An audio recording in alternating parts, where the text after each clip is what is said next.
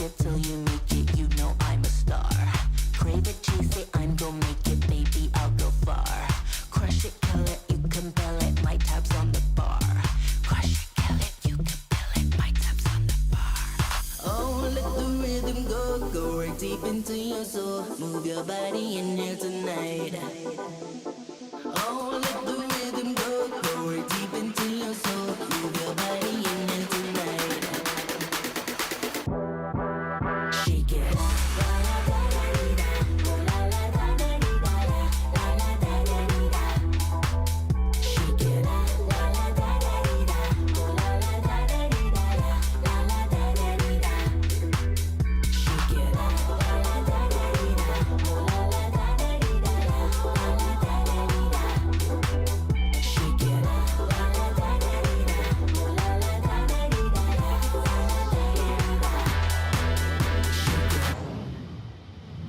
Touch it, own it, I can tune it, yes, we raise the bar. Want it, feel it, know you need it, like a shiny car. Kiss it, feel it, don't conceal it, I'm on your radar. Kiss it, feel it, don't conceal it, I'm on your radar. Oh, let the rhythm go right deep into your soul. Move your body in there tonight. Oh, let the rhythm go right deep into your soul. Move your body in there tonight. Shake it.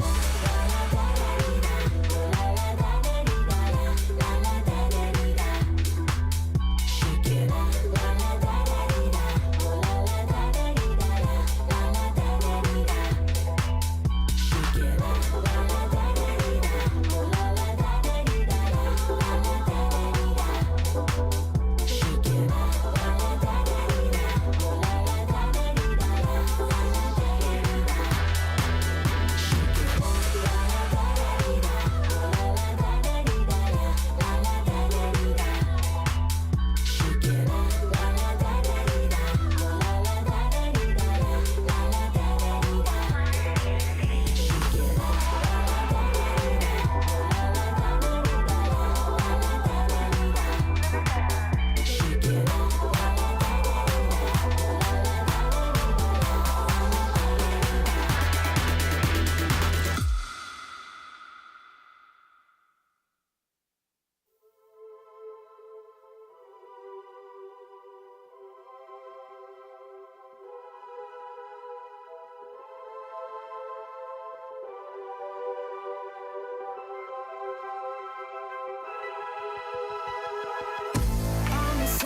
With my chest now, I got you figured out.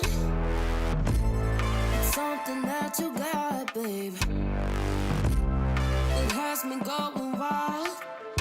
It's the way you say my name, the way you touch my face.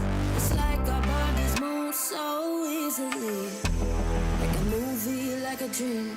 A dose of dopamine, more than ecstasy. Between you and me, like a movie, like a dream. A dose of dopamine, more than ecstasy. Between you and me, take me there like nobody else. It's so unfair, I get you all to myself. But I like it like that, yeah, yeah, yeah. I like it like that, yeah, yeah, yeah.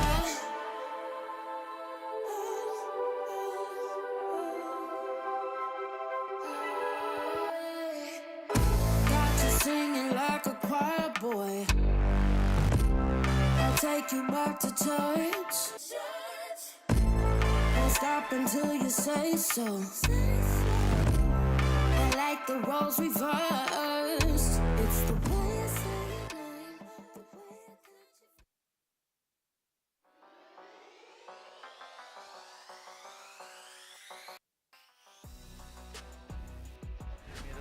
Flashes available. Two Japanese AD carries have discovered between themselves. Blade will connect, carry very low. Ash will also land. And the Strangleform's used. I mean, Jace is living for now. Hero, please tell me he doesn't get out. He is going to turn around. Oh my god, no! Oh, Hero! He dodges everything! Things remain even on that front. Oh, I didn't even notice see this. the replay. Yeah, so Evie did TP in. when they went for the initial engage, and I guess, yeah, Artemis just got caught out, but that very good in your 1v1. You are quite tanky in team fights, but you just don't do that much damage. Whereas if you like lands his fate sealed onto a carry, doesn't have the crit to really take them out. But if he's able to stick onto them, like they are now. Yeah, they're able to find a 3-man knock-up and just a fantastically executed team fight from SoftBank. Gang sitting up. The courage, but will be matched by another hero's entrance, this time of Fate. Not quite able to connect, but the quickness will mean that the gang will go down. The flash from Doggo as well. Fate does go in, the Kingslayer, everything being used. Ginger trying to trade back, the Conqueror now stuffed up. It is going to be a shutdown, it is going to be the try up. Everyone's so low, but everything's coming up CFO. There is just 1 point of damage that separates the fight, and Doggo gets the triple.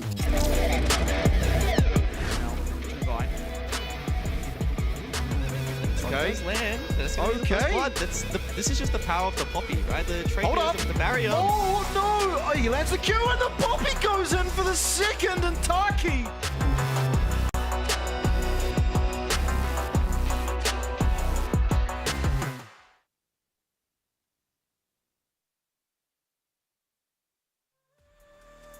Why don't you take it back?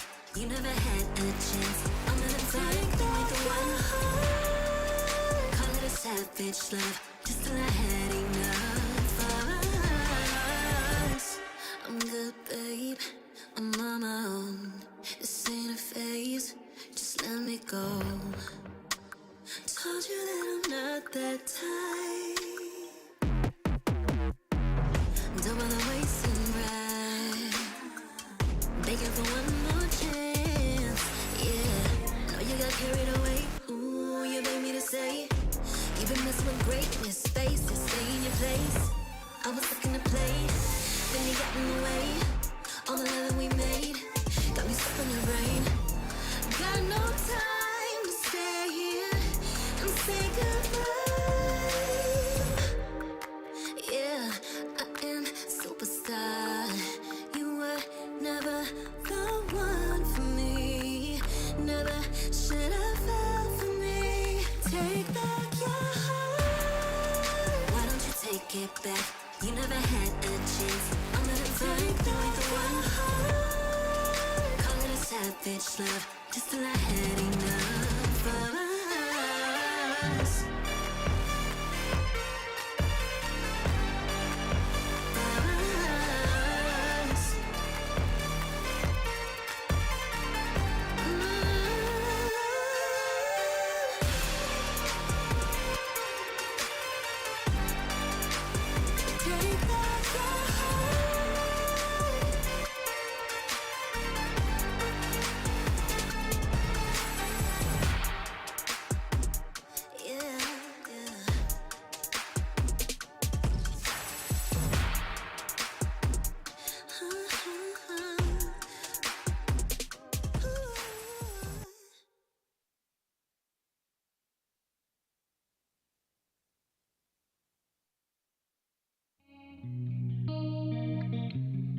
Here's another party I didn't attend. And here's another boy I forgot to kiss. Here's another life that I forgot to live. 'Cause in my head, that's where I've been. 'Cause how was I supposed to know? This was a party of a century, that there was somebody that I was supposed to meet. The way you're describing it sounds like make-believe. I should have been the first to know. But wait, no one really invited me. Well, I wasn't really feeling too well anyway. I've got a bad case of FOMO. Fear of missing what I don't know. Got a bad case of FOMO. So don't you tell me what I don't know. 'Cause I don't wanna hear what I've missed. I bet Diddy had champagne poppin'. I bet Bieber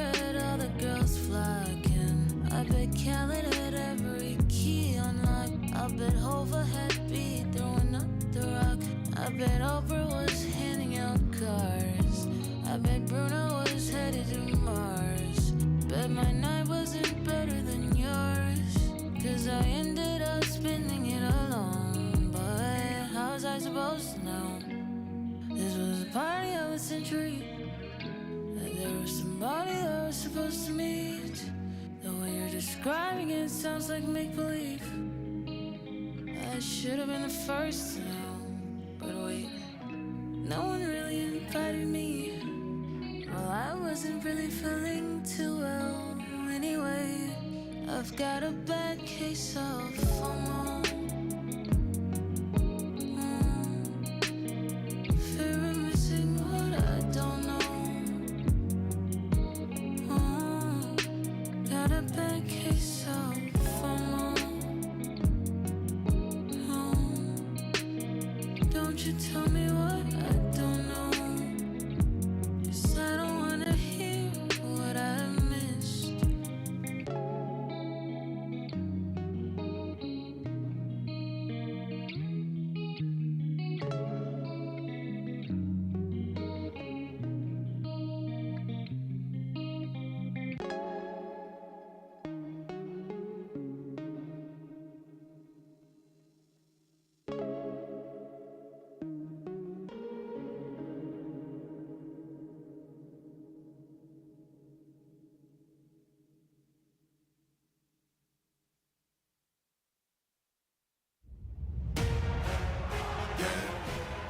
You know that I got it, yeah. You know that I got it, yeah. All this game up in my pocket, bet that you can't stop it. You know that I got it, yeah. You know that I got it, yeah. You know that I got it, yeah. This game fits in your pocket, guaranteed to watch it. You know that I got it. Came through stunting with the moves you ain't never seen. Handle so dirty, jumper wet, so I keep it clean. Hand down, man down when I come through drippin'. Back turn on the oop, I'ma catch him slippin'. Yeah, no look, don't look. Nay, dancing in the sky, boy, no hook. Serving up a big plate, what I just cooked. Yeah, that line got 8, pride got took. Yeah. And now you on a poster, they can't even court you. I did it for the, I no look, don't look. Nay, dancing in the sky, boy, no hook. Serving up a big plate, what I just cooked. Yeah, that line got 8, pride got took. Yeah. And now you on a poster, they can't even court you. I did it for the culture. Yeah. You know that I got it. Yeah. You know that I got it. Yeah. All this game up in my pocket, bet that you can't stop it. You know that I got it. I want it all. Fight to the finish. And don't make you fall. Go back to beginning. You never seen this. Game is the meanest. You watch on your phone now. Can't wait till they stream this. And they watch it over and over. Over and over. Reporters can't approach ya. Your teammates wanna roast ya. I did it for the culture. You know that I yeah, you know that I got it. Yeah. Reporters can't approach ya. Your teammates wanna roast ya. Did it for the culture.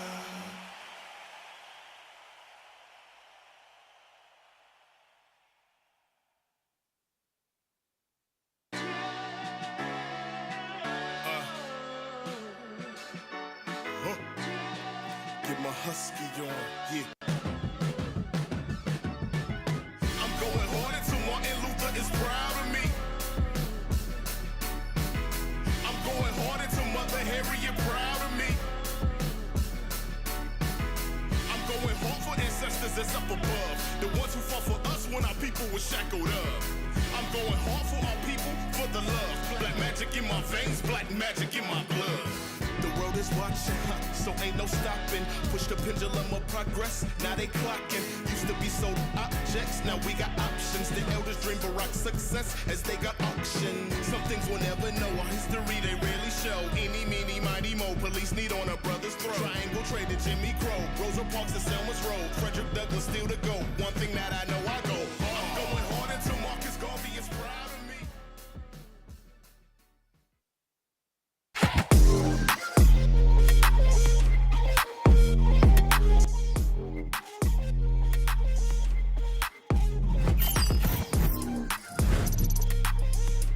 It's a huge opportunity for me to play in the LCP. I feel like it's what I've been waiting for.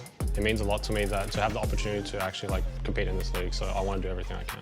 其他国家比较强战队的选手交流，然后进行对战，相信就是能对我的水平能提升的更快这样子。 I think it'll change the way teams view the meta. You're not going to have fixed play styles. It's going to be different. It'll be fun to watch. Top laner is Panther. He is a player that will cover anything I require from him. My playstyle kind of is similar or kind of the same to Evie's. We play for map movements. We want to make sure that if there's any lead, we just kind of elevate that and push the game forward. That's probably what my playstyle is closest to in the LCPs. Looking down at all the junglers available, Mir instantly popped up. But I think he's a super aggressive jungler, which is what I want. He's kind of the carry jungler. He's very vocal as well, which is really important for me. I have lots of experience playing overseas, so I can be a leader for the environment and play styles, this kind of thing. I can be in charge for most of things. When it comes to Jimian, and I just think he's consistently playing well in every single game I've watched him play. 我可以就是担任队伍的箭头，然后去抓各种机会开战，然后帮队友制造赢下来的画面这样。 When it comes to Lemus, especially from an OS 80 carry, he kind of is the jack of all trades. I feel very comfortable when playing around the map and thinking about the map state. When I stumbled across Luan, honestly, I wasn't really sure what he wanted to do next year. I thought he had LCK offers or something. But when he rocked up, he was like, Poltron, I want to play for Chiefs and go to Worlds. That was as simple as that. I'm like, all right, come over, you're in. No second thought. 저의 장점은 이니시라고 생각하는데 팀에서 이니시를 담당할 것 같아요. I watched him play in the LEC. Seems like a really solid player. He's really good at engaging. The whole team just shares the same goal. We want to win, and I think it's just such a big factor where everyone is passionate. Everyone's here to win. Nothing really changes for us because we just play the league and go competition and try to win. People definitely view us as a weaker team. 觉得大家应该普遍可能不是很看好我们，但我希望我们可以成为黑马，然後讓他們跌破眼鏡。 As the underdogs, I do just think that the underdog story is so fun. 저는 치프스에서 월즈를 한번 꼭 가봤으면 좋겠어요. We finally have a real shot at making OS history. I truly do think we have a good shot at taking these top teams down.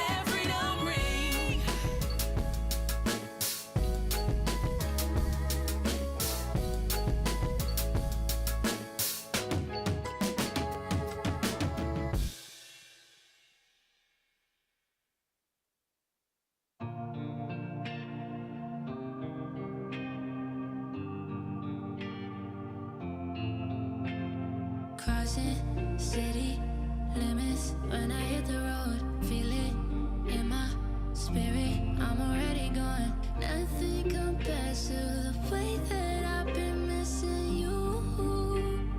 And it's hard to believe that a woman like you could love someone like me. All that I need is all that you breathe.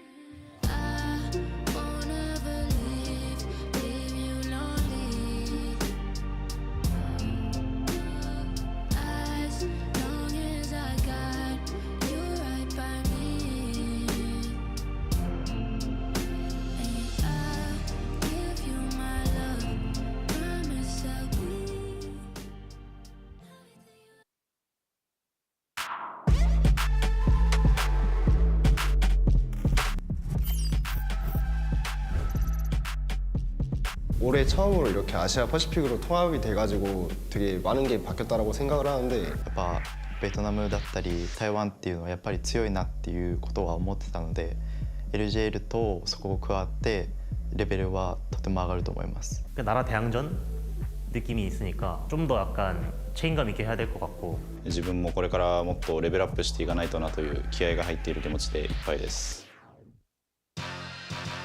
チームメンバー、トップのレイファーキーさんは自分からしたらお兄ちゃんみたいな存在ですね 약간 피드백이 좀 빠르더라고요, 친구가. 한번 말해주면 그거 기억해서 시도해보고 성장할 수 있는 친구라고 생각이 들어서 개인적으로 좋아하는 선수입니다. 自分は結構連戦などを一人で耐えて集団戦で活躍するというプレースタイルが自分のスタイルだと思ってたんですけど、個人的にやりたいプレースタイルはもっと一人でゲームを動かすような攻撃的なプレイヤーになりたいと思ってるので、そこの変化を見て楽しんでいただけたらなと思います。 관모는 이번 처음 들었는데 계속 이제 한국에만 있다가 이제 해외로 오는 것도 처음이고 배우면서 약간 서툴지만 좀 많이 말을 하려고 노력하는 스타일이고 그럼 제가 원래부터 좀 주도적인 선수였고 하자고 하는 성향이 좀 강해서 인게임에서는 주도적이게 설계하는 역할을 맡고 있는 것 같고 그런 거를 바탕에서 좀 디테일한 것 뭔가 하나하나 다 조종하면서 할 수 있는 게 저만의 장점이라고 생각합니다. AD キャリーに新しくミラン君が入ったんですけど、自分の役割やっぱキャリーというロールではありますけど自分のやらないといけない仕事をちゃんとやって自分の余裕を持ってキャリーするっていうのが大事だと思いますね 아리아 선수는 이제 제가 느끼기엔 가장 재능 있는 선수 같아요. DFM 내에서 제가 맡을 수 있는 역할이 이제 저도 되게 경험을 많이 쌓았다 보니까 어느 정도 중심을 잡아줄 수 있는 게 제일 크지 않나라고 생각을 합니다. サポートのハープはフレンドリーな感じで面白い人ですねチームの中でも一番コールもしますしエンゲージのチャンスもずっと見てくれるっていう頼もしい人ですね 아무래도 서포터는 이제 좀 팀한테 약간 잘 맞춰줘야 된다고 생각하거든요 정글이랑 서포터의 합이 제일 중요하다고 생각하는데 관모 약간 잘 도와주면서 게임하다 보면은 뭐 그게 약간 좋은 결과로 이어지지 않을까 생각합니다 팀마다 구의 색깔이 다른데 그런 팀들 중에서 강팀들이 서로 만나서 경기를 하는 거기 때문에 되게 흥미있는 게임이 많이 있을 거라고 생각합니다. 물론 당장에도 물론 자신감이 있지만 멀리 본다면 더 강해질 수 있는 팀이라고 생각하기 때문에 굉장히 재밌을 것 같아요. 저는 이번에 DFM이 LCP 리그에서 성공을 거둘 수 있을 거라고 생각하고 성공의 의미는 이제 저는 롤드컵 출전하는 게 가장 큰 목표로 두고 있거든요. 決して弱いチームだとは全く思ってなくて、やはりまず一つ目の成功は LCP リージョンで優勝すること、チャンピオンになることなので、その成功のために全力でやっていきたいと思ってます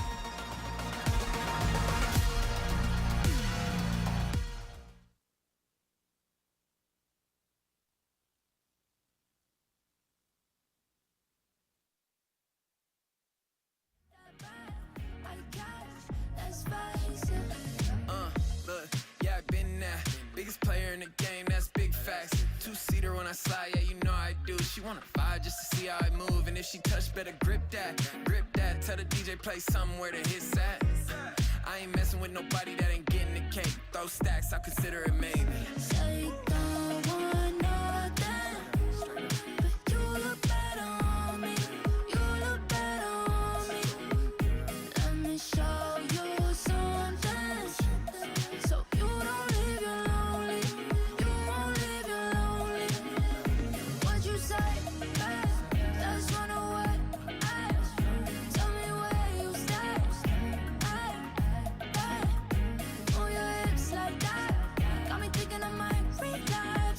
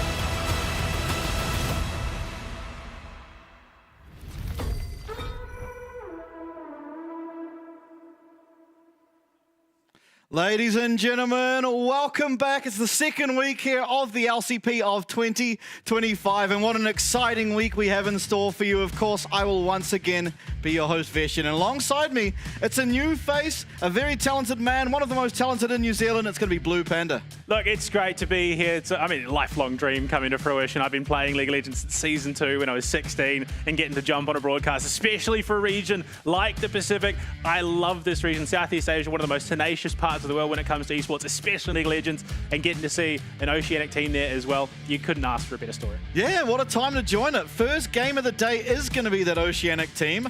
Obviously, we have a bunch of games in store for you this week, but most importantly here at the English broadcast, and for two people that do live in New Zealand, the Oceanic region, is going to be Chiefs, our representative, going up against DFM, and that man on your screen there, Lemus, one of the most prolific men in Oceanic League of Legends esports, so looks like he's going to be doing the 1v1, and I could not be more excited for it.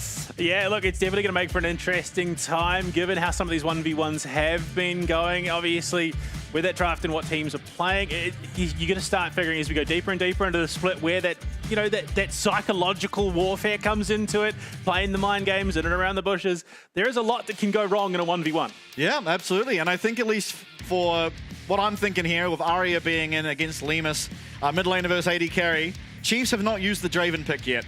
I think Lemus coming in here, it's a not do or die. There is still like a bunch of games to come, but this, to me, at the moment at least, feels like the battle between who is currently sitting at 7th and who is currently sitting at 8th. Side selection, if you do win this 1v1, you get that. It's going to give you an upper hand going into the series.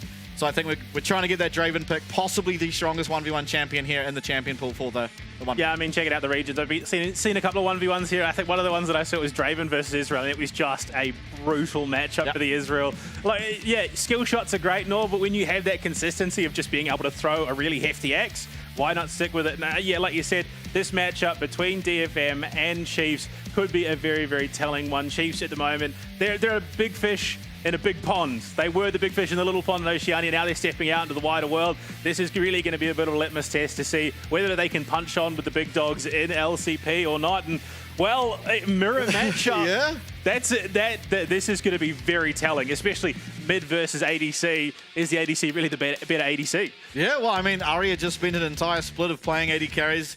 2024, pretty much all we saw in the middle lane. So maybe he's got some reps on Draven. Certainly he's got some reps on AD carry champions. I wonder, and it's something that you barely ever see unless exactly a Draven 1v1 happens, but you can actually pick up each other's axes.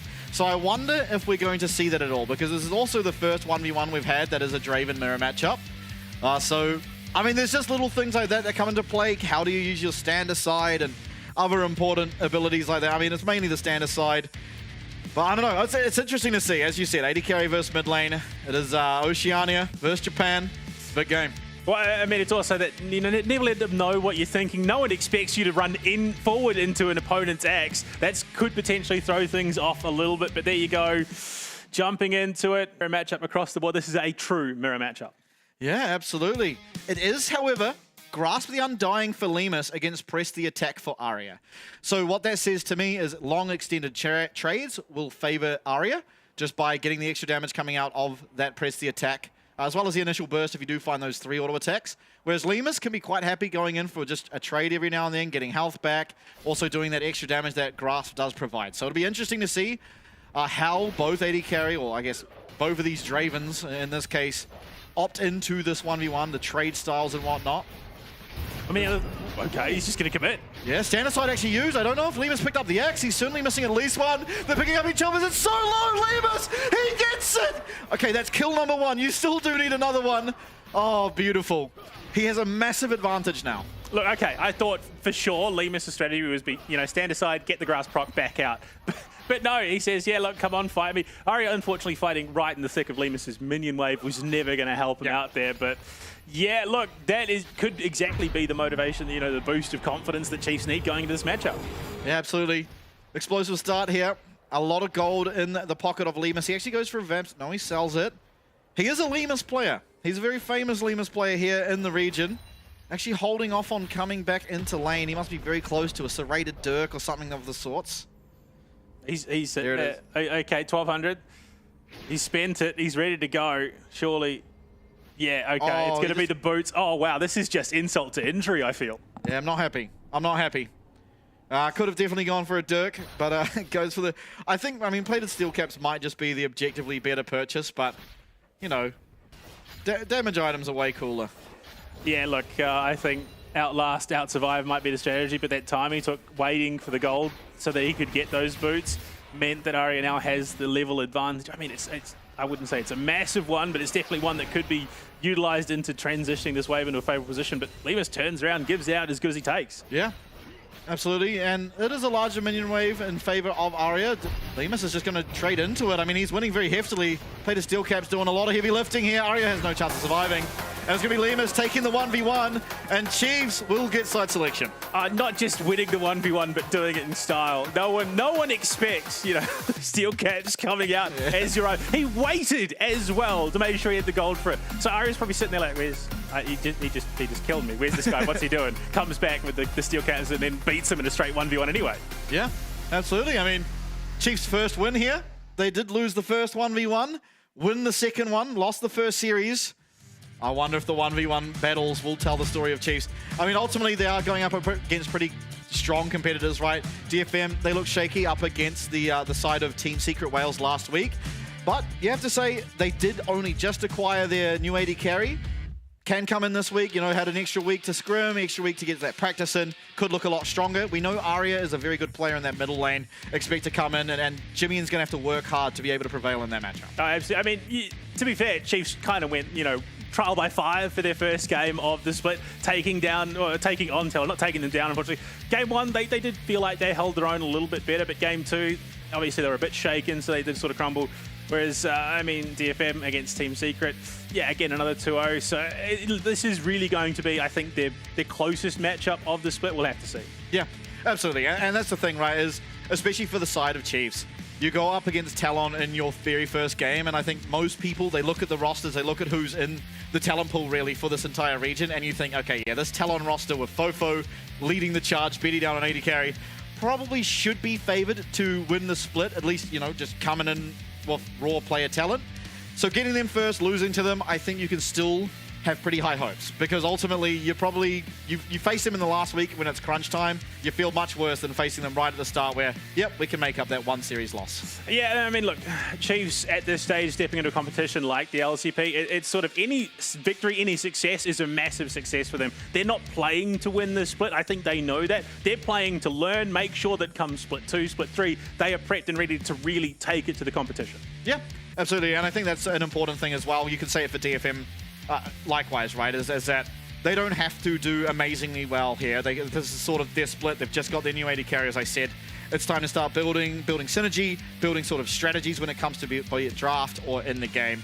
And so here, while I guarantee there's nerves between both sides, because I think looking at last week, both of them realize how important this matchup is just for the standings and you know, respect and self-confidence going forward. It's important for both of them because you win this and you're like, okay, we've beaten someone, now we can just use this momentum, what worked for us in the series, what possibly could have been better, and build from there. We did have words, the voices in my head did confirm that Chiefs have chosen blue side, which so far has been the very prominent side selection for pretty much all of our 1v1 winners. Even though it is a 60-40% win rate difference in favor of the red side, I mean, it's not a huge margin. It's not a massive margin. It's not something that's screaming, oh, you need to take red every time, but the numbers are leaning towards the red side. Do you maybe think that's something that might hinder them in this matchup? Yeah, I mean, it's hard to tell with such a small sample size, firstly. But I think what is important about that is that oftentimes, you know, the 1v1s don't really show team strength, right? They show individual player strength. And the teams that you would say are weaker just because, I mean, many different parts, but, you know, the teams that are weaker can often win those 1v1s, have their side selection, choose blue. But when it comes to that 5v5 team game, the other team is stronger, so they're on red side. They win that. Then the same side that got blue on the first choice gets to have it again if they so choose. So I think it can be skewed by situations such as that.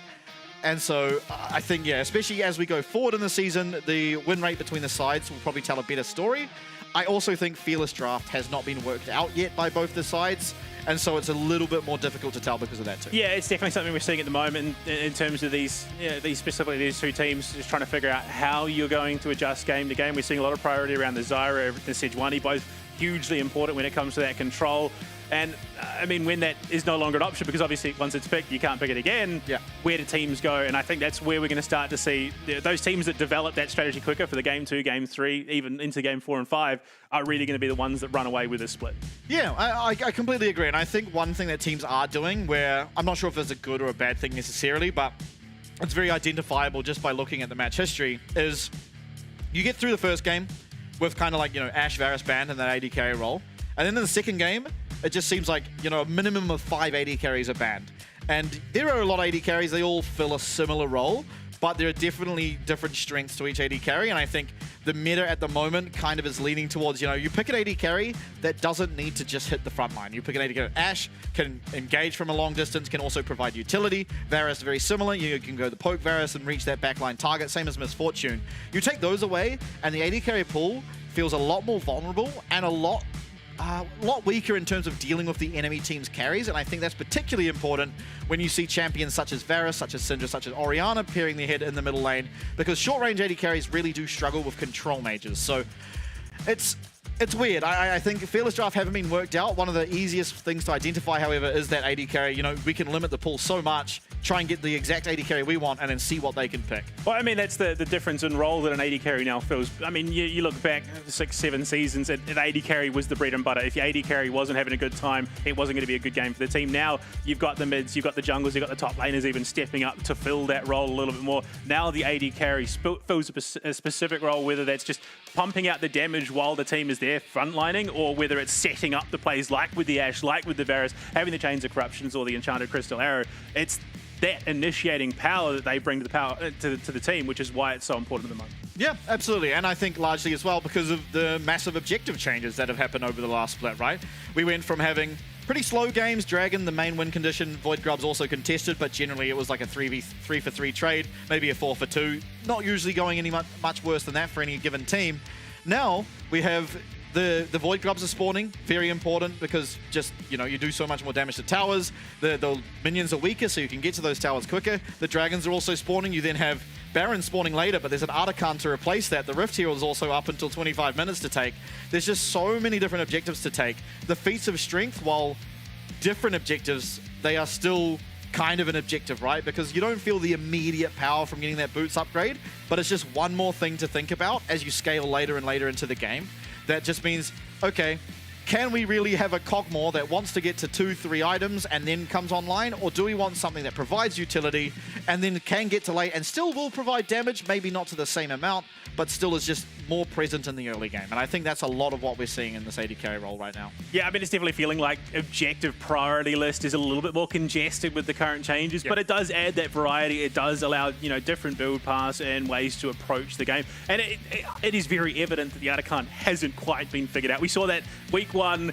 Honkyu, look, I have to give him credit where credit is due. The guy made a smart choice at his rookie season in the LCP, dying to Arakan first, not allowing any other player to get first blood on him. That's something that you cannot take away from him. He's safe now. No one can claim that against him. Yeah, absolutely. Arakan can, but Arakan does not have the ability to speak to us. So, yeah, that was something I forgot about until you'd mentioned it before the broadcast today, because it's just, I don't know why, it was funny at the time, I laughed a lot at the time, and then it was like, okay, that happened.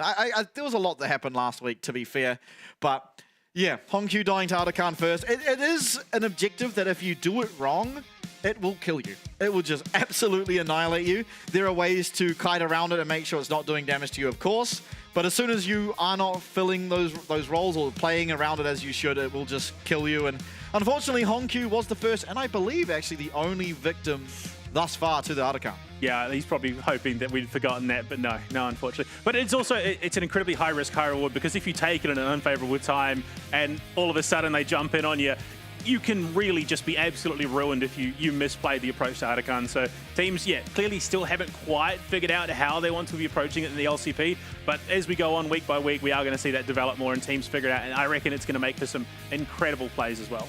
Yeah, absolutely. We are now just going to go to a quick 5-minute break while everyone gets all set up and ready for game number 1 of the night. Very exciting game, DFM versus Chiefs. Be sure to be there.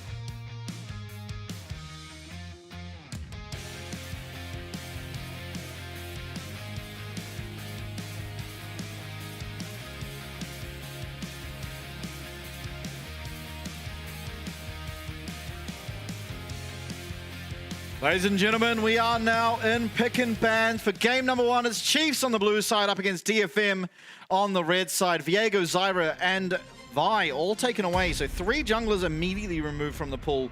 On the side of the Chiefs, the answer is 2 more junglers and Ashe taken away by DFM. Varus does stand out to me right now as a power pick that was hotly contested that does remain open. Nocturne coming out again. That is now a 100% ban rate of Nocturne against the Chiefs. So it's something that they clearly don't want to let over. And Cassante coming out for Bio. I mean, look, it's been interesting. It has been banned out against them as well. So this is the first time that Chiefs are going to be able to pick it up. In the hands of Biopanther, this could really be something. Yeah, absolutely. I mean, we've seen this guy on the Cassante last year, of course. A little bit different now, a little bit clunkier, does more damage, but always been a very, very solid Cassante player. It's going to be almost certainly going up against Ray Faki on the Jace, most likely the tank Jace. Might get a Black Cleaver in there to start off with, but Varus will be at least selected here for Milan, who does come back in here for week number 2. Wasn't here for week number 1, and I think definitely going to be appreciated by his team. And his misfortune picked up for Lemus down in the bottom lane on the side of the Chiefs. Yeah, I mean, pretty standard response from what we've seen, especially with the, Fearless draft. You kind of don't want to take away those big picks, given, you might want to play them later in this series, so pretty understandable. Seeing Zyra banned out, leaves Sejuani open, which we're seeing a lot of at the moment. Wukong, another pick that has been making its way through, and in the hands of Mir, could be very, very good. In fact, we've seen many highlights of him on that champion in recent times. And where do you go with the response? DFM, I mean, the roster is already looking pretty solid, pretty standard picks from what we've seen in the league so far. Yeah, I think if I was DFM here, I'd just go for a solid control mage mid laner and then ban out 2 more. Because right now, Chiefs have 0 magic damage and they desperately need to get some in their mid lane. They choose to go for the Rel, a solid engaged champion, something that Luon did play up against Talon, so clearly does like that champ. But going to be taken away here by the side of DFM. Most likely should just be 2 control mages banned. Victor stands out as the big one. Following that, maybe the Orianna. Aurora actually does remain open as well. So there is quite a few AP mids.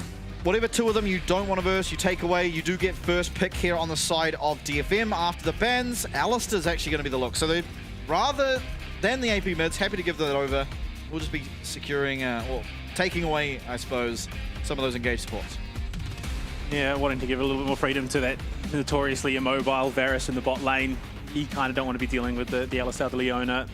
Skarner's banned out, so it's not as big a priority, Nocturne there as well. Sejuani does get taken out as well from the jungle pool by Chiefs. They know full well what she brings to the table in terms of that lockdown, in terms of that control and the beefiness. So a fairly solid ban, I would reckon, from them. I mean, what do you round out here? Surely you're targeting that mid lane once again if you're DFM to round out this ban phase in terms of what Chiefs have been playing in the mid lane.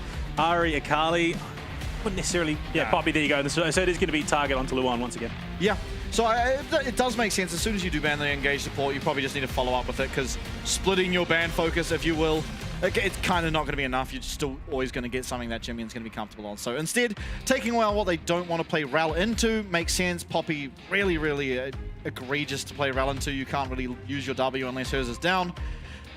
Not a bad ban. It does mean that, Jimmy, he might lose 1 control mage, but should pretty much have the pick of the litter. Varus does remain open as Zinzel's taken away. I think, ultimately, as long as an AP champ does come through here for Jimmy, the side of Chiefs, the pick ban that they've got here seems pretty ridiculous. Victor, I feel like you just have to take away if you're on the side of DFM, because that champ seems the strongest to me. Pantheon coming out, which, I mean, we have seen appear in the LCK already. It was in the jungle, so that could be Guan's pick. I imagine it would be, given what we've seen so far. I mean, there is potential for maybe a flex mid lane, but I think you've got better options, if we're being honest, in the pool. That's interesting. There is now a little bit of that global pressure coming out as well.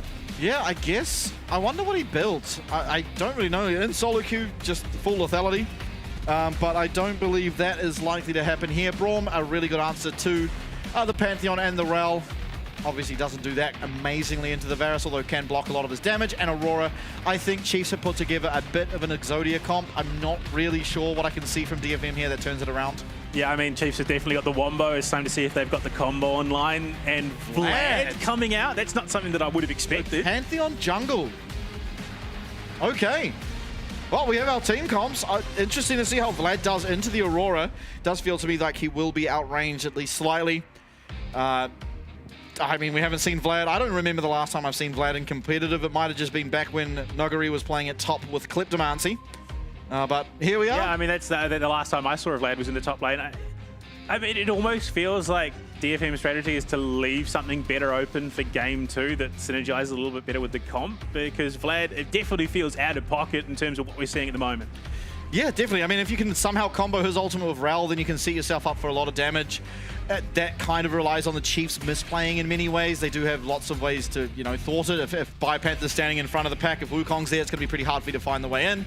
But, I mean, it'll be interesting to see. I'm not exactly sure. I'm not even close to sure how the Aurora-Vlad matchup goes, but I do imagine early on, yeah, it's going to be pretty hard for Aurora to actually poke the Vlad out of lane successfully. But as those items come through, as you get the last chapter, it probably becomes a lot more difficult for Vlad, and he's maybe more favored in the side lane. I don't even know if that's true, but I mean, this is throwing me. And we haven't even started on the Pantheon My big jungle. problem is the lineup for DFM is more of a brawly comp. They would like a slightly more sustained fight. They don't want to commit to the all-in. They want to be able to dance around, dish out the damage, and then, you know, sort of mop up at the end.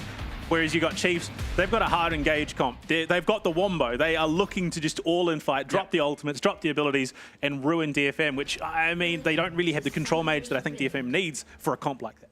Yeah. I tend to agree. I think it's going to be really important to see how DFM navigate team fights while the Chiefs have their ultimates up.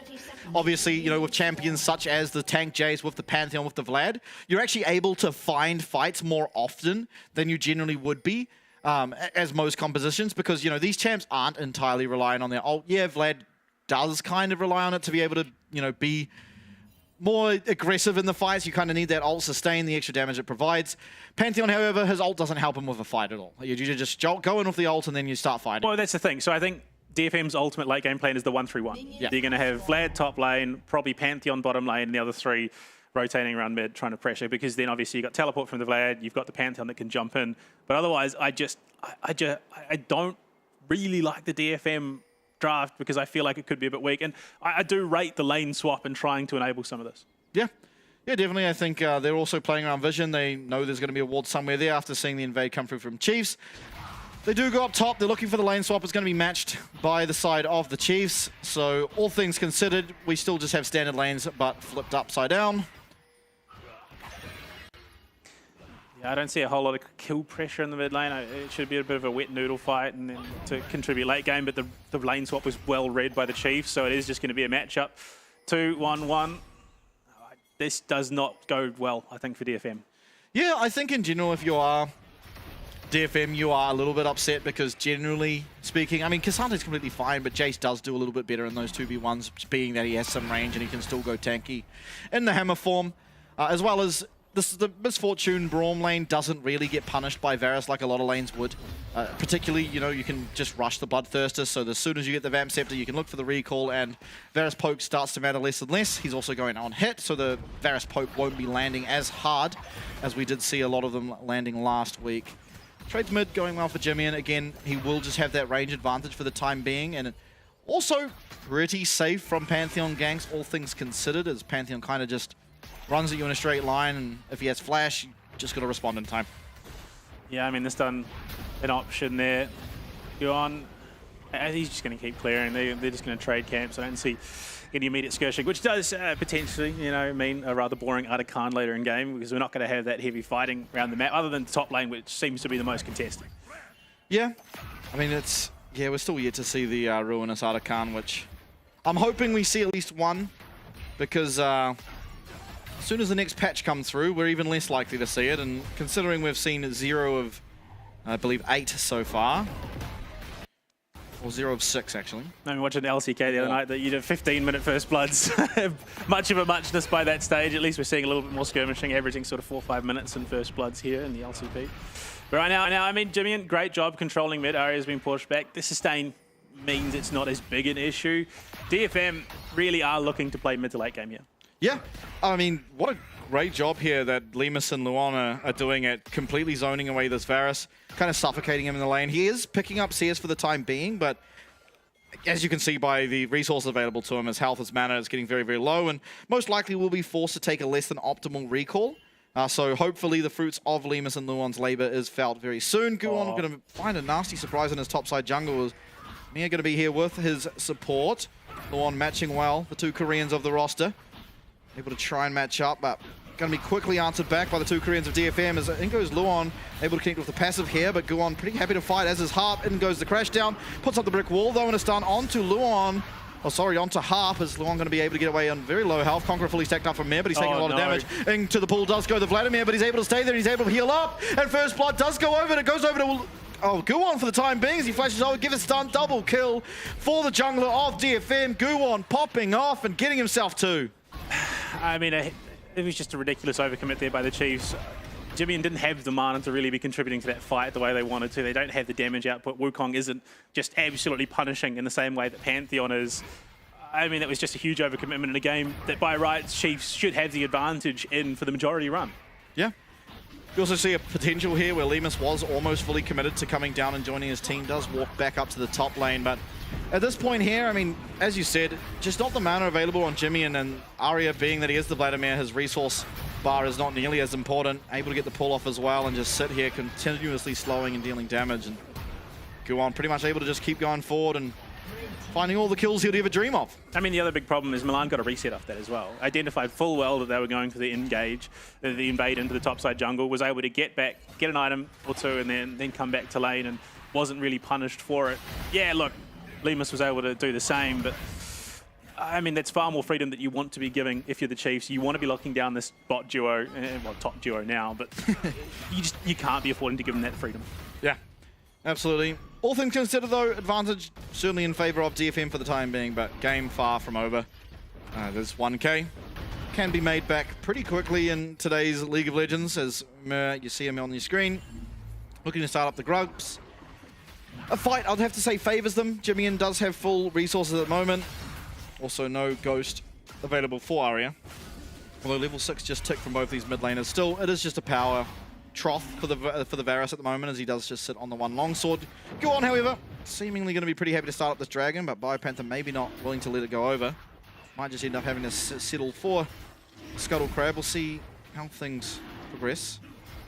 Yeah, I mean, it does put DFM that much closer to getting their feet online, of course, having gotten first blood and being able to take that dragon means that they're primed and ready, whereas Mir still has a lot more work to go before they can actually really concede. Yeah, oh wow. No, it's a disaster. Harp going to be able to steal away the big chicken. Not ideal for Mir, but I'm sure it's not the end of the day. End of the world, perhaps. It's first game. We're far from the end of the day, so. But, I mean, Chiefs win the 1v1. Lemus look very, very convincing. You then come in. It feels that maybe there's an element of overconfidence here. The Chiefs thought they were that much further ahead. They had the better draft. They go greedy and then get punished for it. This is where we really start to see what these guys are made of, how much crit they've got. Can they say, look, it was a mistake, we can bounce back from this, or do they crumble? I think realistically for a team like Chiefs, they should still be very much considered in this matchup. Yeah, I think they'll realize it too. Like, you just look at the team compositions. When you get to these team fights, barring some hefty mistakes, you should just be favored. Able to get those ults off and sort of combo them, and things should look okay. It's about now surviving, getting to your items. Once you're at your items, that's when you really come online. So I think they'll realize that, and you're sort of seeing it in the pace of the game, right? Man, trading rather overly heavy as soon as Hart walked up to those Raptors, rather just willing to risk losing them, loses them, and walks on out. Pantheon now has the ultimate online. We do see the Chains of Corruption there as well. So I think Chiefs need to be very careful. Yes, you've got the bullet time from Lemus, but you're a level 4 Brom. That's less than ideal. You don't really have the Glacial Fissure either to try and dissuade a push. And you can see, there we go. Yeah, Chain of Corruption is going to connect, but it's only going to connect here, at least for the time being, onto Luon. But with Harp coming in with that Grand Skyfall, able to secure yet another one. It's Guwon, who does pick himself up the third. Every kill going over to this Pantheon, but every kill on the Pantheon is a whole lot better than 0 kills that the Chiefs are finding themselves with. Yeah, I mean, Pantheon does plateau a little bit, especially out of the jungle, going into the later stages of the game. So I think you would have liked it on the Varus, but an assist and some breathing room, if nothing else, is a huge boon. I think the one positive takeaway, especially given how things are going in the mid lane, is that, well, Lemus didn't die. So you look at the positives.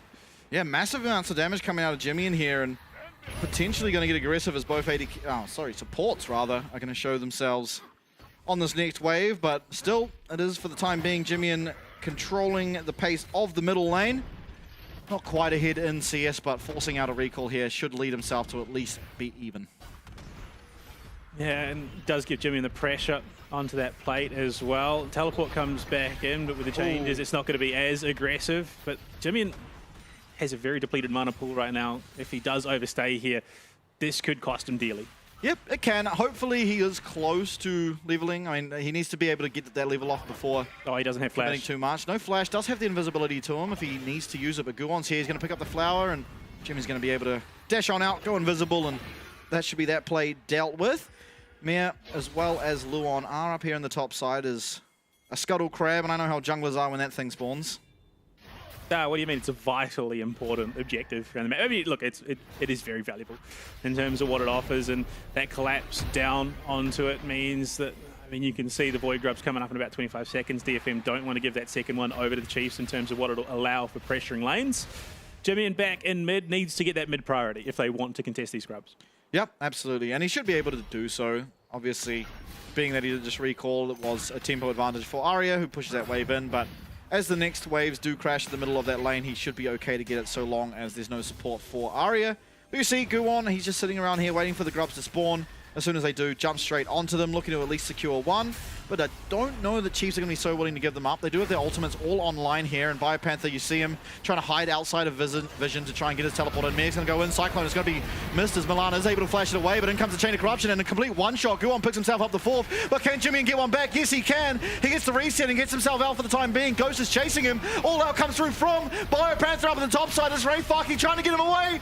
Not going to be able to find it. It's a pathmaker, does not connect. And now Jimmy, he's in between four people. He's not going to find anything. And another 2 kills. Team fight win and Grubs to DFM. Chiefs, all they had to do was stay the course. Honestly, they had the comp that they needed to. This was a brilliant comp in terms of playing those team fights in the late game, but they've got over-eager. It's really cost them, and that first domino having fallen is now starting to spiral out of control. You've got a 5-0 Pantheon jungle, who, I mean, look, Pantheon is scary enough on its own, but, I mean, you look at it, the jump in from there doesn't have the health to be frontlining this. Wukong can be a bit tanky. The Glacial Fissure, I mean, grazes Milan. It does set up for the kill from Jimmy, but from there, that's about it. Ray is tanky. He's the tank Jace. You're only going to do so much damage to him. Bio overextends once again, just taking so much punishment. Guan flashes over the wall. I mean, look, a little bit greedy, if I'm being honest, for the Pantheon. Probably could have used that flash a little bit later on, but hey, 5-0, that's a huge boon. Yes, you got the Sundered Sky as well. Look, Guan is going to be hitting like an absolute truck, and there he goes again. Yeah. Gives it over. Milan doesn't need the kill. Happy to give it over to his jungler as we see a 6-0 Pantheon. And I want to give credit to Milan that last fight. Honestly, he gets caught out, quote-unquote, by Mare, who jumps in, and the Glacial Fissure comes on top of him. Flash avoiding both of them, and pretty much single-handedly just gave all the room to his teammate. Yes, he eventually goes down, but everyone else on the team was just able to play that team fight how they wish because of those 2 key ultimates missing on the side of the Chiefs. Now it's going to be Dragon going over. That should be the feat secured as well, as you hear the sound play. DFM very firmly ahead as they find themselves at a 4K advantage. Luon solo bot at the moment. Not ideal.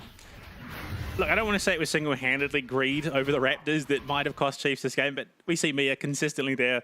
That's where it all started. He's still going back. Whatever the case may be, it's just a series of misplays that is really, really punishing the Chiefs. And I think the biggest issue around that Grubs fight was timing for the Chiefs. Mia went in too early. You didn't have that bot lane support. They were too far away, which is why we saw the long shot from the Glacial Fissure. It was he was shooting from the 3-point line. Yeah, absolutely. Unfortunately, doesn't land that one. Still, I mean, again, I think in terms of, it's too hard. Like team fight, you know, you just look at the champs. All of Chiefs Press they're probably pretty good in a team fight. It's much harder to say that about the side of DFM because they have this Vladimir, because they have this Pantheon. But what you're seeing is the tempo for them, being that they have that global ultimate coming out of the jungle, being, you know, the Ghost comes up quicker than Flash, Arya also not needing the ult nearly as much as Jimmy, and in general, they are just finding fights far more often than Chiefs are realistically able to do. And it's just paying off big time, especially for Guwon as he picks up his plated steel caps. Yeah, I mean, it's also the type of fights that we're seeing out of Chiefs as well. It's not that all-in-one combo which the Chiefs want. They want to be able to drop ultimates, drop abilities, and just go to town. What's happening is the staggered engagement from the Chiefs, and the DFM just say, well, that's one, there's another one, and they just keep working their way down the chain. You can't be doing it. It's a big error from Chiefs that has allowed DFM to really step up their standing in this game. Yeah, absolutely. As Ray Farkey now completing his Black Cleaver up against the Cassante will be favored pretty much for the rest of the game.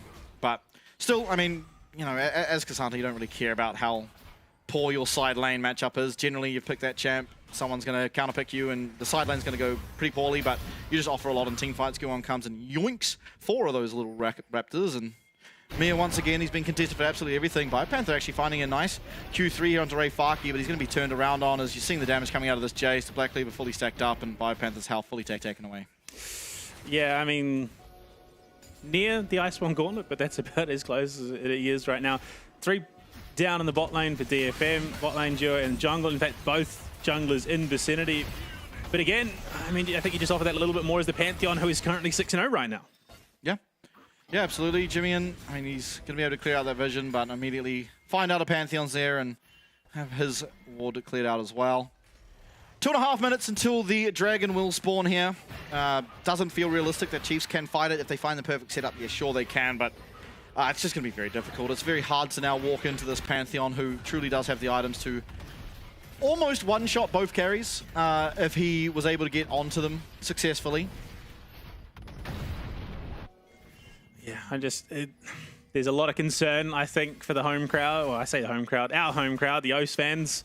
There was a lot of talk, a lot of confidence, especially on the socials as to what they were going to be able to achieve, but it's looking anything but. Guwon might be shut down, This is a massive shutdown, and he fails his flash over the wall. He's going to get stunned up by that Braum passive. Who are we going to give it to? He's turning around, but Jimmy should be able to pick it up. Mir eventually does get the shutdown. It's a kill over. It's a massive amount of gold injected into this Wukong, and importantly, the Chiefs have found at least one successful play. I don't know that it was Mir that you want that shutdown to go on to. I think Jimmy would have done infinitely more with it. Lemus potentially, even Bio, but yeah, look, great. It's great. Mir, he's got that. He's got a bit of injection of cash. He can now look to do more, but that was a lot of investment just for a Pantheon. Yeah, I will admit, I think Wukong does pretty well in this game. Getting items on any of your champs that aren't really Luon feels okay. And ultimately, it's better to get it than, you know, you don't know exactly where the other team is. You get collapsed on, and all of a sudden that play goes completely south. So I think, you know, it doesn't matter who gets it. Just get the kill, get the shutdown, and get on out. And they were able to do that successfully. Mir Nugget back does have his play to steel caps. Will help him infinitely against this Pantheon yet again, as well as, of course, the Jace, as well as the Varus. So it is a gold injection to someone, and I think that's an important thing to focus on, as, you know, any bit of gold helps. Rift Herald taken successfully by DFM, not even going to be contested, and they're going to look to blow that top lane wide open. Taken. Now, the outer tower is going to be big, allows them to flex a little bit more on towards the Baron. Jimmy knows full well that there's too many champions off the map for too long, that it's not safe for him to hang around. Panther should be able to clean this up and deny any significant damage onto the inner tower. That's value, honestly, for Panther right there. Yeah. Not going to get a second charge. I'm going to do any damage to that tower, so it is just the outer. As things stand, though, it is 2 outers, and Chiefs are yet to find any. Showing in the gold lead. Was a little bit higher before. Now it's somewhat closed, down to about 3K, 3.5K, in favor of DFM, the Japanese, the LJL representatives. So Dragon now going to be active on the map. You see everyone coming in, collapsing. Flash is all available on the side of Chiefs, and no flash available for Guwon. It could be important, as he is that big gold carrier. He's 6-1. If they're able to find any play onto him, it can be massive. And you're seeing the Chiefs and the threat they have from all their AoE team fighting abilities, that they are able to get a nice amount of zoning going. Flash committed by Harp, not able to find the engage. That's no ult, no flash. Rel is stuck there in the Dragon. Milan taking a lot of chip damage on the way out. Jimmy did lose flash, but less important, I have to feel, when it comes to these fights than the Rel. A massive amount of damage, though. This is a tank Jace that is half healthing Aurora. Dragon going to be started up. The one doing his best to zone people away, and the Honey Fruit going to help infinitely on Jimmy and getting his resources back.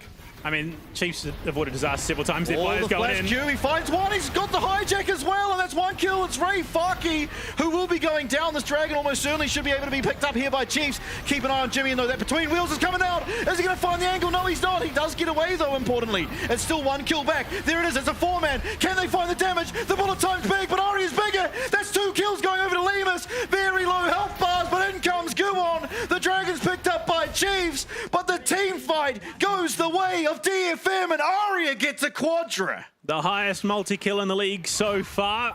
It's something, if nothing, to take away there for Aria, who's played a phenomenal game, played it slow, played to his truth, which is, I mean, you're a Vlad, you're going to slow scale 4-0-5.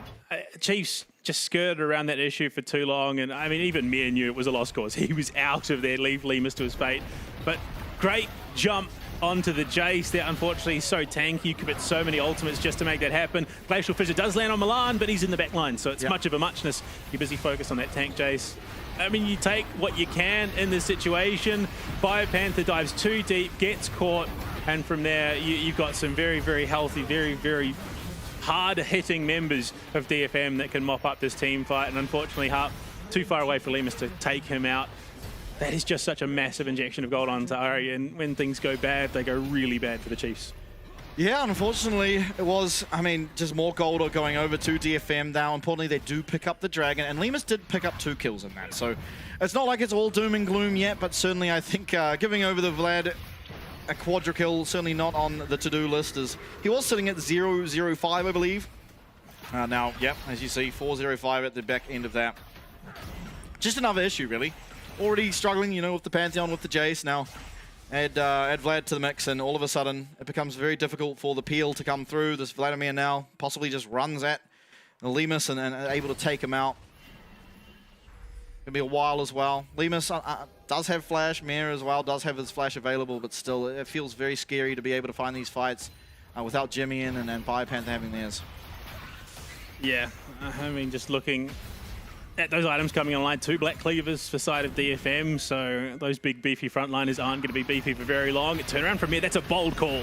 Yeah, teleport coming through. Mir's going to just try and commit his life to get the rest of the team out, but Aria finds the blast cone. He's going to find a Aurora, and the Grand Skyfall does come down. Jimmy trying to get his way out. He gets the movement speed, but it's just going to be taken out by that Hemo Plague, and all of a sudden 2 more kills going over to the side of DFM.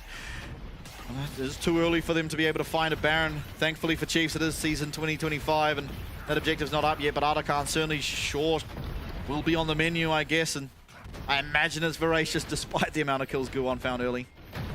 Yeah, looks like they're going at it in the top lane. Guwon, I mean, taking some damage, hopefully doesn't suffer the same fate as Hong Q. He's getting close. Yeah. Look, it looks like they've got the mechanics down, though. Yeah, standing outside the ring of one-shot you, and lets Aria tank it up, of course, with the amount of healing Vladimir has available to himself. Should be completely fine, although it has taken a very long time. I think, honestly, the Chiefs can be pretty happy with that. They lost 2 people. They lost Ardakan. That was always going to go down, but they managed to get 2 towers, and most importantly, they got the mid-inner.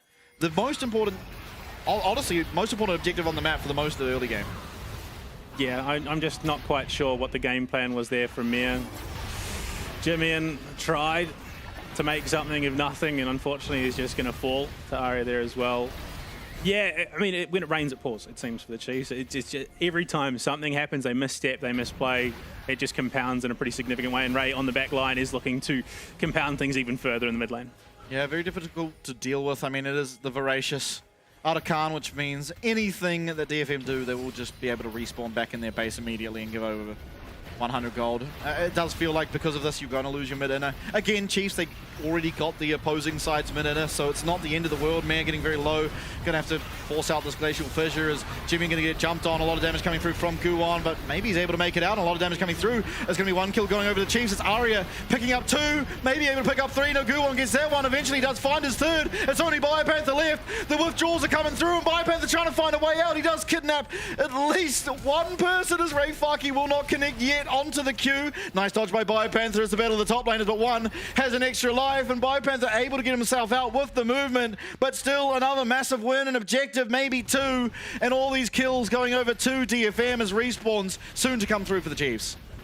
Another poorly placed, I think, is the appropriate word. I think just poorly timed Glacial Fissure out of Luon, very reactionary, and bullet time doesn't even get committed there because it just can't. Lemus doesn't have a window to make that happen. And I mean, you look at it, you're fighting under your own inner tower.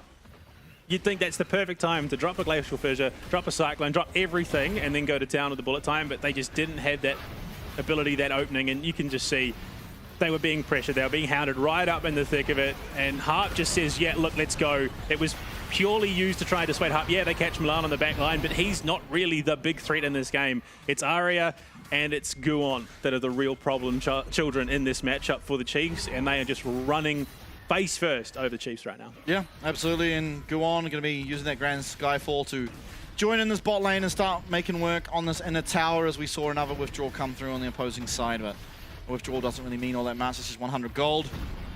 Struggle at the moment here for the side of the Chiefs. I'm also pretty interested by Jimmy's build. He kind of commits to that one-shot burst build, but then stops off for Oleandre. He's possibly reactionary to sort of how this game is going, as Siege does continue here on the bottom side. Hextech Dragon is available. Nice Q3 coming through from BioPanther. He does bring Aria to his team, but not really anything he can do against this Cosmic Drive and just infinite move speed.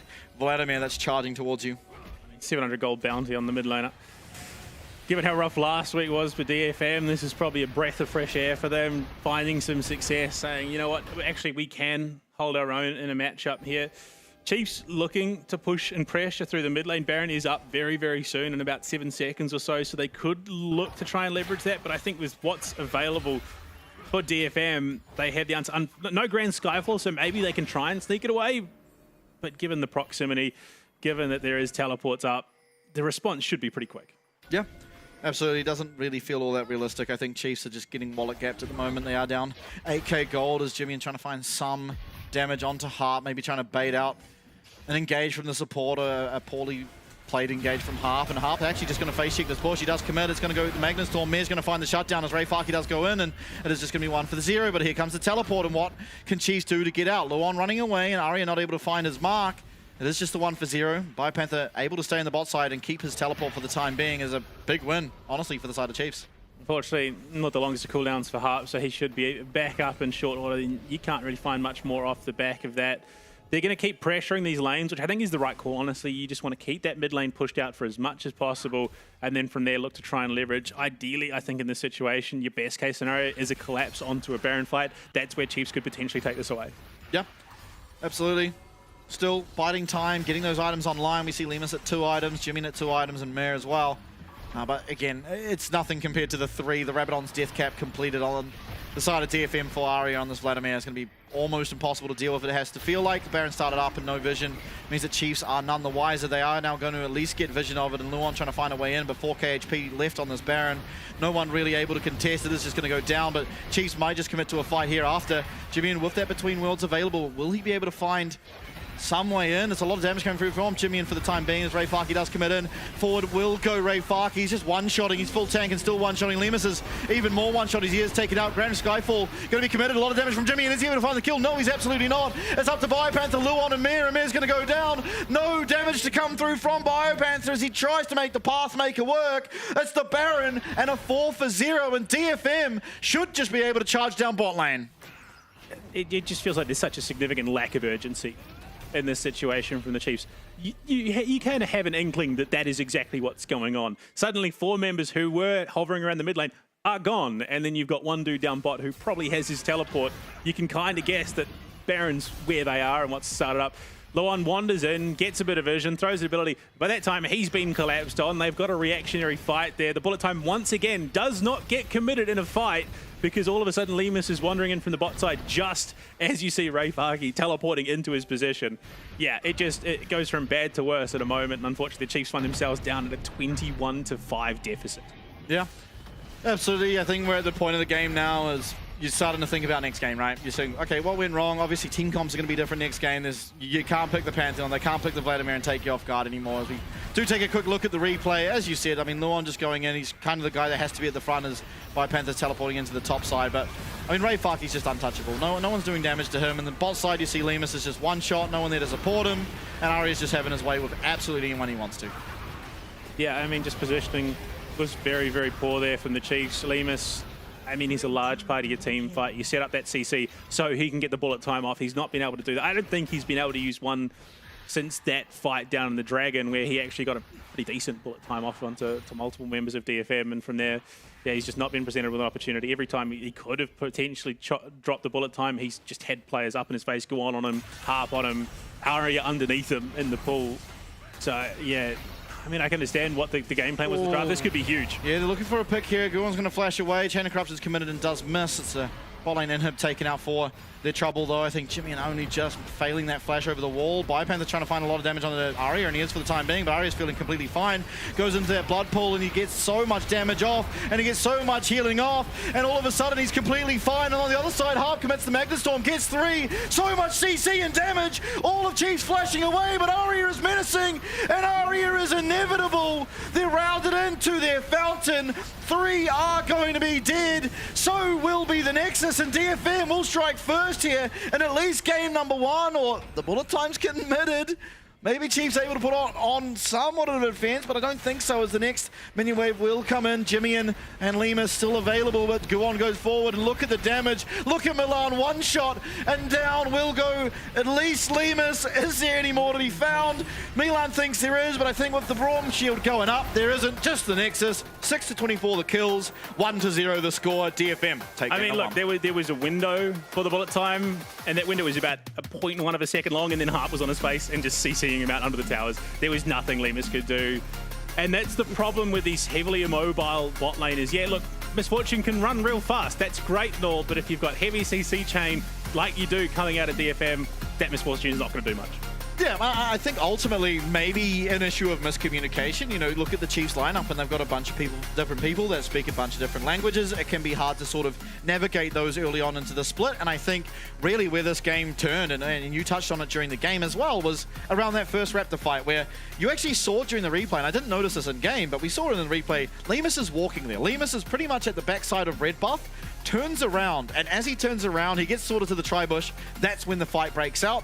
He's not able to be there. Their team's a lot stronger if the Misfortune's there because he's stronger at that point of the game. Unfortunately, Mir goes down, Jimmy goes down, and the entire game sort of falls a piece as Guon is just running around the map killing everyone. I think that comes down to the call. I think he identified the fact that Milan had teleported back, or recalled, and then was going to try and pressure the lane, try and get some pressure onto the plates, and that miscommunication, yeah, really cost them. And just looking at the numbers across the board, Jimmy 29.8k, nearly 30k damage across the board, and that wasn't enough to really open up the map at all. Yeah, I mean, ultimately, I think it's just a difference in style, right? Jimmy has longer range. A lot of this damage would have happened during the lane phase, and Arya would have just queued it back up to full health. So it is important damage, obviously, a little bit fake, though, when it comes to sort of how these champs work.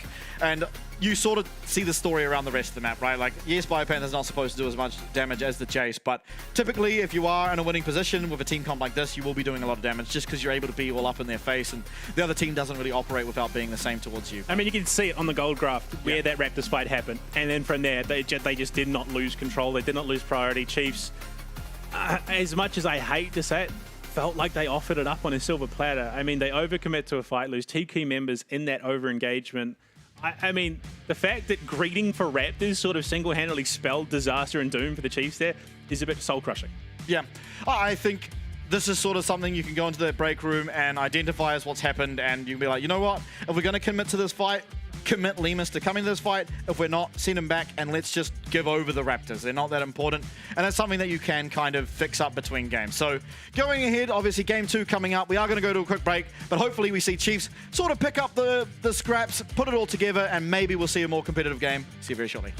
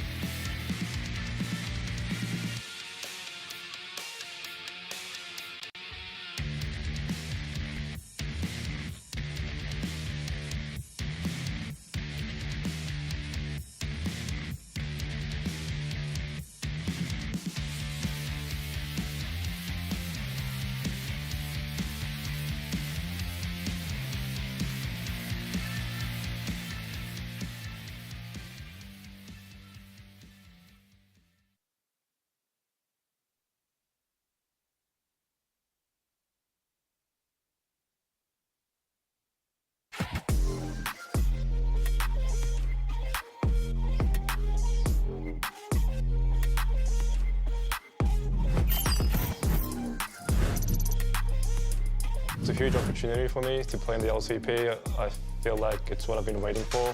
It means a lot to me that to have the opportunity to actually like compete in this league. So I want to do everything I can. 其他国家比较强战队的选手交流，然后进行对战，相信就是能对我的水平能提升的会更快这样子。I think it'll change the way teams view the meta. You're not going to have fixed play styles. It's going to be different. It'll be fun to watch. Top laner is Panther. He is a player that will cover anything I require from him. My playstyle kind of like is similar or kind of the same to like Evie's. We play for like map movements. We want to make sure that like if there's any lead, we just kind of like elevate that and push the game forward. That's probably what my playstyle is closest to in like the LCPs. Looking down at all the junglers available, Mir instantly popped up. But I think he's a super aggressive jungler, which is what I want. He's kind of like the carry jungler. He's very vocal as well, which is really important for me. I have lots of experience playing overseas, so I can be a leader for like the environment and play styles, this kind of thing. Like I can be in charge for most of things. When it comes to Jimian, and I just think he's consistently like playing well in every single game I've watched him play. 我可以就担任队伍的箭头，然后去抓各种机会开战，然后帮队友制造赢下来的画面这样。When it comes to Lemus, especially from an OS AD carry, he kind of is like the jack of all trades. I feel very comfortable when playing around the map and thinking about like the map state. When I stumbled across Talon, honestly, I wasn't really sure what he wanted to do next year. I thought he had LCK offers or something. But when he rocked up, he was like, Poltron, I want to play for Chiefs and go to Worlds. That was as simple as that. I'm like, all right, come over, you're in. No second thought. 저의 장점은 이니시라고 생각하는데 팀에서 이니시를 담당할 것 같아요. I've watched him play in the LEC. Seems like a really solid player who's like really good at engaging. The whole team just shares the same goal. Like we want to win, and like I think it's just like such a big factor where everyone is passionate, everyone's here to win. Nothing really changes for us because we just play the league and go competition and try to win. People definitely view us as a weaker team. 觉得大家应该普遍可能不是很看好我们，但我希望我们可以成为黑马，然后让他们跌破眼镜。As the underdogs, and I do just think that the underdog story is so fun. 저는 치프스에서 월즈를 한번 꼭 가봤으면 좋겠어요. We finally have a real shot at making OS history. I truly do think we have a good shot at taking these top teams down.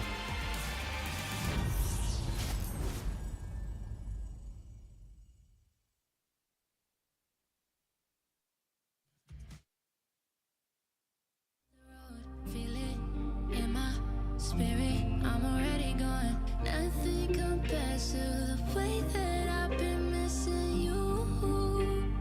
And it's hard to believe that a woman like you could love someone like me. All that I need is all that you breathe.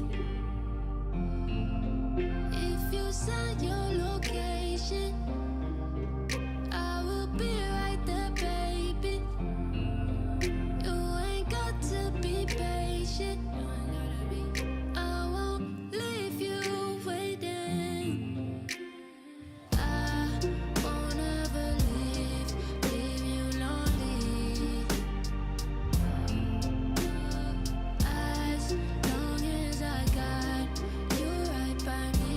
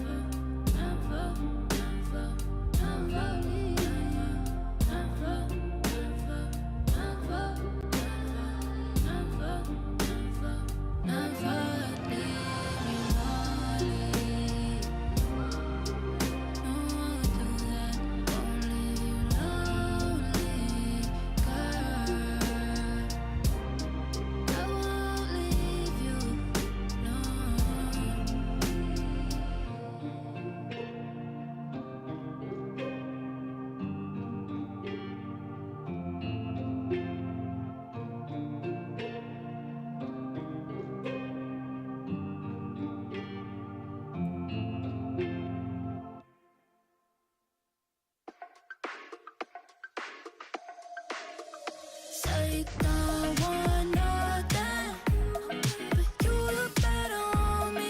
You look better on me. Let me show you something, so you don't leave you lonely. You won't leave you lonely. Tell me, baby, who better for you? Writing for a page, letters for you. She can't top all the things I do. Chasing your love, boy, I'm in pursuit. And time is of the essence. All the second guessing, asking too many questions. I'm just being honest, baby boy. I made you the exception. Kick it up a notch. Let me teach you this lesson. Rule number one, I ain't never number two. Let me take it higher. We can get a better view. We too deep in it just to let it be. I'm just saying, stop playing. You look better on me. Want nothing, but you look better on me. You look better on me. Let me show you something, so you don't leave you lonely. You won't leave you lonely. What'd you say? Babe, let's run away. Ay, tell me where you stay. Ay, ay, on your hips like that. Got me thinking I might relapse it. When you doing that bad, I guess that's basic. Oh man, oh wait.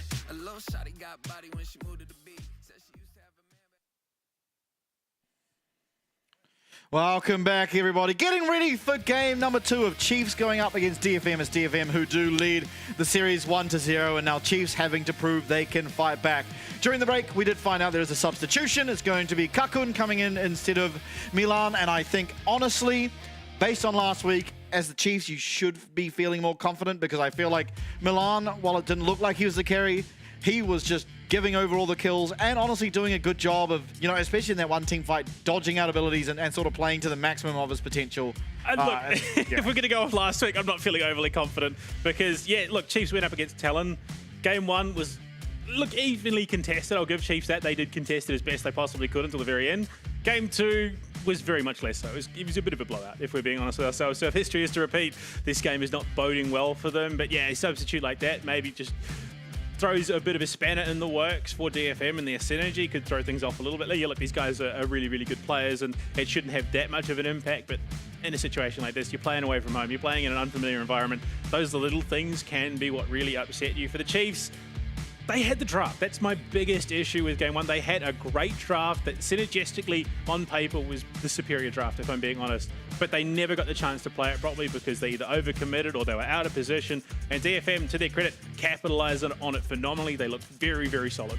Yeah, I think ultimately this is something that we've seen in the past too, is that when teams aren't playing to the absolute best possible League of Legends you could ever imagine, like Prime T1 and Prime Gen G, then the team that is just picking something that they know they're very comfortable on tends to be favored. And I think that's what we saw last game. Chiefs didn't seemingly know how to deal with the Vlad, how to deal with the Pantheon. DFM, having played those champions, obviously they would have put a bunch of reps and scrims onto them, knows how to play it, and were just able to get the edge, play it how they needed to play it, and Chiefs didn't really have an answer to that. So going ahead now, I hope for DFM they do much the same. They just find their niche, find what works for them. They play it as well as they did now, and they should be favored to take the series, especially coming that they, you know, this is so important. Chiefs are going to be nervous now, knowing that this is sort of a do or die series in many senses of the word, and you have to just win here on out.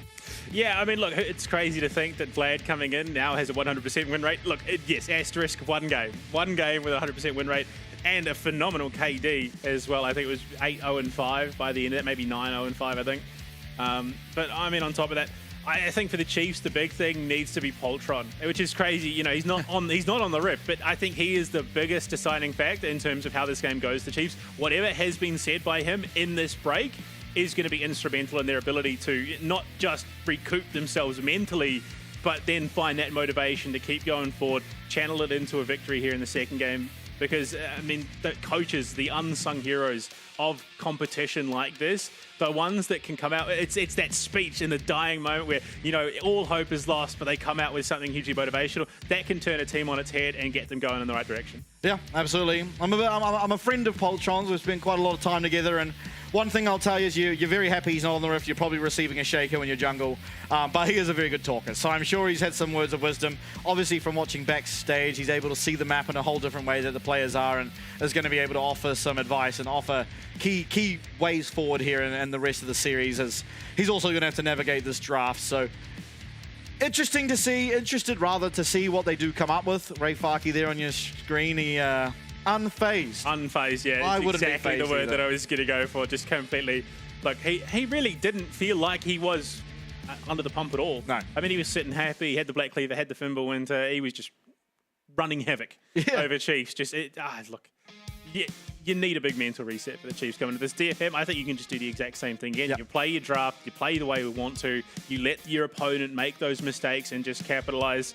But I would be surprised if we see something a little out of pocket like the Vlad coming through again. Obviously, we can't because of the fearless draft. But I think anything along those lines, I think we're returning a little bit more to the norm for Aria in the mid lane.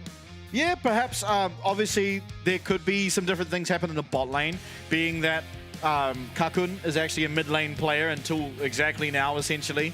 You could start to see things like, you know, the solo queue power picks. You get the Hui in the bot lane, the Victor in the bot lane. These mages that are just very difficult to deal with. And the only reason maybe you wouldn't is because of this whole lane swap meta, where you can sort of like, okay, they're picking a mage bot. Let's just avoid that lane, and AD carry is going to feel completely fine, and then they're just going to have a mage in their bot lane instead of their AD carry for the rest of the game. But I'm interested to see. I think ultimately going into that draft, Chiefs put together a wombo combo comp, but something that every team has versed hundreds, if not thousands of times, so they know sort of key moments of the game where they need to avoid, whereas DFM just went for this chaotic Pantheon jungle Vlad strat that, you know, okay, we've just picked two champs mid-jung that can fight whenever they want. And it definitely did very well from them as they started to find fights well before ultimates were online, and then with the advantage they got there, just completely ran over the map. So. It wasn't even like they were looking for the fights, though, which is the crazy thing. Chiefs forced the issue at Raptors. And I mean, it's something new, and I talked about in the break. Lemus was pulling down, was backside of the red buff. If he had committed, I think that was a drastically different story and a drastically different game that goes the way of the Chiefs. But I think the call was made. Milan had backed, so Lemus said, I'm just going to go pressure the tower, get some damage onto the plates and try and capitalize on this downtime. And that miscommunication, I think, ultimately is why that fight went so poorly for the Chiefs. Yeah, absolutely. There is delays, headset issue, I've been told, unfortunately. So hopefully we get that all sorted out. We'll take a quick break until we're ready for the champion select. Please do stick around, because game number 2, it's Chiefs that are defending to try and get that 2 wins.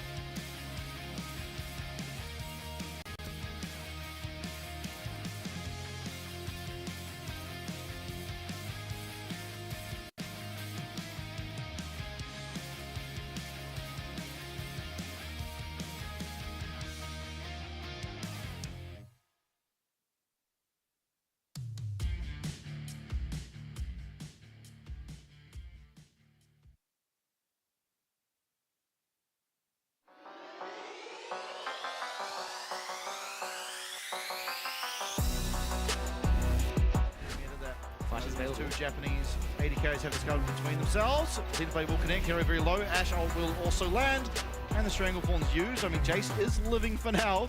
Hero, please tell me he doesn't get out. He is going to turn around. Oh my god, no! Oh, Hero! He dodges everything! Things remain even on that front.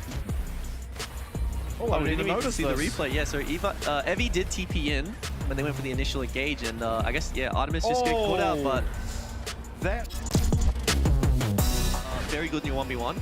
You are quite tanky in team fights, but you just don't do that much damage. Whereas if you like lands his fate sealed onto a carry, doesn't have the crit to really take them out. But if he's able to stick onto them, like they are now. Yeah, they're able to find a 3-man knock-up and just a fantastically executed team fight from SoftBank. Gang sitting up. To Courage, but will be matched by another hero's entrance, this time of Fate. Not quite able to connect, but the quickness will mean that the gang will go down. The flash from Doggo as well. Fate does go in, the Kingslayer, everything being used. Junja trying to trade back, the Conqueror now stuffed up. It is going to be a shutdown, it is going to be the try up. Everyone's so low, but everything's coming up CFO. There is just 1 point of damage that separates the fight, and Doggo gets the triple.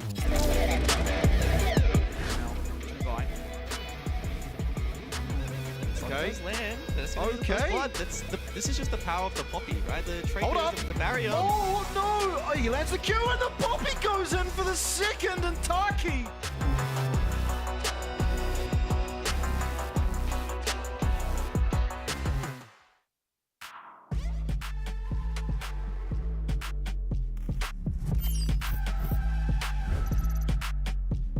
올해 처음으로 이렇게 아시아 퍼시픽으로 통합이 돼가지고 되게 많은 게 바뀌었다라고 생각을 하는데 やっぱベトナムだったり台湾っていうのはやっぱり強いなっていうことは思ってたので LGL とそこを加わってレベルはとても上がると思います 나라 대항전 느낌이 있으니까 좀 더 약간 책임감 있게 해야 될 것 같고 自分もこれからもっとレベルアップしていかないとなという気合が入っている気持ちでいっぱいです。チームメンバートップのレイファーキーさんは自分からしたらお兄ちゃんみたいな存在ですね 약간 피드백이 좀 빠르더라고요, 친구가.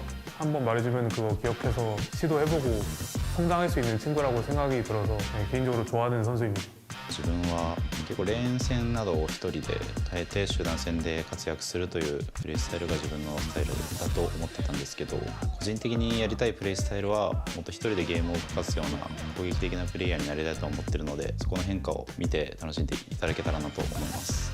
관모는 이번 처음 들었는데 계속 이제 한국에만 있다가 이제 해외로 오는 것도 처음이고 배우면서 약간 서툴지만 좀 많이 말을 하려고 노력하는 스타일이고 그럼 제가 원래부터 좀 주도적인 선수였고 하자고 하는 성향이 좀 강해서 인게임에서는 주도적이게 설계하는 역할을 맡고 있는 것 같고 그런 거를 바탕에서 좀 디테일한 걸 뭔가 하나하나 다 조정하면서 할 수 있는 게 저만의 장점이라고 생각합니다.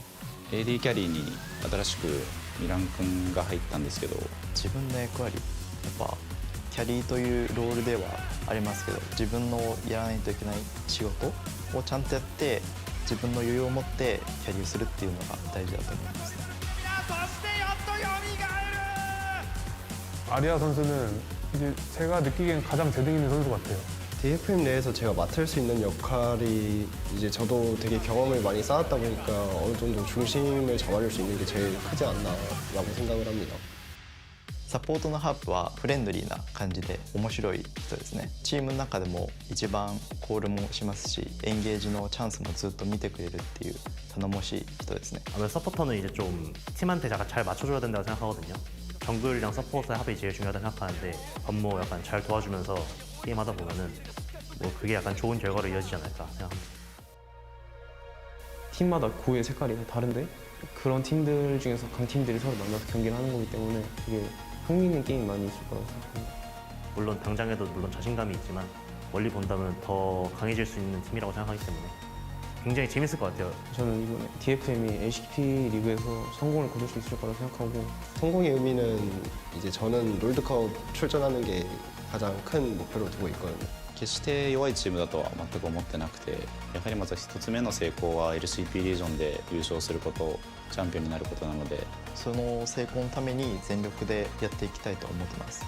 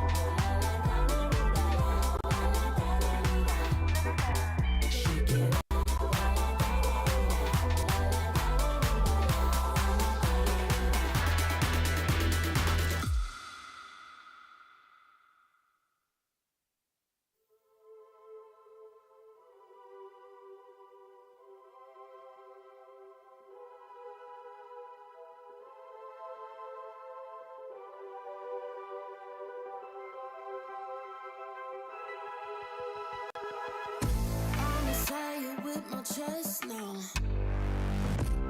I got you figured out. It's something that you got, babe. It has me going wild. It's the way you say my name, the way you touch my face. It's like our bodies move so easily. Like a movie, like a dream. A dose of dopamine, more than ecstasy.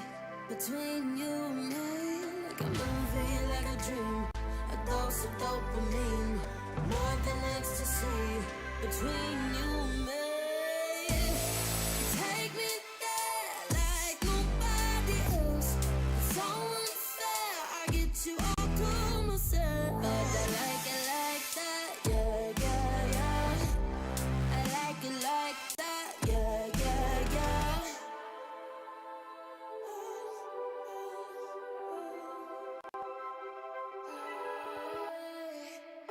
Got you singing like a choir boy.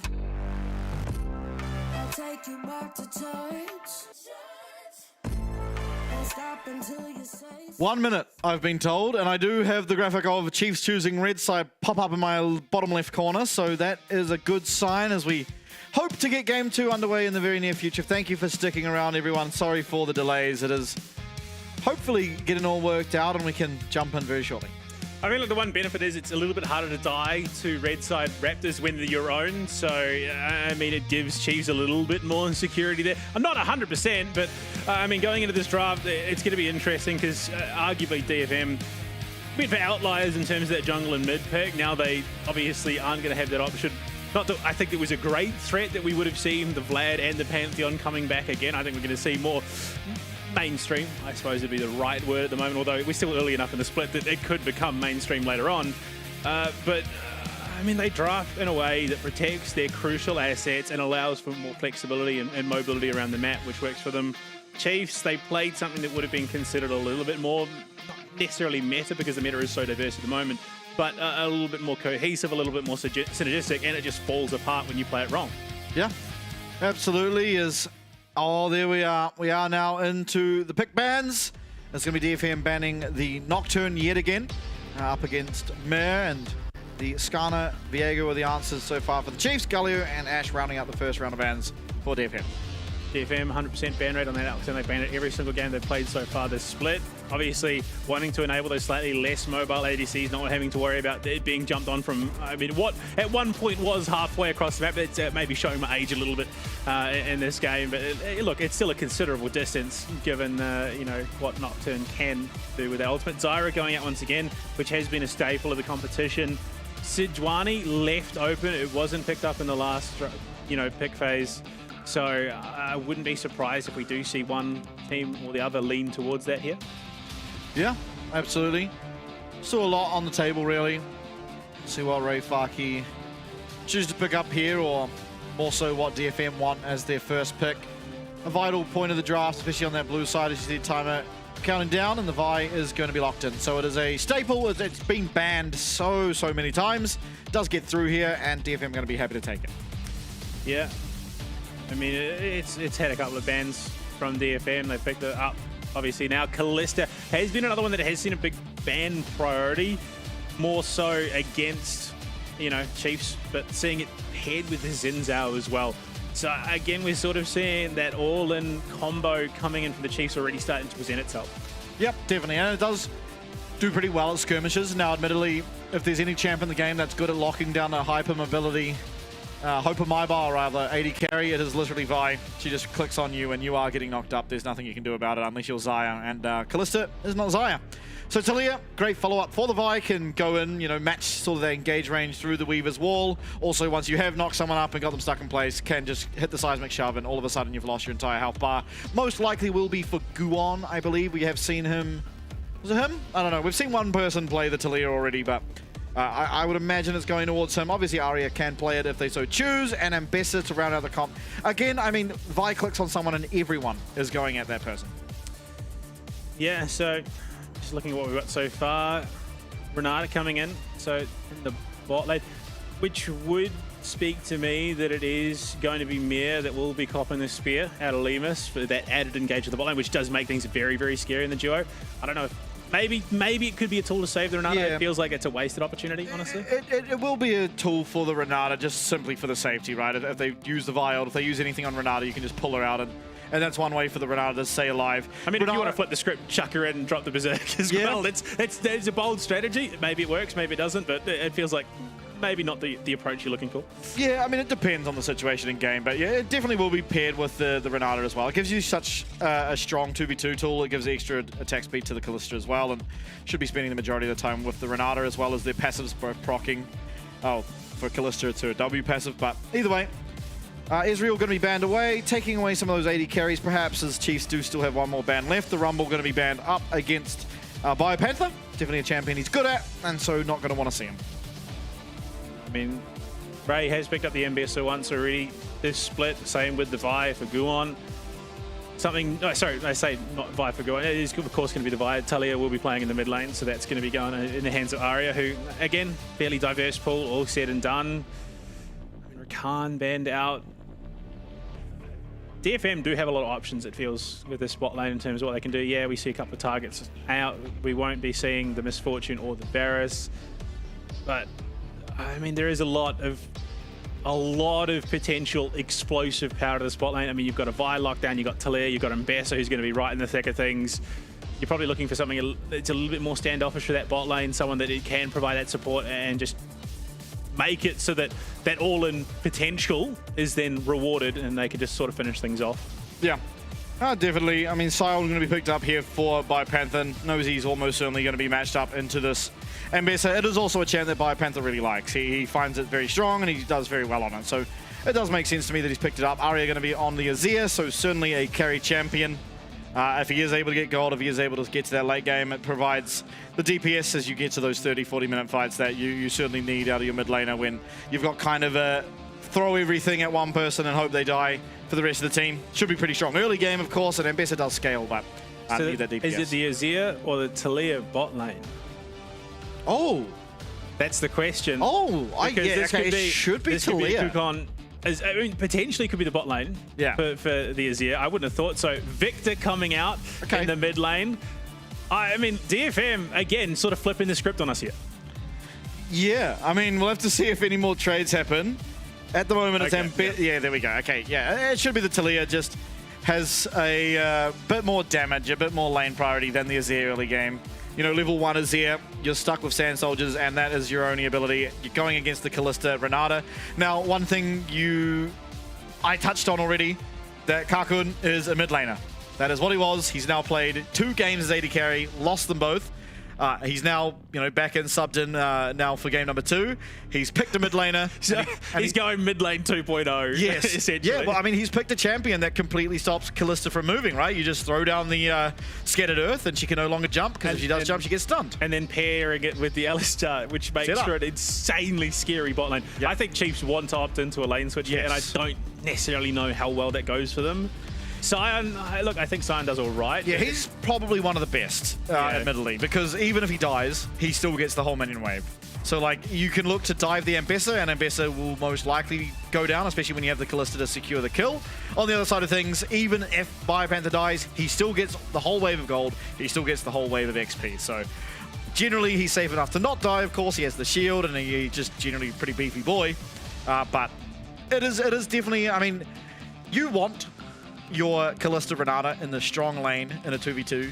You don't get that this game. The DFM, again, like they did in last game, they just opt into something that they like, and what they like is a pretty good look against what we're seeing here from the Chiefs. Yeah, look, it's out of left field. I rate it. This is why I love the Asia-Pacific region. They're always willing to sort of push that envelope, and DFM know they're in a position where they could really look to exploit this. They're not up against a team like Talon, where they're going to absolutely get steamrolled if they do something like this, because I don't see Talon suffering in this situation. But against the Chiefs, yeah, they could look to make it work. And I mean, if it's something they can refine and make very, very comfortable for themselves going into the later stages of the split, there are other teams that could stumble up against something like this. Yeah, absolutely.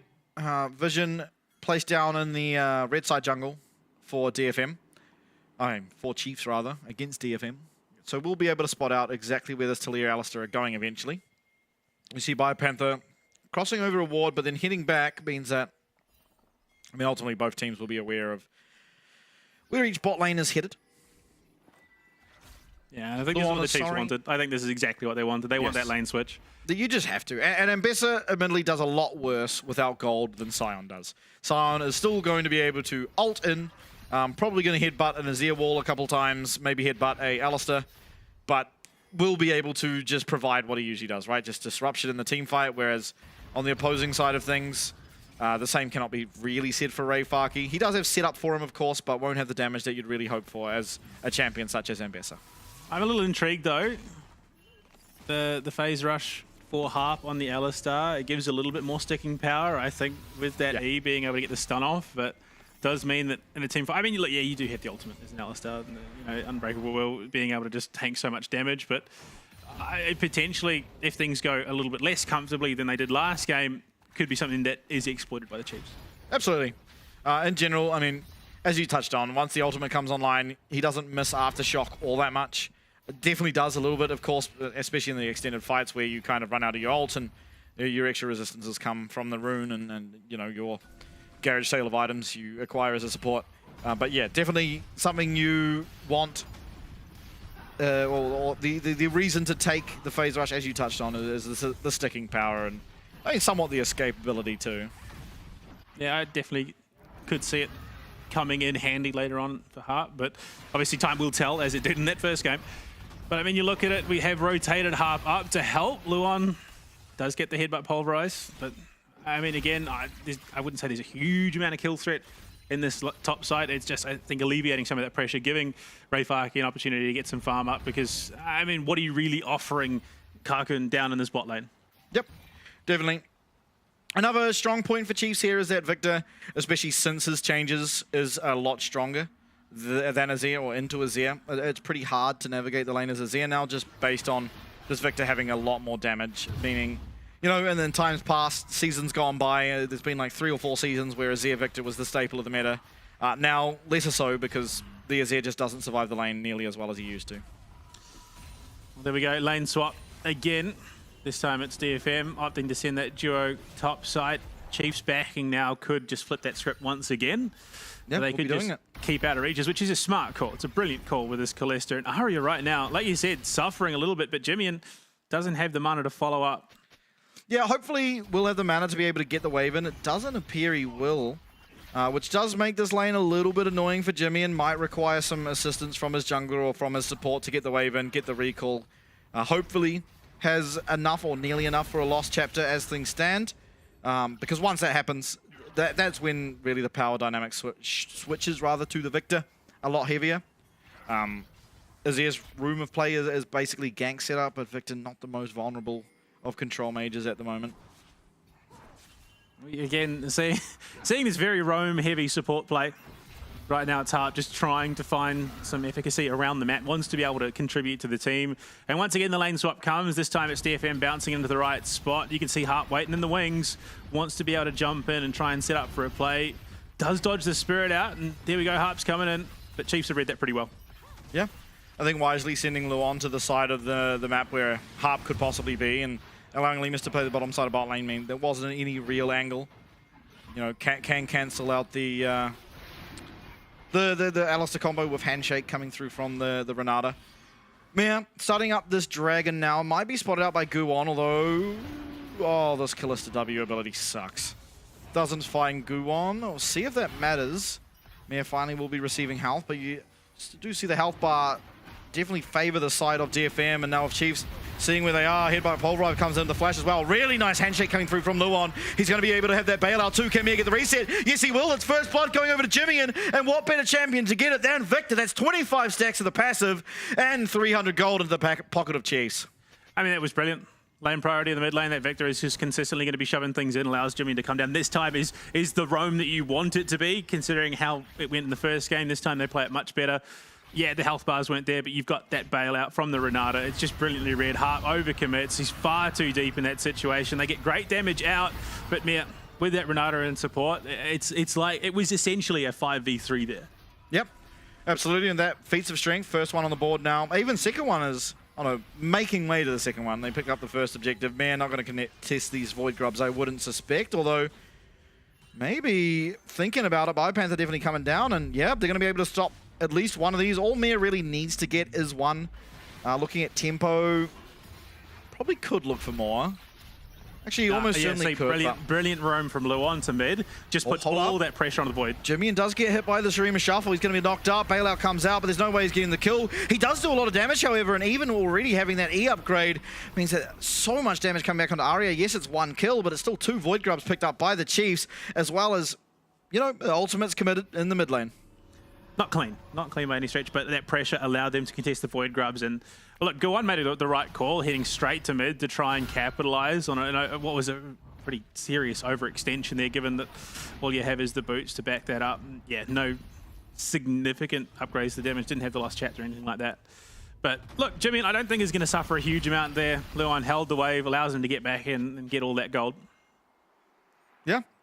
I mean, Luon, so far for my money, the unsung hero. I mean, the first fight, finding the handshake on the VIQ was pivotal and actually being able to get that bailout at all. Otherwise, you know, yes, they may have eventually traded 1 for 1. They didn't lose first blood, got the first blood, and has just been everywhere he needs to be. Unfortunately, Jimmy a little bit too far up in the lane, does get caught out by the Shurima Shuffle, which is the way that Azir can play this matchup. You kind of wait for that level 6 and hope your jungler comes to alleviate some pressure, and you know, Guwon realizing that was able to do so, even keeping the cease and desist available for himself at the same time. Yeah. Once again, I mean, Chiefs are just really dancing around the map here, just trying to keep out of reach of this Talia Alistar bot lane duo, but Karkun does have the teleport, will be right up there to receive. We'll be able to clear that wave nice and cleanly as well. But it's at the point where Chiefs are looking to go for a back. They're just playing ring around the rosy in this game of cat and mouse where DFM feel like they're one step behind. Yeah, absolutely. And I think, you know, the AD carries or the bot laners, the bot lane carries in specific are actually still even. But where the real pain point for the side of DFM is Rayfaki. You know, the Scion is completely fine in his 1v2 lane, and Rayfaki, absolutely not. He's down 800 gold entirely through the CS difference. You're seeing it here, 30 CS in favor of the Scion. And while not necessarily needing that lead to function as a champion, you're going to love it. You're going to love your tank is just, you know, stronger. He's up XP, he's up gold. Everything going about as well as it can for BioPanther specifically. Now it's about how can he get his lead to sort of go around the map more. Yeah, I mean, that's exactly it. And once again, DFM and this poor support in the form of Harp, just trying to play catch up, trying to get into a position where you can really affect the map and start clearing out these wards. I mean, Dragon, a minute 18 before we see that come back up. It's eerily close to the Void Grubs as well. So I think Chiefs realistically could pivot towards the Void Grubs, look for that extra damage on towards the tower. They've already denied 1 away, which means that DFM in a bit of a rough spot. So, oh, there we go. The dive in onto Jimmy and notoriously immobile. Victor? Yeah. Yep, does get found out. You see Flash was used here by Arya, and the Emperor's Divide being back up means with all the collapse coming through, we're able to find another one. Importantly, once again, Guwon able to find impact on the map, still has not used that Vi ult, so any action that does come from here on out will be able to be met with a Vi ultimate. BioPanther, though, he's looking like he's going to pick himself up a plate here on the top side. Very close to, anyway. I do believe he got it, but actually wasn't entirely looking. Yeah, just Arya, Flash, Emperor's Divide, and 2 more people there to help out. Still, Arya 2-0 on this Azir. Very, very scary. You see he's up 800 gold as well. Both solo laners on opposing sides feeling pretty good. Let's see which one is able to have more impact. I'm leaning towards Azir, but you never know. I think Azir's just got that front back there. Nash's Tooth. Yeah, okay, this next fight, if there were to be one, just became a whole hell of a lot harder. Yeah, I mean, you've got Sion and the Xin Zhao that are going to be looking to go in. You've got then, of course, Azir with the, you know, he's got not only the ability to clear himself out, but the ult there as well. Teleport's coming in. Oh, what a collapse. Jimmy's going to be able to put down the gravity field, flash away. Harp going to be able to hit that pole drive, hit the headbutt, and I mean, Jimmy, and he does get the shielding. He puts down a lot of damage, actually. Does manage to get out, but once again, sure, you got out this time. Arya, he's going to have his ult up very, very shortly, and that's basically when this Victor Flash is going to be punished yet again. Yeah, those immobile champions that just get bullied off the rift, and Well, look, I mean, if nothing else, you get the Void Grubs. That's 5 in total there for the Chiefs. Should be 5? Yeah, 5 in total. You concede a Cloud Drake, so it's 1-1. I think ultimately, with Jimmy surviving, Chiefs come out on top there in that engage, especially given they can now look to collapse onto the top side. Yeah, and I think importantly, they just get the Void Grubs. There's no one else here to help with this top tower. Ray Faki on the Mbessa can't do anything. 5 Void Grubs, demolish as well. They're doing a lot of damage. Jimmy in here, to 4 people at least. A nice handshake. That's first tower going down, and that's the feed as well. Going to be claimed by the Chiefs. Mia going to get hit by that seismic shove, but not really the damage there to take him out. Still has an ultimate available if he needed it, but we'll just walk it out. I'm liking this. Yeah, look, questionable overextension there from Mia. Could have definitely been collapsed on and punished if the support was there, but it does open the map up for Bio, who's then just going to keep chipping away that bot side outer. They've got one lane that they can look to exploit now. They can look to control the map from there. Teleports are a wee way of coming back up for Jimmyans. I mean, at this stage, the global pressure isn't huge. Luckily, the unstoppable onslaught's there for Bio, so he can look to get out if he finds himself in a bit of trouble. For the most part, though, Chiefs, look, they feel like they've righted the ship after that first game. Oh, and a potential trap set up. Jimmyan, wise to it, actually puts down a pink ward, realizes that he has been the target of most of the pressure here from the side of DFM, being a little bit more cautious as he approaches his waves now, and luckily for him means he will not be going down a third time, at least for the time being. But still, as you said, I mean, just look at the goal differences here. It is obviously Arya ahead. He's got the 2 kills. He's up CS on over Jimmyan, but it's BioPanther. He's up 1.5k gold. You're seeing it in the form of plates, in the form of CS, and it's really leaping over to his experienced lead as well, as he is 1 level up on his opponent. I mean, the only problem is Arya without support and Emperor's Divide, it can only offer so much. If he doesn't have it, he kind of needs the setup to be able to pump out the damage. Needs a frontline Bio. He's well tanky at the moment, so I think he's quite happy to sort of soak that, look to reset, look to get some HP back up. But now Chiefs, they're waiting on those cooldowns to come back. They want those ultimates up and available. You've got Rift Herald just under 3 minutes. You know, Infernal Drake there as well in about 2.5. So the timings should be favourable for Chiefs. If they find themselves a good team fight with good execution, they should come out on top. Yeah, absolutely. I think the key to it should be... Boy. Yeah, Lima's not wise to this. There's a bailout. Only Ray Faki there, though. He is very, very weak, but the Weaver's Wall going to come through, and Chiefs should be weird to it now. Nice flash away from Limas. He's also going to have the ability to the Fate's Call. He does get it off. Here comes the Berserk, though. What a hostile takeover. So much damage coming down, and the unstoppable onslaught will land. Chiefs, once again, find an immaculate play. It does cause their summoners to be lost, but find a way to navigate the fight. Look, okay. Chiefs played that very well. The response was there. That's exactly what the draft was meant to do. I think, yeah, positioning was what really let DFM down there. If they maybe held off for a little bit longer, the Weaver's Wall kind of gave up the game. Public execution was brilliant, but unfortunately, Callista is in the game. They had almost everything, and that's the power of the Scion. Unstoppable onslaught, being able to cross so much gap on the map and come in as this big, beefy frontliner and turn it about. Yeah, Chiefs, look, it was reactionary, but it was exactly what they were looking for in the kit they've built.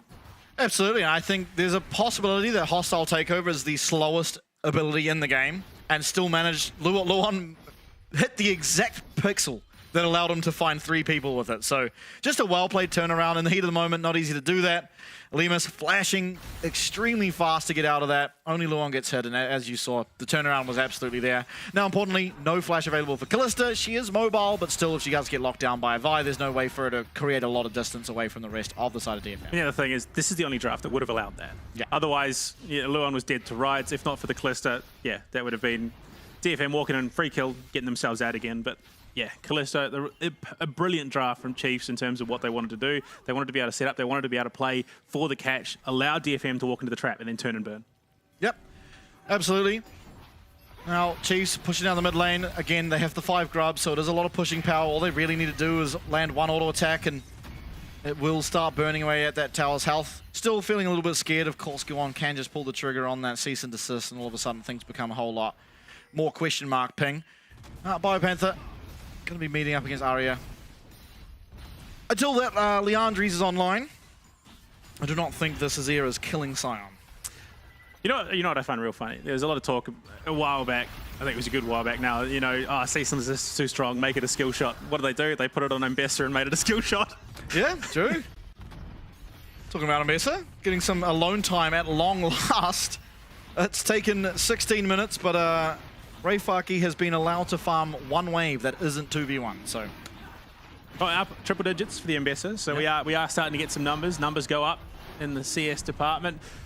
Bottom out at Taken, they will secure themselves the Infernal Drag as well. They lose their top outer and Rift Herald to boot, but I mean that Rift Herald has taken a good long while, so it's not going to be in a position, I think, where they can look to capitalize. It's going to be held in the back pocket for a little bit. Interesting, Jimmy, and it was just enough to slow him down, I suppose. Not sure it's the best usage of the ultimate there from Tlair, but I mean, it's still Tlair. What are you doing unless you try to lock someone down? Yeah, I mean, I guess it's fine. It's going to buy them a little bit of tempo for the time being. Jimmy actually feeling a little scared walking away. Nice flash from Luon. Does get him out of that Emperor's Divide. How many times have we seen someone try to flash the Emperor's Divide and still get yeeted back straight where they came from? But Luon able to get out of that. Not going to be slow. It is just going to be a loss of the ult for Arya in exchange for that flash. But still, you know... I mean, hitting the dance floor, Shroom Shuffle meets the running man. Yeah. Yeah. I take that, honestly, because you've got the bailout from Lingmas anyway, if you're the Renata. So I think Emperor's Divide being down, such a key piece of utility for this DFM roster. They're going to struggle to find the engage they're looking for. Yeah, look, cease and desist and the public execution is great and all, but that's a single target lockdown at the best of times. So they should be able to threaten this mid lane tower. Big damage come out. Cease and desist, I think committed there would have been a death sentence for Guon. Yeah, definitely. He would have been finding himself on a gravity field stunned up and almost certainly taken out, but doesn't commit it, just trying to get away those minions. Still important, half HP dealt to that mid lane inner tower. One more look like that, if they're able to avoid one more Emperor's Divide, should be very good. Reifaki not going to commit, or connect rather. Did drop the public execution, which again, another key ultimate down for DFM, but their Rift Herald going to go in mid, they're going to clear things out, so I think it ultimately works out, plus having Arya there as well throws down the temporary tower. So. Yeah. Sandcastle built. Biopanther coming in from the flank, not going to really be able to find a way in because of that Shuriman turret. Still hopefully able to find it here as they're actually defending it. Not often do you see teams commit to the defense of this Azir tower. It's not every day that you see a top laner cutting their own mid tower. Yeah. But look, I think this has given an opportunity for DFM to start opening the map a little bit more. They've taken all outer turrets through top to bot lane, which means that they have a little bit more flexibility to work around the map. That mid being still up for DFM gives them much more flexibility. Wow, the gold difference. I mean, it's not a huge one, but I mean, look, DFM have only held it minimally at best. It is now in favor of them, but it's a minimal difference. Yeah. Yeah, been a pretty tight-knit game, all things considered. Objectives slightly favoring the side of Chiefs in terms of those neutrals. However, towers, the opposite can be said. So we'll see. Arya up on the top side. It looks like Jimmy is going to be here to match him.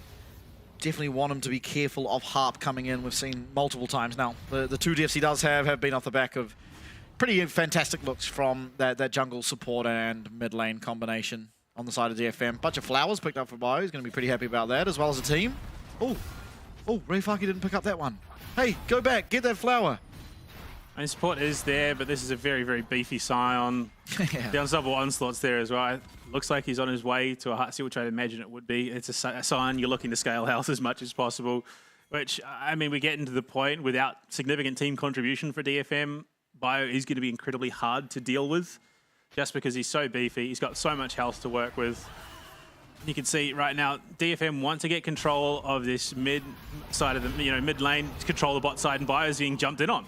Yeah, Luon here is the other Khan and the rest of DFM collapsing. I don't know if Sion's the exact member they want to be looking for, but you see Lemus and Jimmy and so far away, Flash and Unstoppable Onslaught, and we are going to be able to get at least out of this fight for Biopanther, but so much power now lost here on the Sion. Does have teleport, can get his health back up to full, and with the damage that Artican does, it doesn't really feel like that much of an opportunity for DFM to start it without getting poked away by Jimmy, and especially on the Victor. Yeah, and there we go, teleport coming in, but you can see the lines drawn. DFM do have the wrap onto Chiefs right now. Arya's going to be spotted. The game's up, the jig's up. They know exactly where DFM are. Yeah, Harp's still taking a reasonable amount of damage here from Jimmy and on the Victor, and Chiefs are just going to start this objective. Now, keep in mind, they do have the Callista.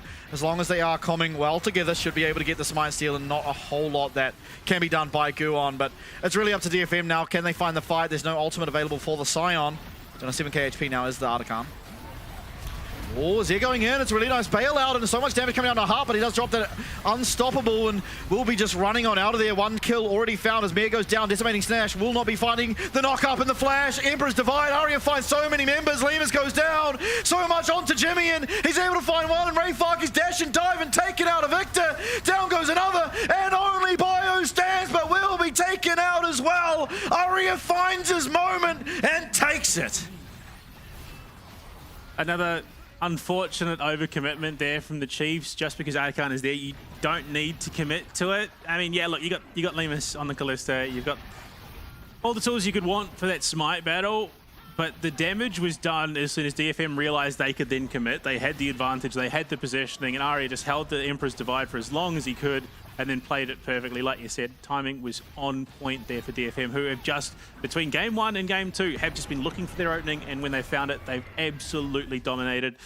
Arkan goes away with DFM. I mean, you just look at it. Why at that stage do you not peel off if you're the Chiefs? You don't have full information. You've overstayed your welcome here, and you can see Bio's split off. That was the call that was made from DFM. Bio's not in the right spot, doesn't have the unstoppable onslaught. Let's commit now, and it's just a wash from the Chiefs. Yeah, absolutely. You know, you see there the Fate's call coming out of the Callista. Luon lands a 3-man, but it's just this Emperor's Divide. It finds 3 people. Yeah, they get one back, and Jimmy, and he's starting to do a lot of damage, but Aria is just controlling the fight, playing very, very perfectly. Admittedly, you know, I didn't even see it at the moment, but one Heartsteel bonk, and at least Biopanther was able to get 1 kill there onto Kakun, but now 5 at Voracious. Atakan GA passives on the side of DFN makes whatever happens in the next few minutes a lot harder to navigate. Ooh, I don't think they actually knew Biopanther was even there. Yeah, I mean, a 5-for-2 trade plus Artigan, you take that if you're DFM. Yep. Brilliant stuff, and yeah, what a swing that is for the goal difference. They're just going to look to keep pressuring mid and bot side. Harp, Hextech flash over the wall, just in case there might have been anything that goes away. Mid end is taken, they now look to pressure down on the bot side. Top list really been left untouched this game for the most part. I mean, into 5v5, they've got the Artican, and there we go. It's just the wall to lock in these two. Yeah, I mean, Biopanthers should feel okay. It doesn't really feel like there's any true chance of them taking him out for the time being. And Victor able to now come in as the Weaver's Wall goes down means this wave should be cleared reasonably quickly. And there it does eventually go down. Now, there's no Weaver's Wall available to look for that split. Still, keep in mind, dive opportunity is here, being that the Voracious Artican GA passive still well and truly up on all 5 members of DFM. Biopanther as well, down to half HP, no real way to regen it.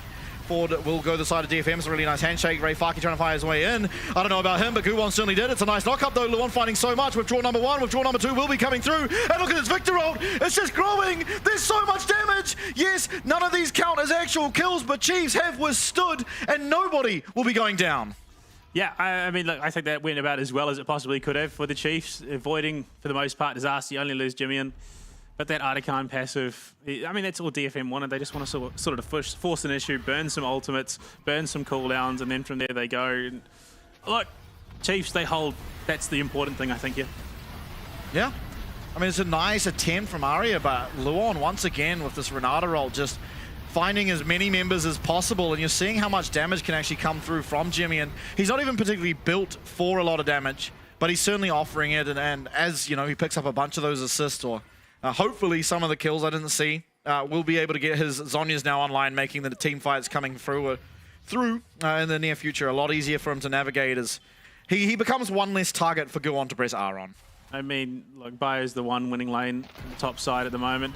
Baron out, and DFM are just going to immediately make that call. Now, last time, Chiefs took too long to respond to this. They were then punished heavily after the fact. And look, this time, they're being a little bit more proactive. Mir in the front line looking for it. You can see Hart in the wings. Ray Farkey, great teleport.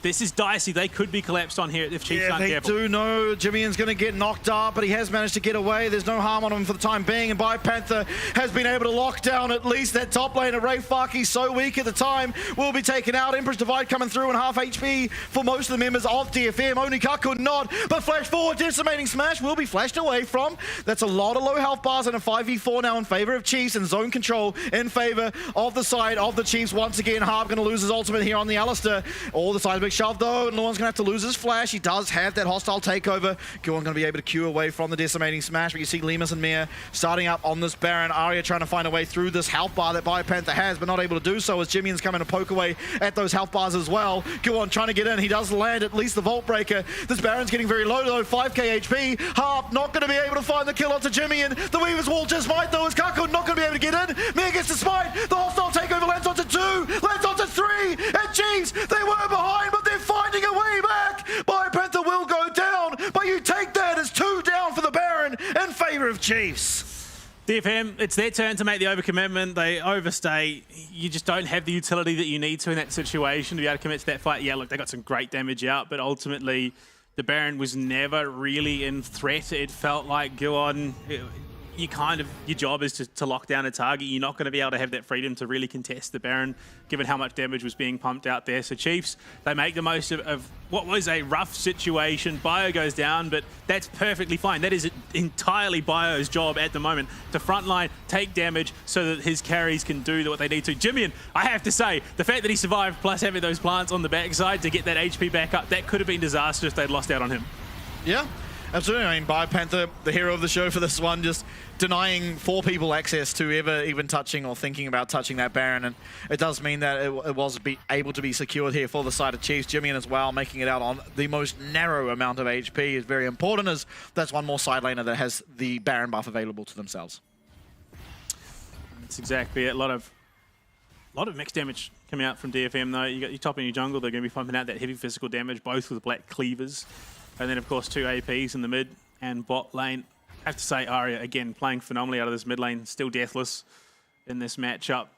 Not deathless in the series, unfortunately, but for now, he's... Actually, no, maybe he is. I think he is. Yeah, I don't think he died on Vlad. No, I don't think he did. But, I mean, the biggest redeeming quality, I think, for the Chiefs at the moment is Bio. He's just so tanky, so beefy in that front line. He's so hard for DFM to deal with. It takes so long that it allows the rest of the team, for the Chiefs, to actually come in. And this could be a great pinch if they find the opening on the back line. There you go. Arya in trouble. Yeah, Arya's going to be taken down and forced to shove on himself on out of there, but Jimmy on the other side is going to have to go golden. Hostile takeover is going to connect rather onto absolutely no one. It's a Vault Breaker, it's a cease and desist, but it doesn't really find anyone. Biopanther now in the middle of 4 people. His health bar still looking pretty good as the Dragon's going to be secured by Mir. That's going to be 3 Dragons now in favor of Chiefs. There's a lot of calamity in that team fight, hard to keep my mind around it, but still Chiefs do come out better off as they find 1 kill, 1 Dragon, and now maybe a game if it continues this way. DFM's biggest problem is they are hard focused on Jimmy. That is their primary target for the cease and desist for the public execution. But he has the Zhonyas. You can see, look at it right now. They see that Jimmy's in position with Harp able to come in for the collapse, jumps over, coming in, looking for the headbutt, pulverize, gets caught straight into Jimmy, and they lock him down. They drop everything onto the Zhonya's Victor.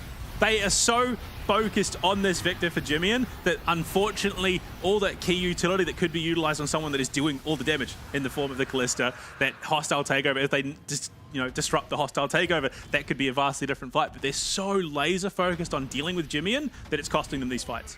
Yeah, absolutely, and I think well done by, again, Biopanther there in that fight. He had just 3 people on him trying to deal with them, and somehow he's got all their health bars to near on 0 while he's still feeling pretty good. You see him now, 3 items here on the Scion, 3 items coming through shortly, maybe for Jimmy, but Lima certainly does have his 3 online. Still gold lead, essentially null and void for both teams. There's a nice handshake. Arya does get at least the Emperor's Divide off, but Lima's not being hit by it. Means that he is able to get the Fate's Call and so many low health bars. Look at the Chiefs. It's so many attempts. Arya does find his first death, and Limas is going to pick up another one. But it's just, again, we saw it earlier, an engage onto Luon. Limas just gets out of the way and able to get the Fate's Call, keep Luon alive, and turn the fight. Now, I mean, the defining factor, and this is something that I talk about across multiple titles, a good team can play well from ahead, a great team plays well from behind. And right now, DFM, who won game 1, find themselves in the back foot, and they are absolutely crumbling. They are struggling to remain head above water in this situation, and Chiefs are just keep on steamrolling through. Weaver's Wall comes out, and it's too little too late. The mid inhib has been taken. Chiefs get a free reset off the back of that. A phenomenal way. I mean, again, you've got so many tools on DFM that should absolutely ruin Chiefs' draft, but it's used at the wrong time on the wrong person. You can see they spot an opening for them to go, and Aria, Shurima Shuffle deep on in, doesn't catch Lemus or Jimian. Only catches Luan, who has that free save in the form of Lemus, and then all of a sudden you've got the jump over the wall from Mir. Biopanthers in the thick of it. Harp's too far in the backline trying to support Aria that it is unsalvageable for DFM. Yeah, absolutely, and especially once this Azir goes down, there's really not enough damage to deal with. Particularly Biopanther, who now has his 4th item in the form of a locket. That's 2 lockets now the Chiefs have. But a cheap item, and then honestly it just offers a lot of power. I think in the near future, 1 minute until this Baron, it's probably what offers him the most amount of power immediately. So I think Chiefs' idea here is to push down this mid, push down the top, and then look to turn for this Baron, where it feels like at the moment the power has swayed the pendulum of the game in favor of the Chiefs. I mean, the craziest thing is that last fight, I think it was nearly a pixel difference. It was a pixel off hitting Lemus and sending him into the thick of DFM. And if that had happened, I don't necessarily know, it would have been a different result. Lemus still had the cleanse, he still had the flash up, I believe, to get himself out, but that definitely would have made it more comfortable for DFM, definitely would have been worth the investment. But right now, it's 10 kills apiece, but it's still like a 3k difference, and everything just feels like it's that much more comfortable for the Chiefs. And Bio is confident enough that he's standing up in the face of 4. Yeah, in the face of 5 even, and yeah, okay, that's a lot of damage coming down onto him, but ultimately if he needs to, he can't get back. He might just be going down. Flash away will come out for him, and he does survive. So that's flash loss. He still has the teleport. He's going to be able to get back to base and rejoin his team. Jimian, though, really has to be careful. If he's caught by anything, and you see Vault Breaker charged up, Cease and Desist comes through, everything used onto this Victor. He does get the flash away, though. No. That's so important. And look at the Chaos Storm. Look at Cocoon. He's taking so much damage. Ray Farki's next on the list. Oh my god, if that handshake managed to land, Ray Farki would have been going down. But Biopanther, he's back to full health. And you're talking about thick of it. Look at this man. The unstoppable onslaught is magnificent. And Biopanther will find the angle as Chiefs take down 1. Harp will flash away, but it just seems like too little too late as Chiefs find what they want, and the Baron will be their prize. DFM just put the choke and choke point. I mean, they had Jimian dead to rights. They had everything they needed. He was isolated, well isolated from the rest of Chiefs. The Weaver's Wall comes out, and you know what he does? Chaos Storm flashes over, and he's untouchable. And unfortunately, I mean, just look at it. He is so far out of position, he should not have survived this. Aria comes in, he gets shunted by his teammate's wall. If not for that Weaver's Wall, I think Jimian was dead. That fight was easily salvageable. But unfortunately, look, just desperation, whatever it was, Karkun throws that fight. Not intentionally.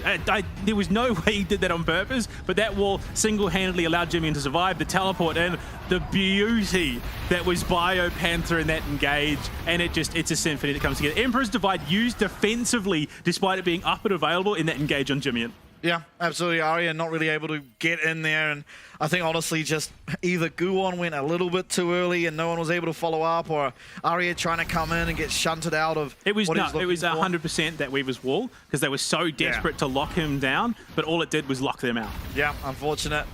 It's honestly a game of inches, right? If that Weaver's Wall is slightly later, maybe Aria's Shurima Shuffle gets in, you're able to find it was a little bit more to the right. Yeah. He would have flashed into it. Yeah. Which is even crazier. But they're so tunnel focused. Like the tunnel vision onto Jimian right now is what is costing DFM this game. Yeah. To be fair, I thought Jimian was griefing right there. Oh, absolutely. I thought he was, but honestly, he's able to survive and certainly knows his limits. He's a very, very exceptional mid laner, and you're sort of seeing it here as, he's very, very hard focused this whole game, only dying 4 times despite the amount of lockdown that can come onto him. Played very well, playing exceptionally well even. Luon, he's going to get locked up, but there is still a Fate's Call available to himself, and Ray Farki's gone in public execution, certainly not on who he wants, and Mir's going to claim that kill. Biopanther on the other side is just 1v3. Aria, I mean, he's just battling a Sion that he can't beat.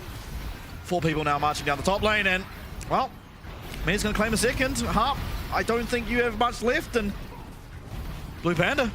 I mean, Chiefs have come back. This is purely desperation at this point. DFM are just trying to make anything at all work, and Mir's just going to find the opening, jump straight onto Aria, forces them back, Chaos Storm, and this is going to be next. To be fair, in prepping my notes for this broadcast, I did say it was a 2-1 that goes the way of the Chiefs. Okay. That was my prediction. Well, game number 2 certainly did go in the way of the Chiefs, leading us to a 1-1 scoreline between these two teams, and that man on your screen there, BioPanther, MVP of the game for me. What an insane amount of just zone control. They were eventually down 3k gold. They had a very good start, first blood, things all going great, 5 void grabs, holy, we're gonna do it, we're gonna win this game. Things turned on their head, or complete 180 in the mid game, but it was when BioPanther was finally able to join his team and really be part of those team fights that they truly came online. That guy was controlling every single team fight. The zone control was immaculate. They managed to get Jimmy into a place that he was able to do damage, and they got there. I mean, look, speaking of BioPanther, one of our lovely co-streamers, Why Not, did make a post earlier today saying if Chiefs 2-0, he was going to name his firstborn after the MVP. Now, he's been bailed out because we're 1-1, but a kid named BioPanther is definitely going to turn heads, especially if he does pick up the game later on in life. Yeah, absolutely, but what a well-played game by the Chiefs. I think after game number 1, they needed to show that there is still something in the tank. They are still, you know, okay, we're down 1-0 in a series that we probably can be winning. What do we have for the second game? Start off well, as I said, went a little bit shaky during the mid-game, but we're able to pull it together by the end. And I don't even think, you know, compared to game 1, this was a much harder team comp to navigate. I think, you know, for BioPanther, lesser so, just stand next to people and zone control. But it's not necessarily easy when you can have Vi come through you. The Ambassador can get through, the Talia even can sort of avoid you, and you know, all the stuff that can get to your carriers without really needing to interact with you, but still able to do it perfectly well, and just what a performance. Yeah, I mean, Chiefs' adaptations throughout that game were brilliant. I really rate the way that they approached it, especially in the face of what was another semi-unconventional draft out of DFM. I really rate it, though. I do rate DFM's draft, and I think there is definitely a world where that could have been a 2-0 sweep for DFM. But, I mean, in saying that, Chiefs, after what was a truly soul-crushing defeat in game 1, I will wholeheartedly say that would have thrown off anyone in going into a second game. They managed to bring it back. I would imagine that's down to Poltron as well. Whatever he was saying to the team, he made them bring it back. Absolutely, made them bring it back. Now he's got something to say to the team to make sure they can keep this momentum and keep it on for a game number 3. But of course, DFM are going to try to fight back. We'll see you very shortly after the break.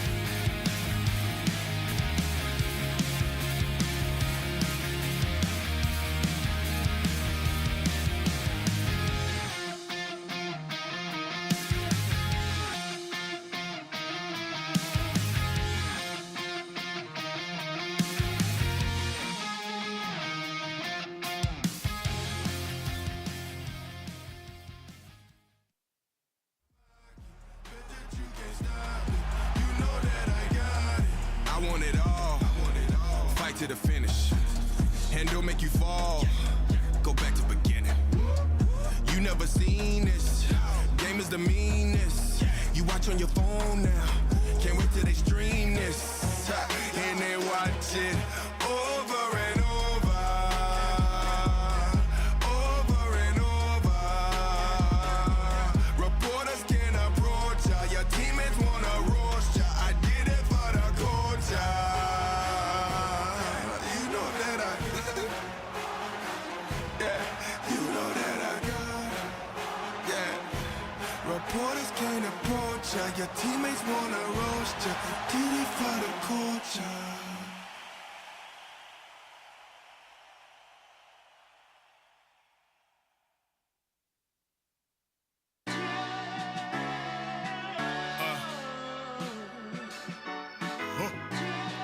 Get my husky on, yeah. I'm going hard until Martin Luther is proud of me. I'm going hard until Mother Harriet proud of me. I'm going hard for ancestors that's up above, the ones who fought for us when our people were shackled up. I'm going hard for our people, for the love. Black magic in my veins, black magic in my blood. The world is watching, so ain't no stopping. Push the pendulum of progress, now they clocking. Used to be sold objects, now we got options. The elders dream for rock success as they got auctioned. Some things we'll never know, our history they rarely show. Eeny, meeny, mighty, mo, police need on a brother's throat. Triangle traded Jimmy Crow, Rosa Parks and Selma's Road. Frederick Douglass still to go, one thing that I know I go. I'm going hard until Marcus Garvey is proud of me. I'm going hard until Sister Sojourner proud of me.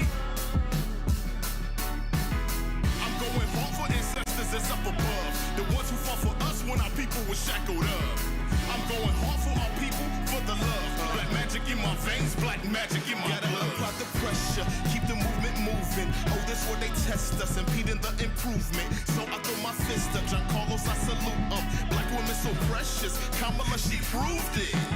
From a people born in chains, feel so good to see some change. Eeny, meeny, miny, main, reparations run that change. Black Wall Street, they burned our banks, bring us equal mortgage rates. Huey Newton paved the way, what else can I say? I go hard. I'm going hard until Martin Luther is proud of me.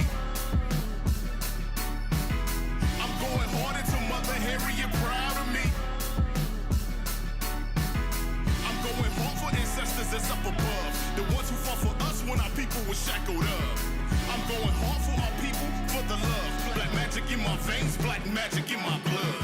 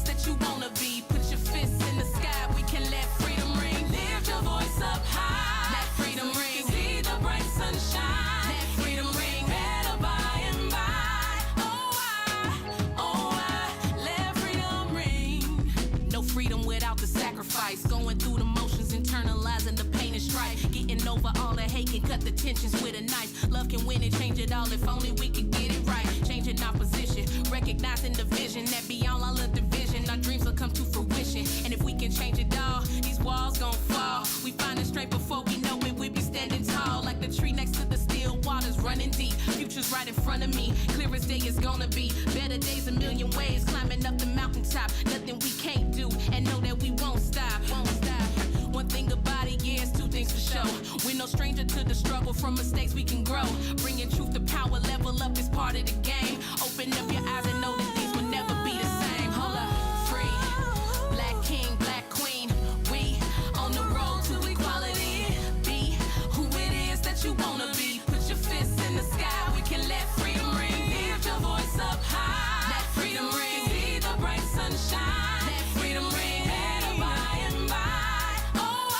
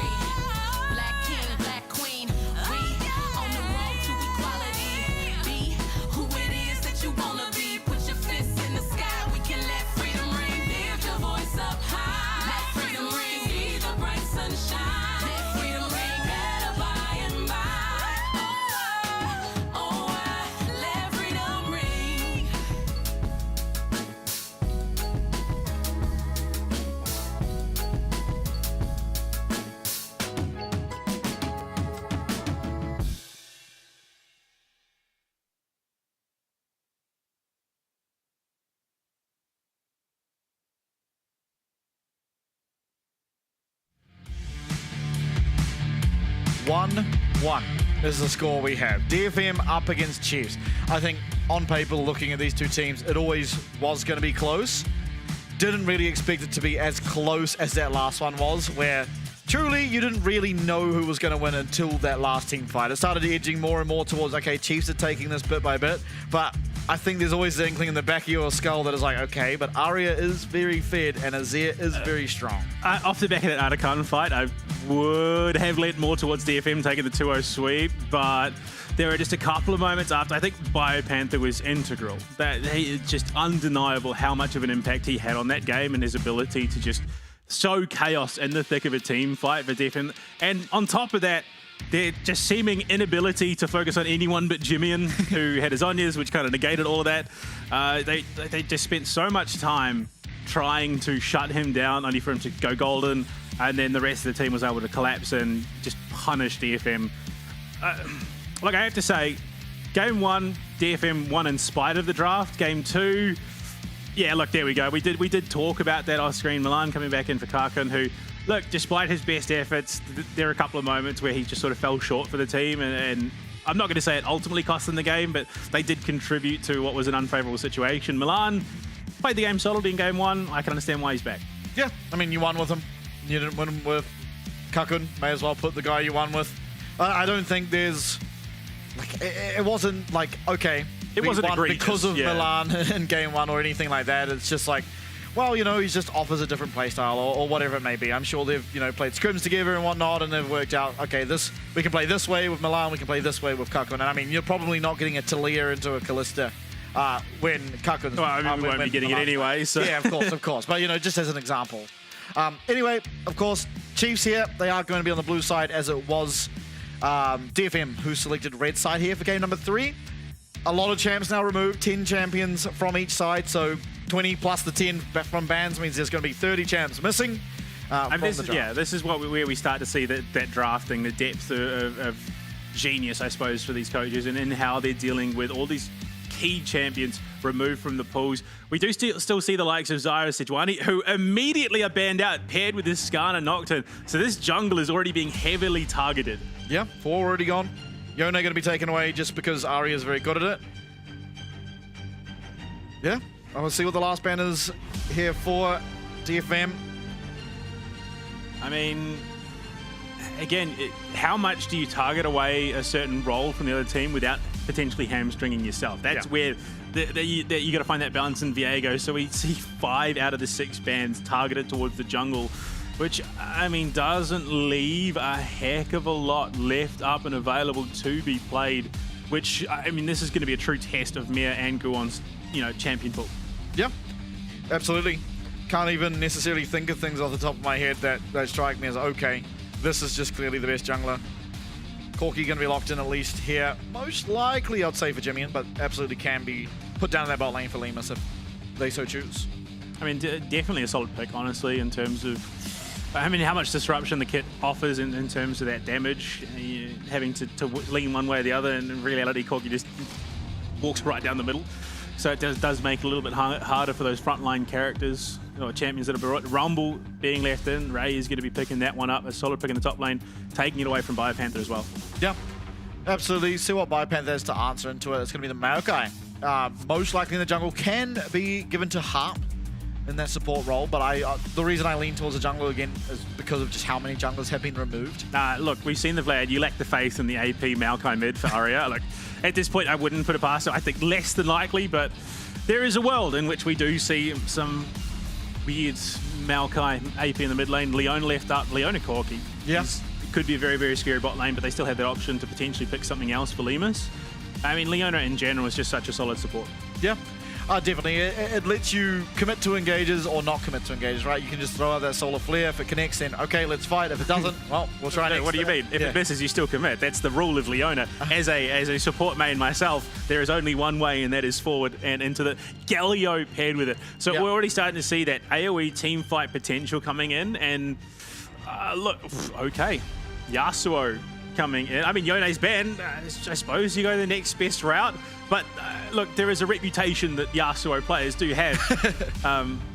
The elephant in the room. Yeah, look, the elephant that is currently helping battle world hunger in most circumstances. Yeah, absolutely. Of course. I mean, it doesn't have that much set up right now. Maokai Q, Bramble Smash being the main knock-up, or the only knock-up the team has outside of his own kit. Most likely will go to Aria in the mid lane, and you'd have to suspect that it won't go to Milan. On the other side of things, I suspect this Galio is going to go top. Generally, I mean, we saw it last week as well by Panther when he is laning against the Rumble. He seems to like to take this. Galio is something we saw at Worlds start to appear, and it's something we could see here again. It does also appear with the Leona, as you briefly touched on. So still ambiguous as to where this Corki's going. I mean, so we see so many of those setup tools banned out. I mean, through the Fearless draft as well as just the regular ban phase, Nautilus taken out, Zyra, Sejuani. You haven't got a Brom, you haven't got a Reld, you haven't got an Alistar. I mean, at this point, it feels like we're almost leading towards like the best bet is potentially, well, it would have been Rakan for one, but I'm almost leading like Nami might be your next best option given how much is like taken out of the pool. Yeah, there is still Poppy, as that wasn't played but just banned. So maybe you're going for Poppy. It does reasonably well into what's shown, and I feel like you may be just forced into it. It also does have set up for Yasuo. Ashe can be picked up first of all, though, as a takeaway from Lemus, as he could have gone for it if he so chose. But still, we don't know where this Corki's going. We were about to find out, however. I almost think that the ability to flex the Corki plays into this brilliantly. I think the idea is that they kind of wanted in a mobile AD carry because there was only a few left, of course. Ashe can be decimated by a Leona support if you've got the right backup. Kindred into the jungle for Mir. We did talk about this. There is a limited pool of jungles left. There has been a bit of Kindred played this year in this split across the different regions, so it's not like it's completely unheard of. It's a shame that there's no Brom because it's already been picked in this series, because this would have just been a blowout for Chiefs potentially. But I mean, in terms of what's left, you're probably looking mid. If I had to guess, you could potentially give the Galio over to Jimmy, and a Kali coming out for the Chiefs once again. Second appearance so far this split. Yeah, importantly this time it's not going to be laning against Victor. So the early levels, assuming you're against the Yone, she'll be a little bit easier to navigate as the Akali, as you are just melee versus melee. You're not getting poked out the whole time. Can even possibly play more aggressively, going something like the Doran's Ring 2 potions instead of just being forced into that Doran shield. Support pick, I'm assuming, and it's going to be support Maokai. Or it could be jungle Maokai. No, it's definitely going to be support. I'd rather a Gragas, I think, in the jungle, which again, I think has sort of fallen way down in terms of priority, but it does offer you the knock-up. The only problem is it can be a bit hard to pull off, especially with what is, I mean, not immensely mobile roster of champions here for Chiefs, but enough that that explosive cast could be whiffed. Yeah, I think importantly though, for the side of Chiefs and to their benefit, is there is so much AP coming through on the side of DFM, and traditionally, you know, for anyone who may not know, having multiple AP champs kind of sucks because magic especially resist into a Galio. Yes, especially into a Galio, but even if there's no Galio, it's just magic resist goes so much further than armor simply because most AD champions also have magic damage in their kit, so you still get away a little bit with going that route. But more importantly, it's you just lose so much damage because most of the damage that you get through AP champs comes through their abilities, right? It's not like AD champs where they're constantly firing off attacks, or you know, there's a few AP champs that do that, but in general it all comes through abilities, and so you're on a limited amount of uptime on those other abilities, which means magic resist is just doing so much more for you than armor does generally. So Yone being sort of that only point of AD damage, you know, yes, Ashe is there, will do a reasonable amount, but not the kind of Yone damage. wishes. I think Arya wishes it was Yone. Yeah. Unfortunately, not banned yeah, out. So Yasuo. Grasp of the Undying Yasuo into Jimmy. I think, honestly, it's not the worst situation. No. You kind of want that survivability in lane, and I mean, last game's inarguable MVP on your screen right now. BioPanther coming into the top lane with a Galio. I mean, he's already played it once a split. So look, it's just what it offers in terms of kit. I mean, that hero's entrance is just it's gonna. I think it's ruining these team fights for DFM. Yeah, absolutely. I think importantly, you also have the Kindred to pair with it, right? So your teammates in a bit of a pickle. You drop down the Lamb's Respite. All of a sudden, there's a Galio circle around you, and you have to leave the Lamb's Respite while the other team doesn't. Ken For's some pretty negative situations for the side of DFM. Of course, like we said that about game one, right? The team fight combos were there, the ult combos were there. Never really saw them use it properly. Same thing can happen here. So really looking on execution for the Chiefs here. I think ultimately, I do think they have the better draft simply because there's a pretty skewed damage profile coming through on the side of DFM that especially Galio out of every champ can deal with very well. But still, they, for my money, had the better draft in game one and weren't able to secure the win. So really, it's the classic buzzword. It's just going to come down to execution. Yeah, I mean, it's always how League of Legends has been. I think especially at the moment, there is no real...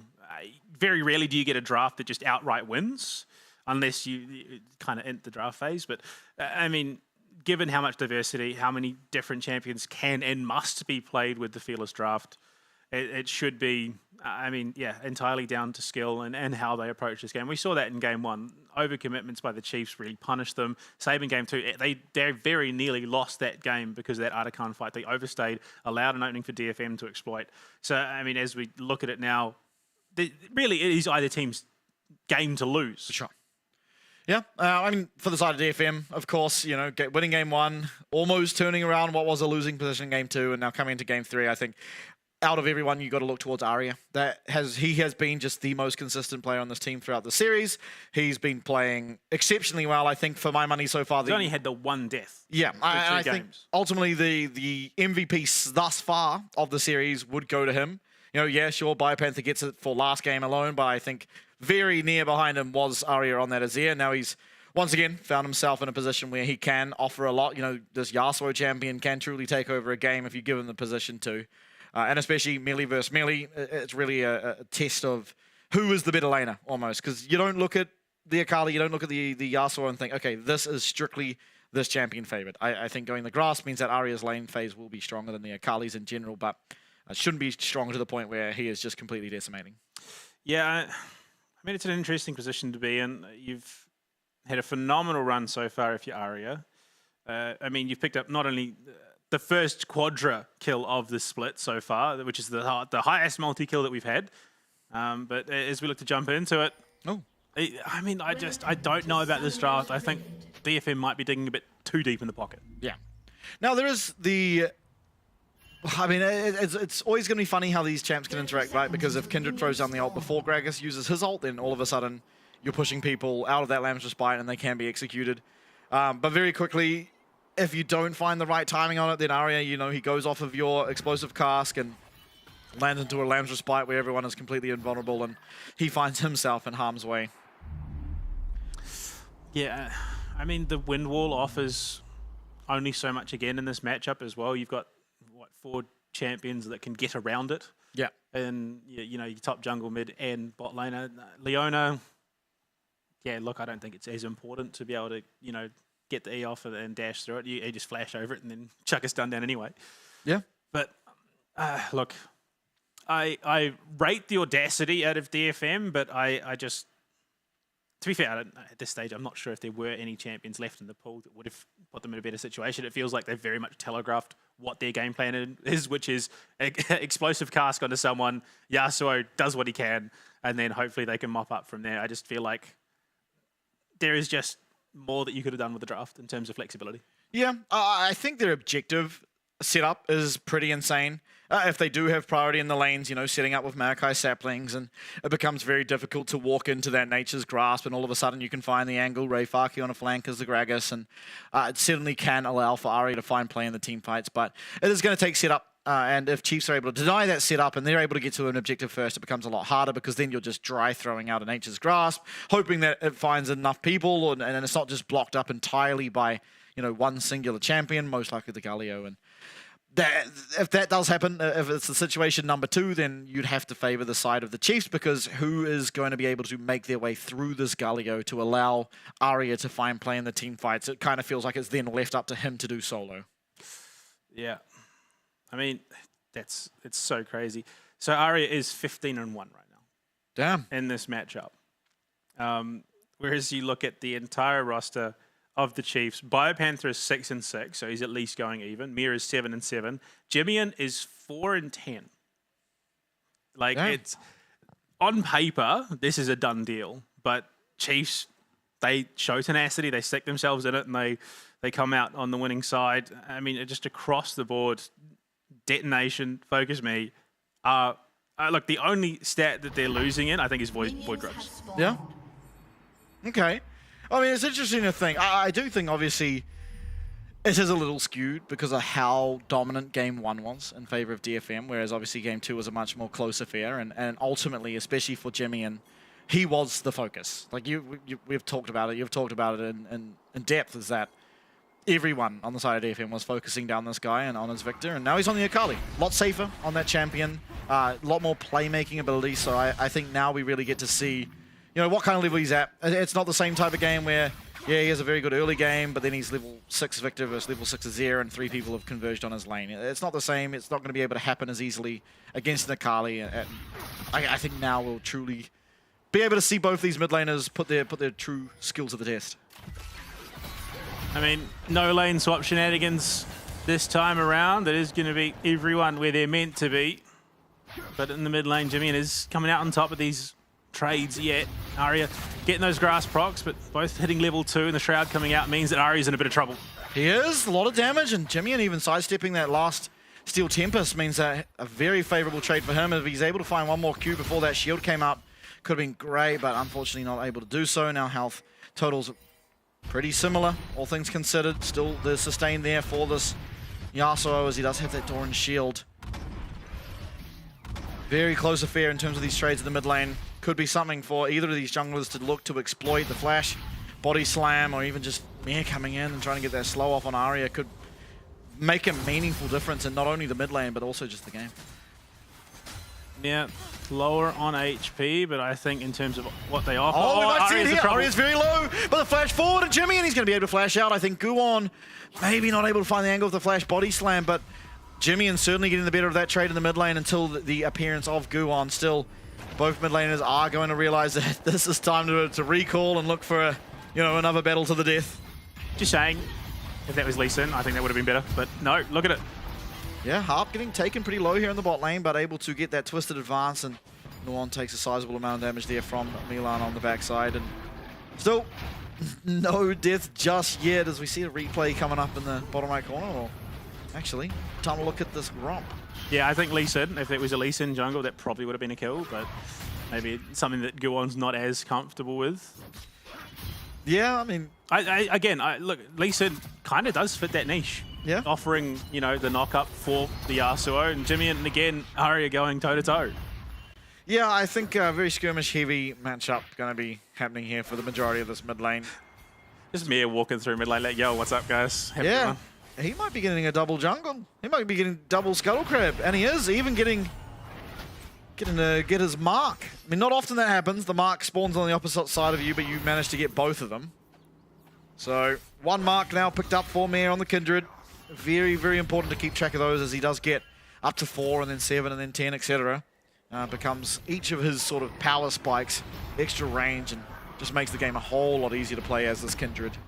I think we are going to see a slow game on the whole. Both games 1 and 2 have been played in such a way where teams who overcommitted made reckless plays and it's cost them. So they are just going to play it a little bit slower. Despite Jimmy and Arya just bare knuckle brawling in the mid lane. For the most part, I don't see any heavy commits. We're not going to see any crazy tower dives, anything like that. Both teams are just going to farm up, get their gold. And when we start to see these objective plays, that's where things really kick off. And a lane swap. Yeah. So we see Chiefs pulling the trigger on the lane swap, maybe suggesting that they do much prefer going for these grubs, and they're going to be able to get Prior up on that top side. Rayfaki comes and takes a very poor trade. It does go in the favor of Biopanther in the bottom lane. Arya's just begging Jimmy to take that shuriken. Not going to. I mean, Arya now having righted the ship with that grass and being able to threaten down the bot lane. Ray is having a rough time of it. Yeah, it does overheat, so we'll be able to get a bit of trading back as the Conqueror will eventually stack up and help him out just a little bit more, but still ultimately Biopanther, he does get his choice of counter matchup and he's making use of it for the time being. Mid lane on the other hand, Arya now more so than much earlier in the game having a much better time. 3v3 mid now is the ARAM time, as is so common these days in League of Legends. Calling the ARAM early, interesting, but I mean Jimmy just really struggling. I wouldn't have thought as badly as he is right now in the face of what is a Doran's shield. Left blade. I mean, Luon hanging around. This is where traditionally Chiefs have struggled, just overstaying their welcome. Yeah, that Zenith Blade is a little questionable, but it seems like he will be able to get out. Takes a massive amount of health as the punishment, though, and Lemus now trying to join in, but Biopanther's first hit of the mid lane. Rayfaki nowhere near. In fact, he's still sitting in base. It's a 4v5 for the time being, a double knock-up, but Arya not going to be pulled the trigger because the rest of the team not in a position to be able to contest it. Chiefs, though, you see they're starting up these Void Grabs. Mir will be able to at least pick up this first one, not needing to use the smite. I mean, he still at least has one charge. Jimmy, though, you're seeing the health. The one goes 40, flashes in. Here comes the hero's entrance. They're able to find at least a launch lockup. And Biopanther with the 4-man taunt will get first blood. Jimmy trying to find the damage he can, but Milan's going to live on 1 HP. Mir so low, and Lehman flashes out, but they're surviving. Biopanther will eventually go down. All things said and done, one person goes down on the side of DFM for 2 there for Chiefs, but how close it was, and what an attempt from Bio. 3 in the end, but defeat is picked up courtesy of Biopanther, who does claim first blood. The kills going kind of where you want them, Yasuo and the Ashe pick. And look, I rate the delivery system, but Luon was just so low, didn't have 6, didn't have much to contribute there. Milan jumps out, taunted, brilliant taunt from Bio once again, but there was just no follow-up, and the double knock-up onto Mir Lemus meant that they were out of the fight completely. So, look, I can understand what Luon's game plan was. This early on as a Leona, you're just not offering enough sustainability to tank that front line. Yeah, as we come back to live, it is DFM who are going to claim those last 2 Void Grubs, so still no progress towards the Feat of Strength, because you do need all 3 of those to count, but still massive gold advantage now in favor of DFM for this early on in the game. 1k, I guess, essentially, but we'll see. You saw what can happen, right? If Chiefs weren't all 1 HP prior to that fight, it probably goes a whole lot differently, as Milan even escaping on the narrowest of health. But I think this is a great call. Get the Drake. Oh, Hextech Flash on the Guon. Yeah, but Body Slam still available, and no one really here to follow up. Means Guon should be completely fine. And in fact, it's Chiefs now that have to worry as they are pushed off this dragon, being that they did turn to try and look for something on Guon. So 1 of 3 now progress towards those feet. Too bloodthirsty, I think, the Chiefs. If they just hard focused on the Drake, they would have put themselves within sniffing distance of getting the feats of strength, but they allow DFM an avenue back into it. So, I mean, look, it's still a lead, more so for the Chiefs, I think, in terms of late game, but, I mean, those 2 extra kills that DFM picked up, Arya now sitting a lot more comfortably in the mid lane, and the fact that on top of that, Ray can actually kind of go toe-to-toe with Bio now means that Chiefs, while having a very, very solid draft, are in a weakened position considering where they could have been. Yeah, absolutely tend to agree. Oh no. Lemus might be in trouble. He has got Cleanse, but he has absolutely no one nearby. Cleanse is going to be used, but now, you know, that doesn't really matter. He is still absolutely dead. Even trying to Valkyrie to just make sure he gets the last of this farm. Will manage to do at least that. As hold up, very low. Will Guon be getting? Not low enough, though. Rayfaki, he might have to pay for the sins of his team, although he actually just drops the equalizer and feels pretty okay. Still going in, Luon, not going to click on the Zenith Blade, flash away, but still able to land the knockout, able to land the taunt. There is still going to be Lamb's Respite there. Biopanther not going to receive it. Way too telegraphed from the Chiefs. I mean, as soon as you realize that Lemus is down in the bot lane by himself, that Ray knew exactly what was going. Drops the equalizer, knows full well that with the adjusted towers now coming into 2025, it's going to be that much more punishing to go for a dive. And Luon, look, tried to juggle the aggro as best he could, but Biopanther's there for far too long. And ultimately, it's a 1-for-1. So it's a wasted venture because, I mean, the goal was to shut down Ray, deny him, but he gets a kill back anyway. Yeah. I have to question why Kindred ult wasn't used. Perhaps thinking to keep it up. It is a very long cooldown at this point of the game and wanting it for Void Grubs. I'm not sure. Could have kept Biopanther alive had it have been used. Chose not to. Still, I mean, gold on your Kindred is very much necessary if you want Mare to succeed. So still, at least getting the kill onto him was important.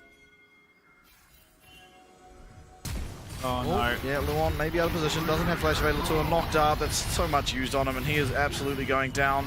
Try as he might, Arya going to be picking himself up another. That's going to be 2 kills now to this Yasuo, who's getting dangerously close, in fact, to having access to the Blade of the Ruined King. Lemus getting slowed up, everything coming at him. Nature's Grasp will connect, go on trying to find the damage, and absolutely will. Drops a barrel on him. Lemus just found for nothing. I mean, it's something that isn't always talked about. Lack of information is just as telling as information. If you cannot see multiple members of the enemy team, it's a pretty safe bet that they're in a position where they could really cause you harm. So Luon just wandering into the jungle, knowing full well that Arya was mid lane not moments ago, I mean, it's a pretty safe bet to assume that they are rotating somewhere. Yeah. And so going in blind, giving away that kill, it then sets up for a kill onto Lemus as well. And now Jimmy is just alone. The Shroud is only going to do so much. Ulti pop. Oh, hold up. He still has reactivation of his ult. He's going to be able to final his one kill. It's a shutdown going over to him on the Akali, and maybe he's able to make it out as well. A lot has been used by Guon earlier on in the trade. Can he find more? He doesn't have access to the Shroud. It's very scary. Body Slam, rather, would shut him down entirely. Going to be happy with his 1 for 0, and does give over the tower. It's going to be one more step towards the feet for the side of DFM. But still, other side of the map, Mare starting up these Void Grubs.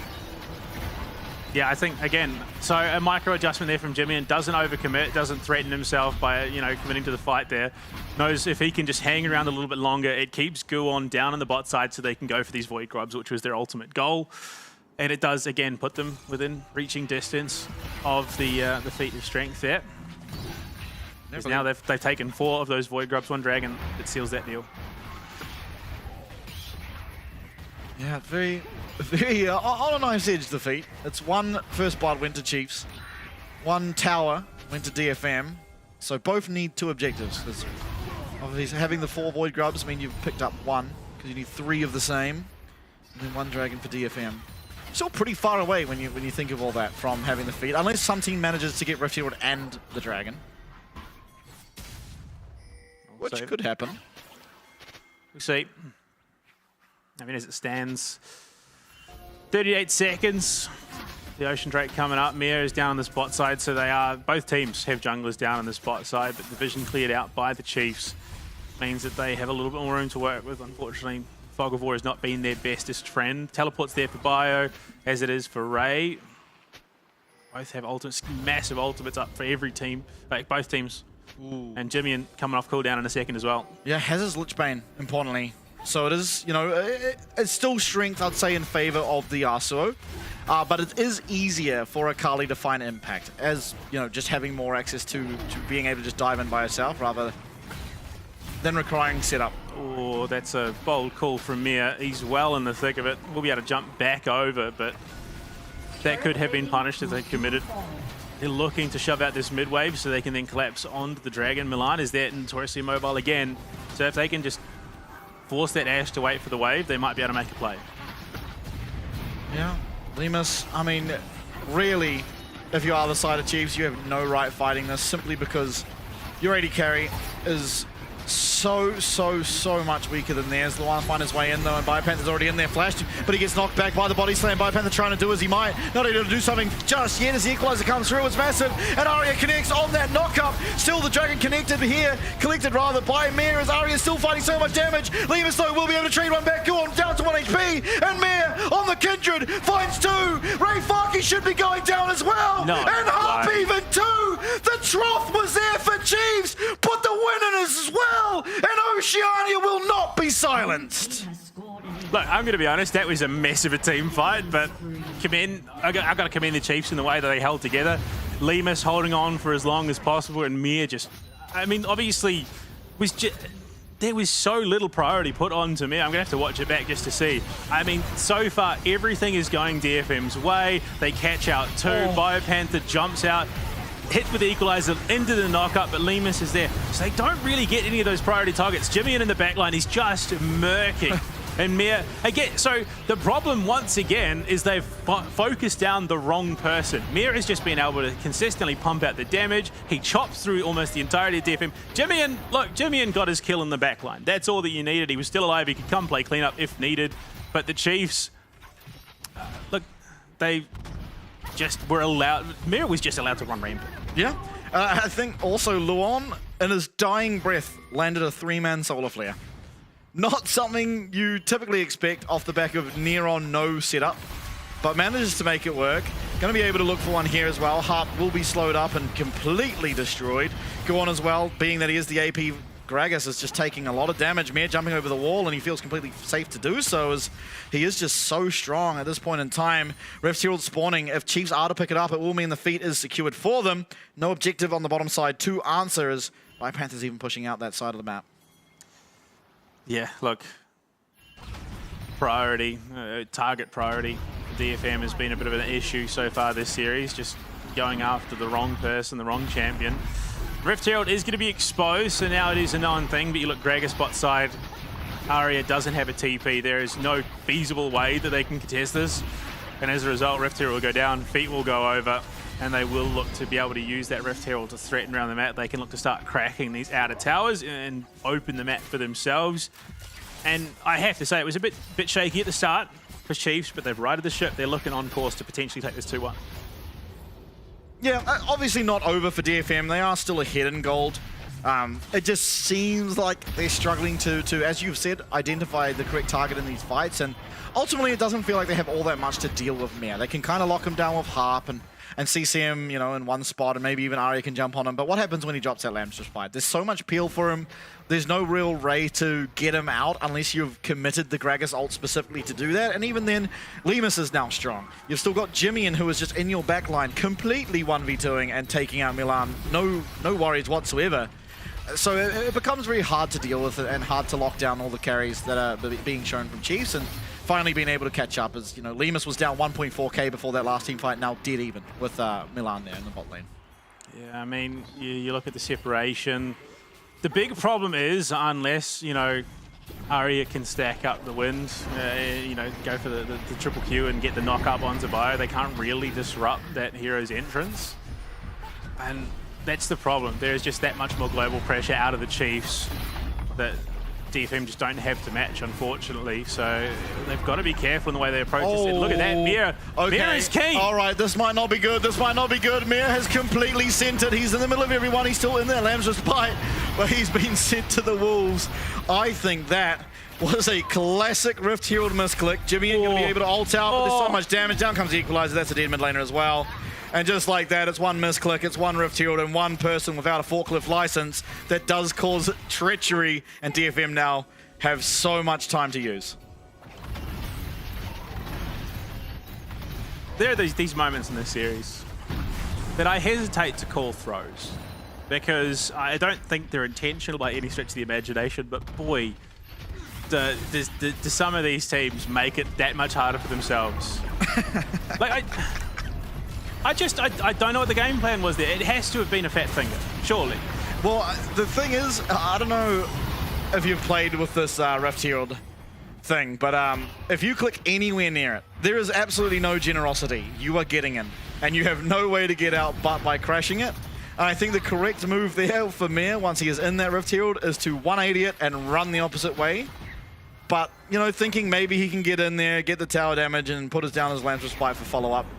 He chose to hit the tower, not wise, and we saw the result. Ultimately, it does lead to them now losing their mid lane and outer tower rather.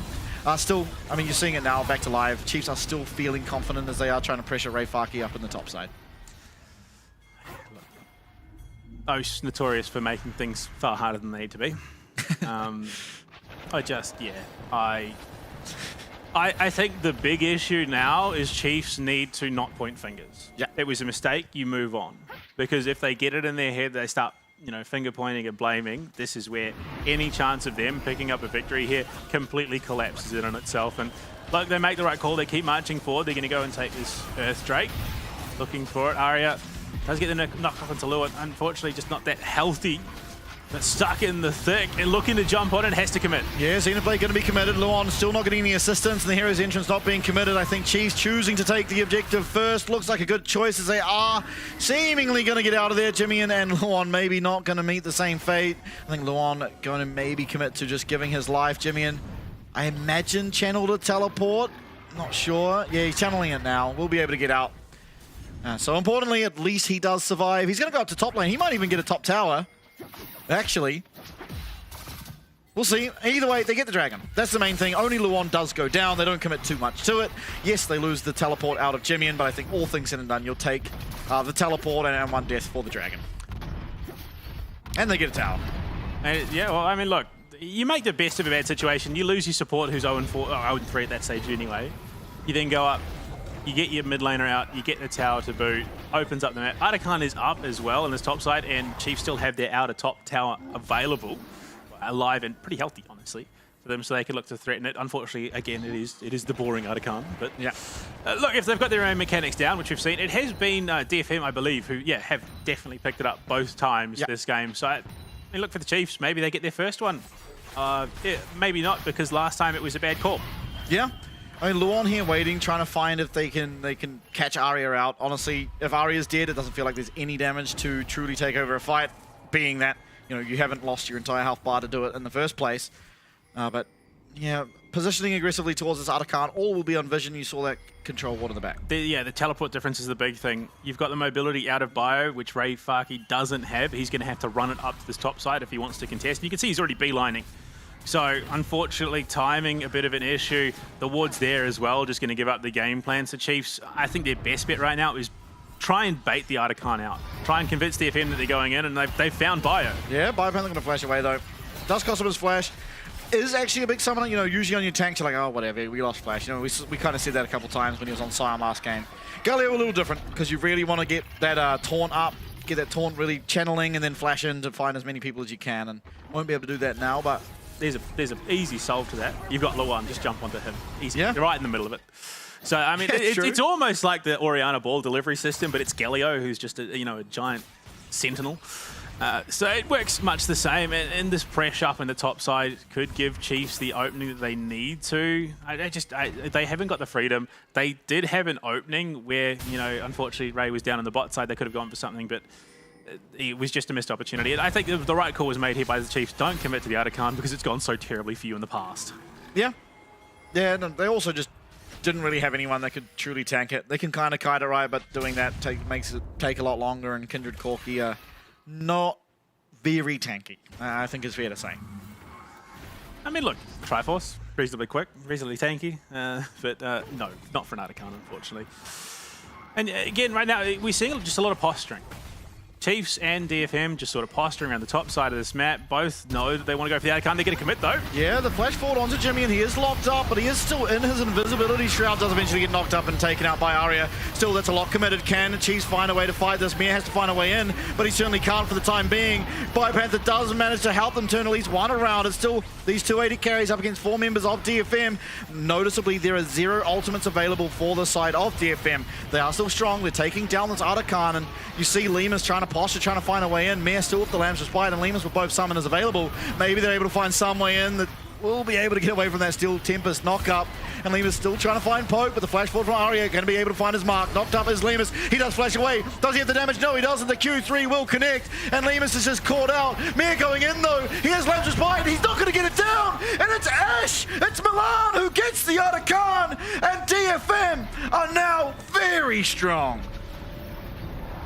They used almost all the ults there onto Jimmy again, but it just didn't matter. Bio was in the wrong place. I mean, he had the hero's entrance onto 2, so missed Arya there. That wind wall completely gutted any follow-up damage. Yeah, Lemus was well out of it. Again, it's just it's an odd call to see Chiefs knowing full well that Artican is the game plan. That is what everyone is focused on at the moment. Why is Lemus so far south on the map? Why are we forced into a situation where Jimmy is getting... I mean, how in the first place is Jimmy just being flashed on? Yeah, a lot of damage coming from Arya. He has, of course, the ability to just take this fight. If he dies, he dies. He does get the knock up. Jimmy is going to be very, very low. Shuriken, and he gets the withdraw. Well played by Jimmy, and knowing the absolute limits of his champion, does manage to just edge out that fight.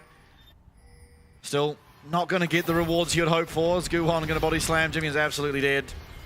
Still a lot committed. They will be losing their top outer. In fact, Baron pings.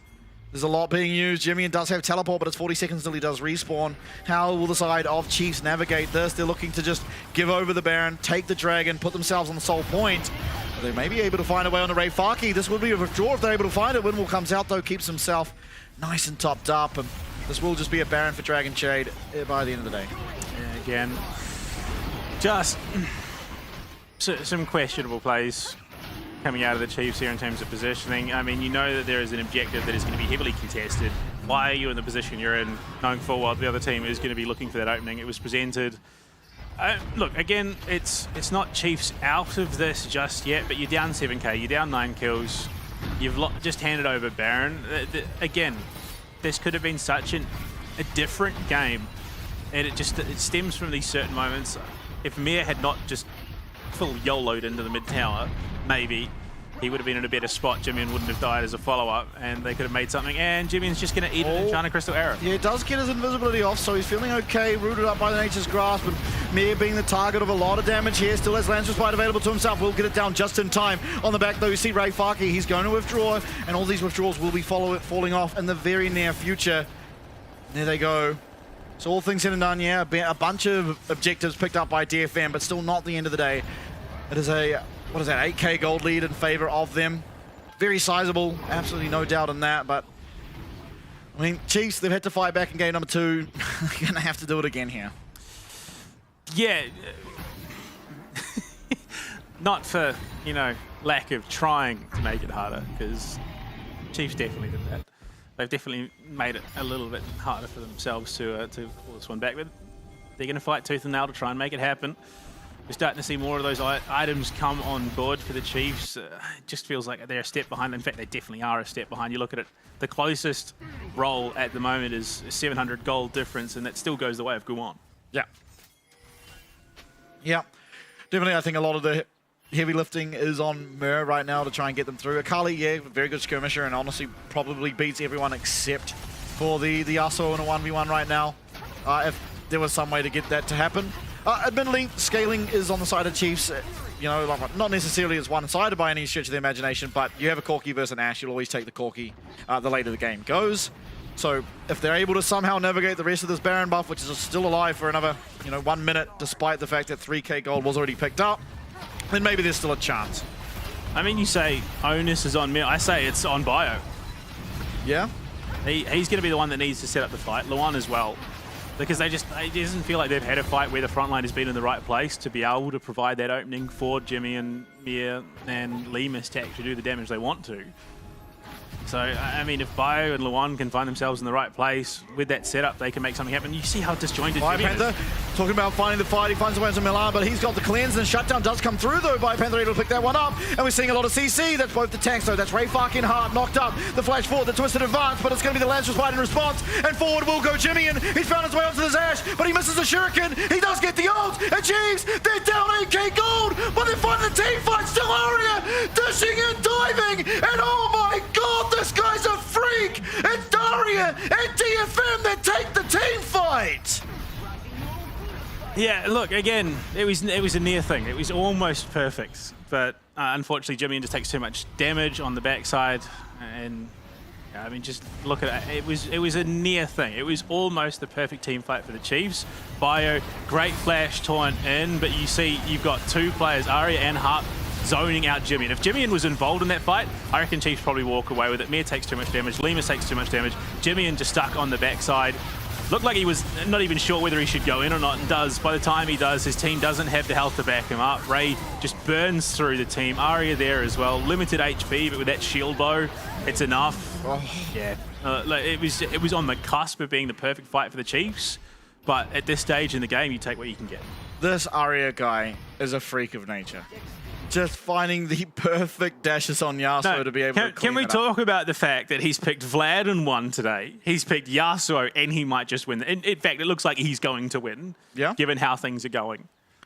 Yeah, 10k gold up, RDFM, and I mean, off the back of that team fight, it was so close. If Chiefs win it, then the gold lead closes. They just narrowly lose it, and the gold lead has completely ballooned. Really, really hoping that especially Lemus here on the Corki can get to his next item, can pick up what I imagine will be that Lord Dominic's Regards and get that armor pin on.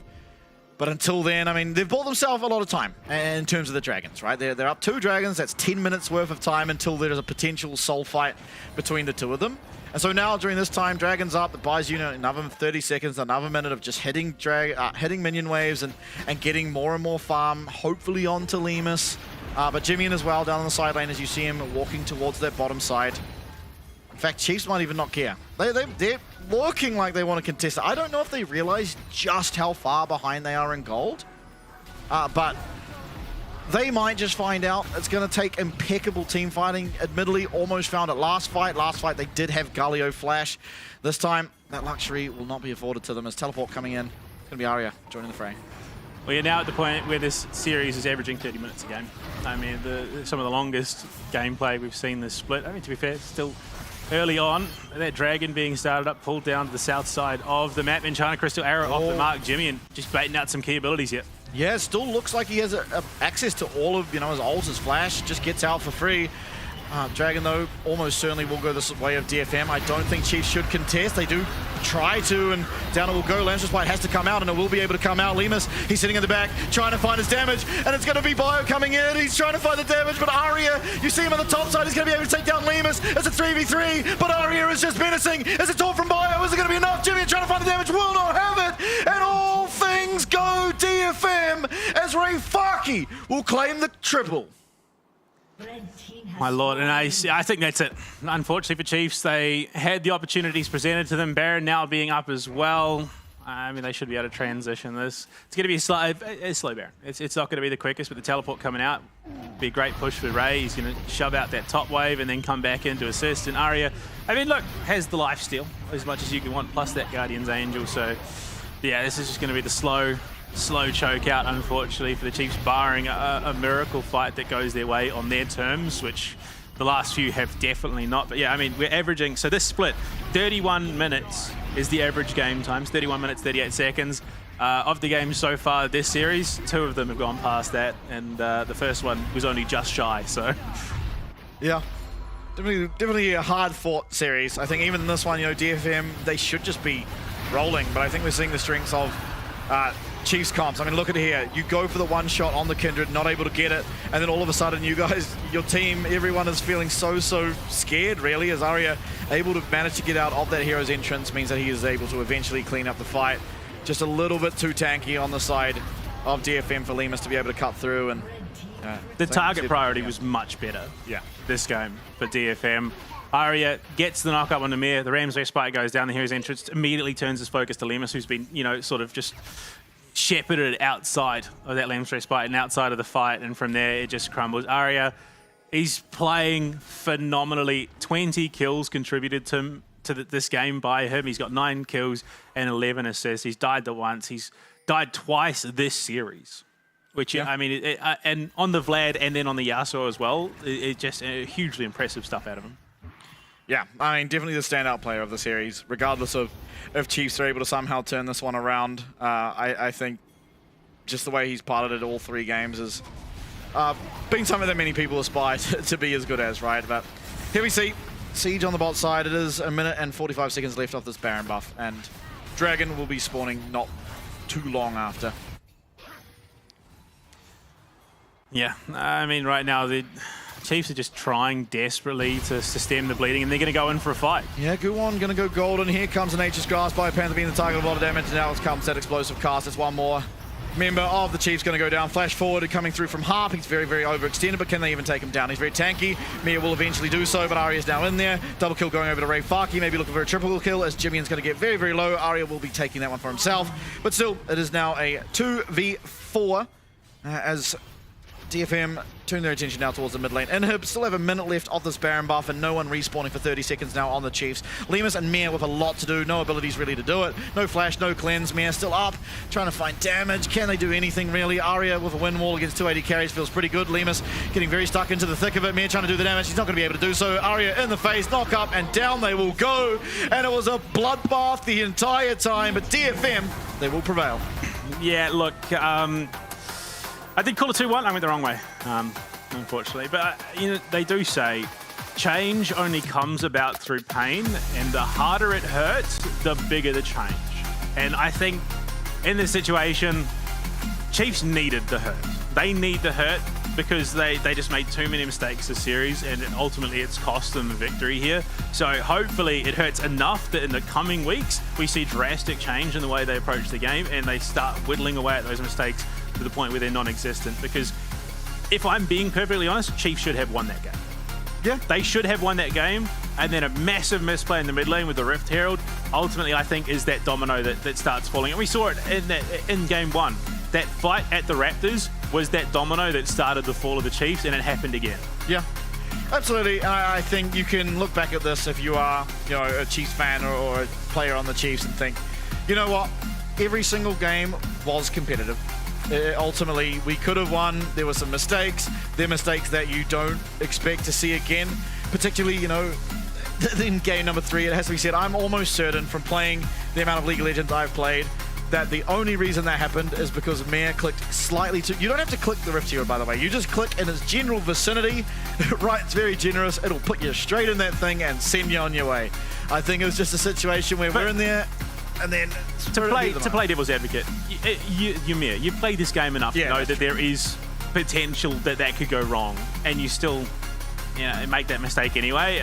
I think at this stage, look, game 3, it's been a long day, but realistically, how often should that be happening in a match at this level? So, look, to be fair, they still won a game, which is their first win of the tournament so far. So, if you're the Chiefs, you're taking every single success you can and looking to compound upon that. You look at the successes, yes, you acknowledge the failures because they were pretty egregious, if we're being honest, but by examining those failures and looking to move forward, that is where success can be found.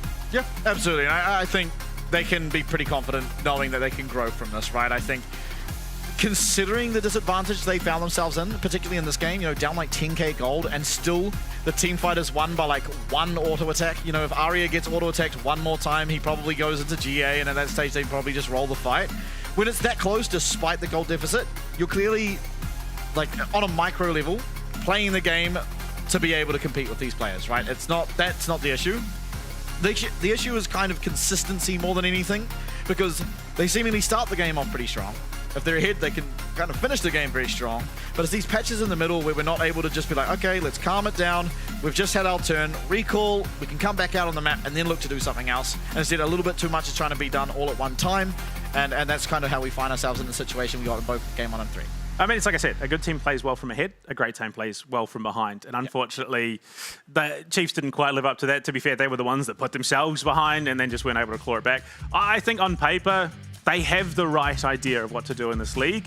It is, again, coming down to execution, which has left them a little bit lackluster, I think. Yeah, and I think we should talk about DFM, and particularly Arya, because I think from the beginning of the series to the end of the series, he played out of his mind. I think probably the best look we've seen from any given player this entire split. Obviously, yes, we're only on week number 2, but it was probably the kind of a performance that we look back on at the end of the split and be like, okay, yeah, that was the best series a player has played during the LCP for at least split 1. So I think huge commendations due to him, and I think that's a really good look for DFM going forward as well, because even if, you don't know that the Chiefs are a good team, or you don't think the Chiefs are a good team, an individual player, an individual playing that well, you know that his highs are very, very high, and that's something that DFM as a team can sort of build off. I mean, even the game they lost, his Azir was looking pretty phenomenal, if we're being honest with ourselves. There was one instance where he was a little off the mark, and it was a pixel that made the difference between Lemus being, hit with the Emperor's Divide or not. And when it's a pixel difference, I think you can forgive that for the most part.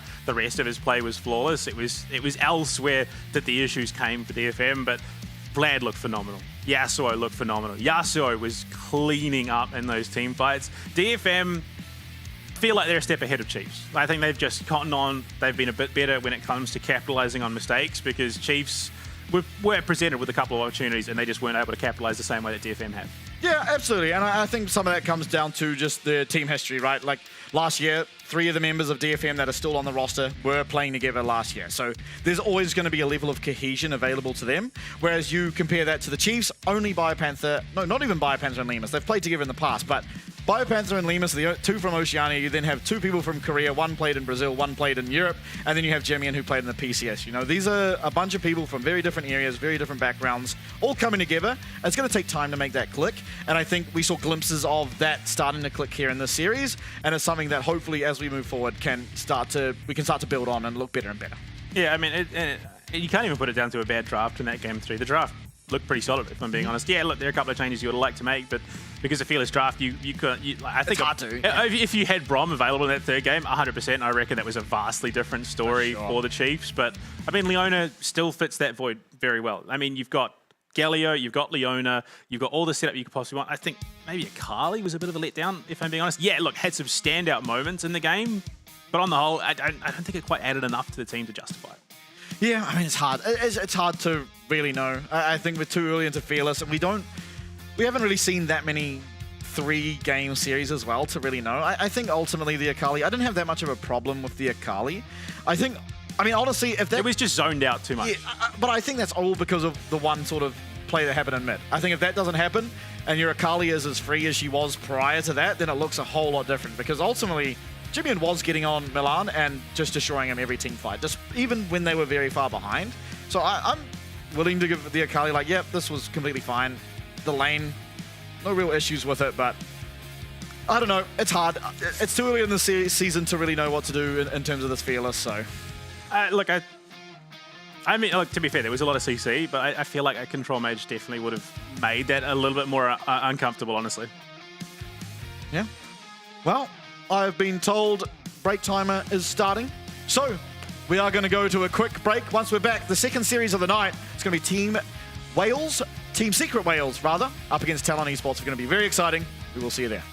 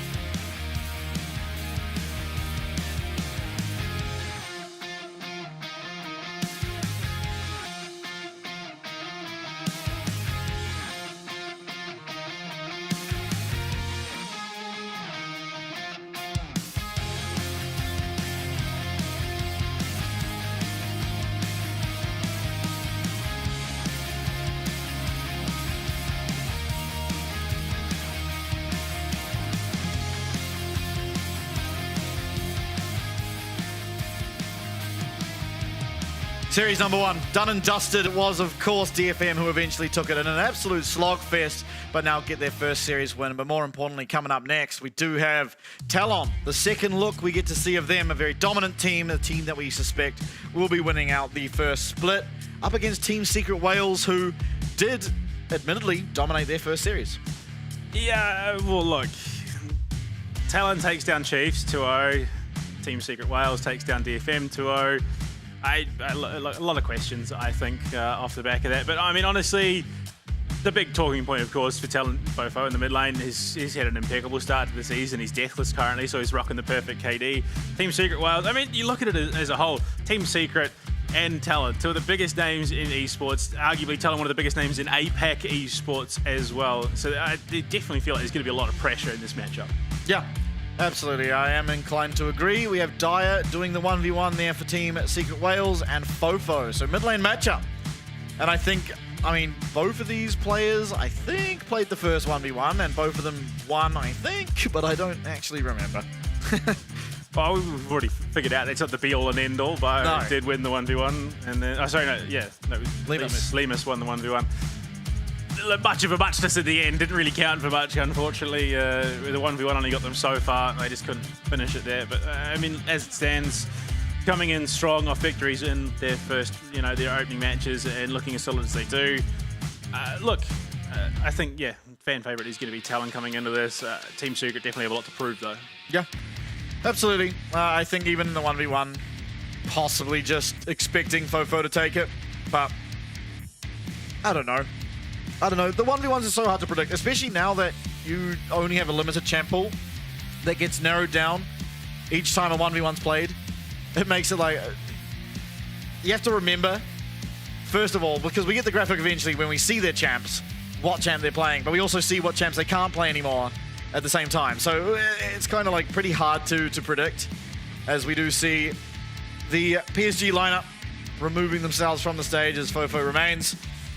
To his 1v1, and then back to the dressing room. He'll go to discuss the plan of attack with Corgi, the Talon coach.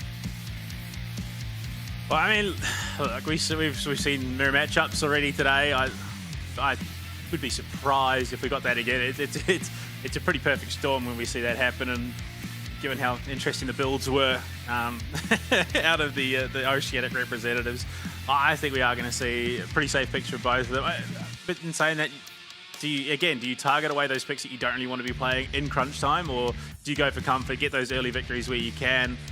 I mean, for a team like Talon, you've got to imagine that they're really not putting as much onus on the 1v1s, in particular what's being played, as who's playing it. Yeah, I mean, I think if you're Talon and you just expect to be able to beat a team like Team Secret, you probably just go in here, give Fofo a champion, not a champion that he would want to play when it is crunch time. Like when you get to those last games, you're like, oh, we're going up against CFO, we're going up against Garm. We really want Draven here to get the side selection. You're probably not picking something like that here, because I feel like they should be confident enough in themselves to take it. On the other side of things, you can probably think the opposite as Team Secret Wales. It'll ultimately come down to the confidence you have as a team and in an individual to sort of decide what it is you go for. Yeah, I mean, honestly, this week, it kind of rounds itself out quite... easily is probably not the right word. It's going to be a bit of a slugfest in this matchup, and then Team Secret taking on Chiefs, Talon taking on DFM. I would imagine majority of the prep has gone into this matchup more than the other two, given how things have gone. Not to discount DFM or Chiefs from potential upsets, but they definitely don't feel like they're quite weighting up to the caliber of the likes of Talon, the likes of CFO.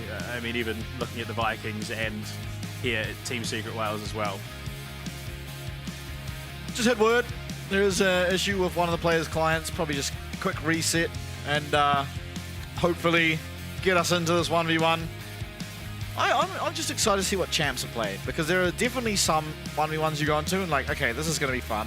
And then you have the other 1v1s that's Draven versus LeBlanc. And it's that was tough to watch. I'm sitting there like, this is going to go very poorly for someone, and it's definitely not the Draven.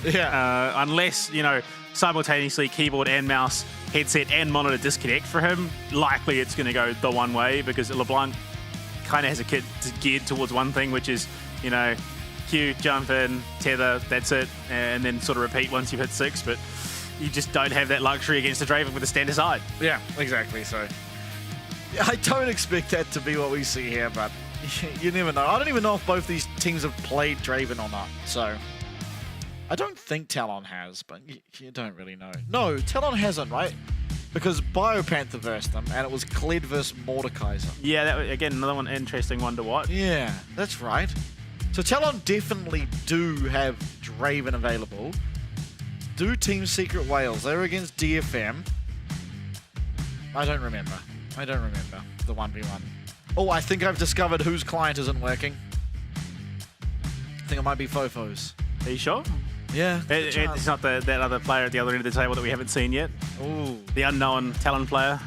It's definitely going to be Fofo because their focus is on the 1v1, so obviously there's issues there. But I mean, look, I suppose you take this time, you mentally prepare yourself for this if you're Team Secret Wales. But yeah. I mean, I think the biggest part of this matchup is just not to second guess yourself if you're Team Secret Wales, because Talon coming in as the favourites, coming in as the fan favourites, arguably on paper the best team in this competition, but Team Secret have something to prove. I mean, if you could take down Talon in your second week of the split, I mean, that's going to set you up for a great run. Yeah, absolutely. And you're a bunch of rookies, and I think in general, you know, that sort of ravenous hunger, I want to say, that rookies can sometimes provide, where, you know, you're a little bit more carefree. You're like, okay, we're against the big dogs. The Honku, for example, it's a little bit less careful than you should be in certain situations. Yeah, but you come in, you know, you're hungry. You're like, if we beat these guys, and we can beat these guys, it is going to be a massive thing for us. And ultimately, their bot lane is really solid. They have an amazing bot lane. Eddie, especially in that AD carry position, has been performing well. Dyer as well, completely. Like, you saw what Arya was able to do last series. Dyer had his number completely. Just completely shut him down that series. If he's able to replicate that against Fofo, then maybe, you know, Fofo won't look as dominant as we tend to expect he should. And at that stage, it's like, okay, there's actual play, and we can look for a series win. And I think the rookie status does give you that edge up in these situations where you have nothing to lose. No, I mean, I suppose, yeah, some would say it's a level of naivete, just not quite understanding your limitations in terms of certain matchups. But, I mean, looking at what both these teams have played, this makes for what could be a very exciting and electric series. Yeah, absolutely. As I believe there is now an audio issue. So hopefully that gets fixed up nice and promptly. But what do you think? Who's winning the 1v1? Oh, it's got to be Fofo. I mean, the guy hasn't died yet. Why would he start now? Yeah, true. I wonder if it was him that played the first 1v1. There's no way he played Mordekaiser. I don't believe it. You'd have to believe it. No, it was Arja. I'm sure. Arja. All right. I've been told we're going to go to a quick break. But when we're back, 1v1 should be all ready to go, so we'll have that for you very shortly. Please do return.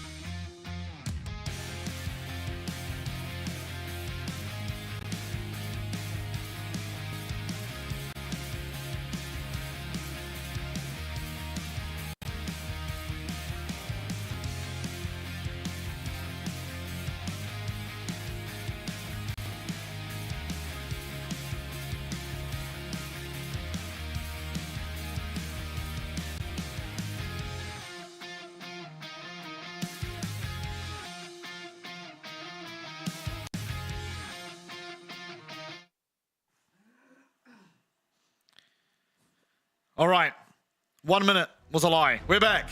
It's Israel against Kled. I actually think Kled is a very good 1v1 champion. But it's up to Dyer to avoid getting put on a leash and one shot, which Israel admittedly is a good champion at doing that. What, being one shot or? No, avoiding yeah. avoiding skill shots. Yeah, I mean, look, if Kled can close the gap, then yeah, sure, this becomes a very uncomfortable matchup for Israel. But I mean, in reality, you should be able to maintain gap. You should be able to poke down. If all goes according to plan, let's put it that way. If Israel's played the way Israel's meant to be played, into a Kled, which is, you know, again, a melee champion, this should be pretty easy. But we've seen already today, nothing is always as easy as it seems. Yeah, I mean, that's true for the first few levels, but then Kled will eventually hit level 6, and it's pretty hard to avoid Kled sprinting at you at Mark 10. But we'll see. I don't know what to expect anymore. When it's here for the Israel, going to add to that pool, be able to just contribute continuously just throughout spells. Double Doran's as well, so he's going to have a bit of sustain. Longsword, Doran's shield, Doran's blade for Fofa on the Kled. And the jump out there, okay, that's a good game plan. Yep, that's the leash landing, and that's going to be a lot of damage turned onto Dyer. He is trying to find some back for himself. Not going to be able to find the Essence Flux proc there, and so Fofo feeling pretty good about trade number 1. I'm just waiting. Fofo's just sitting there thinking, you want to see me do it again? Because he's about to jump on. Dyer's in trouble. Okay. Dyer going to lose. All right. Oh, there's a Knight available. I wonder if Fofo could have just committed to it. Barrier was lost by Dyer. Fofo now, admittedly, very low, but does, once again, still have his barrier, still have his Ignite. Ignite available for Dyer as well. Very, very close call, this. Now that the Skull is lost.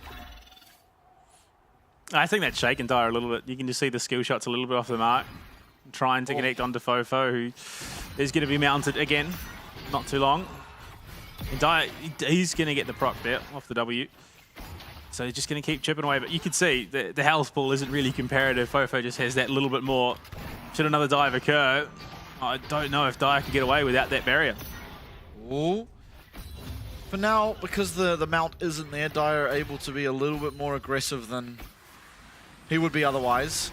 Fofo getting the heal up, but actually not getting the heal up because he's at max melee, or max mini Kled, if you want to call it that. Kled's true form. Yeah. But yeah, look, it's a bit of a limit for Fofo to impose on himself. He is going to get the proc there, jumps back in. Oh, the connect. Dyer is dead. Dyer is just completely dead. That's first blood going over to Fofo now. Still yet to miss one of the chains.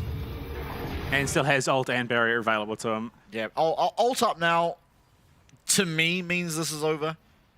We'll pick up a Brutalizer. Yeah, I don't really see a way Dyer comes back from this. Yeah, the only way you can do it is play passively, and all that's going to do is just draw things out.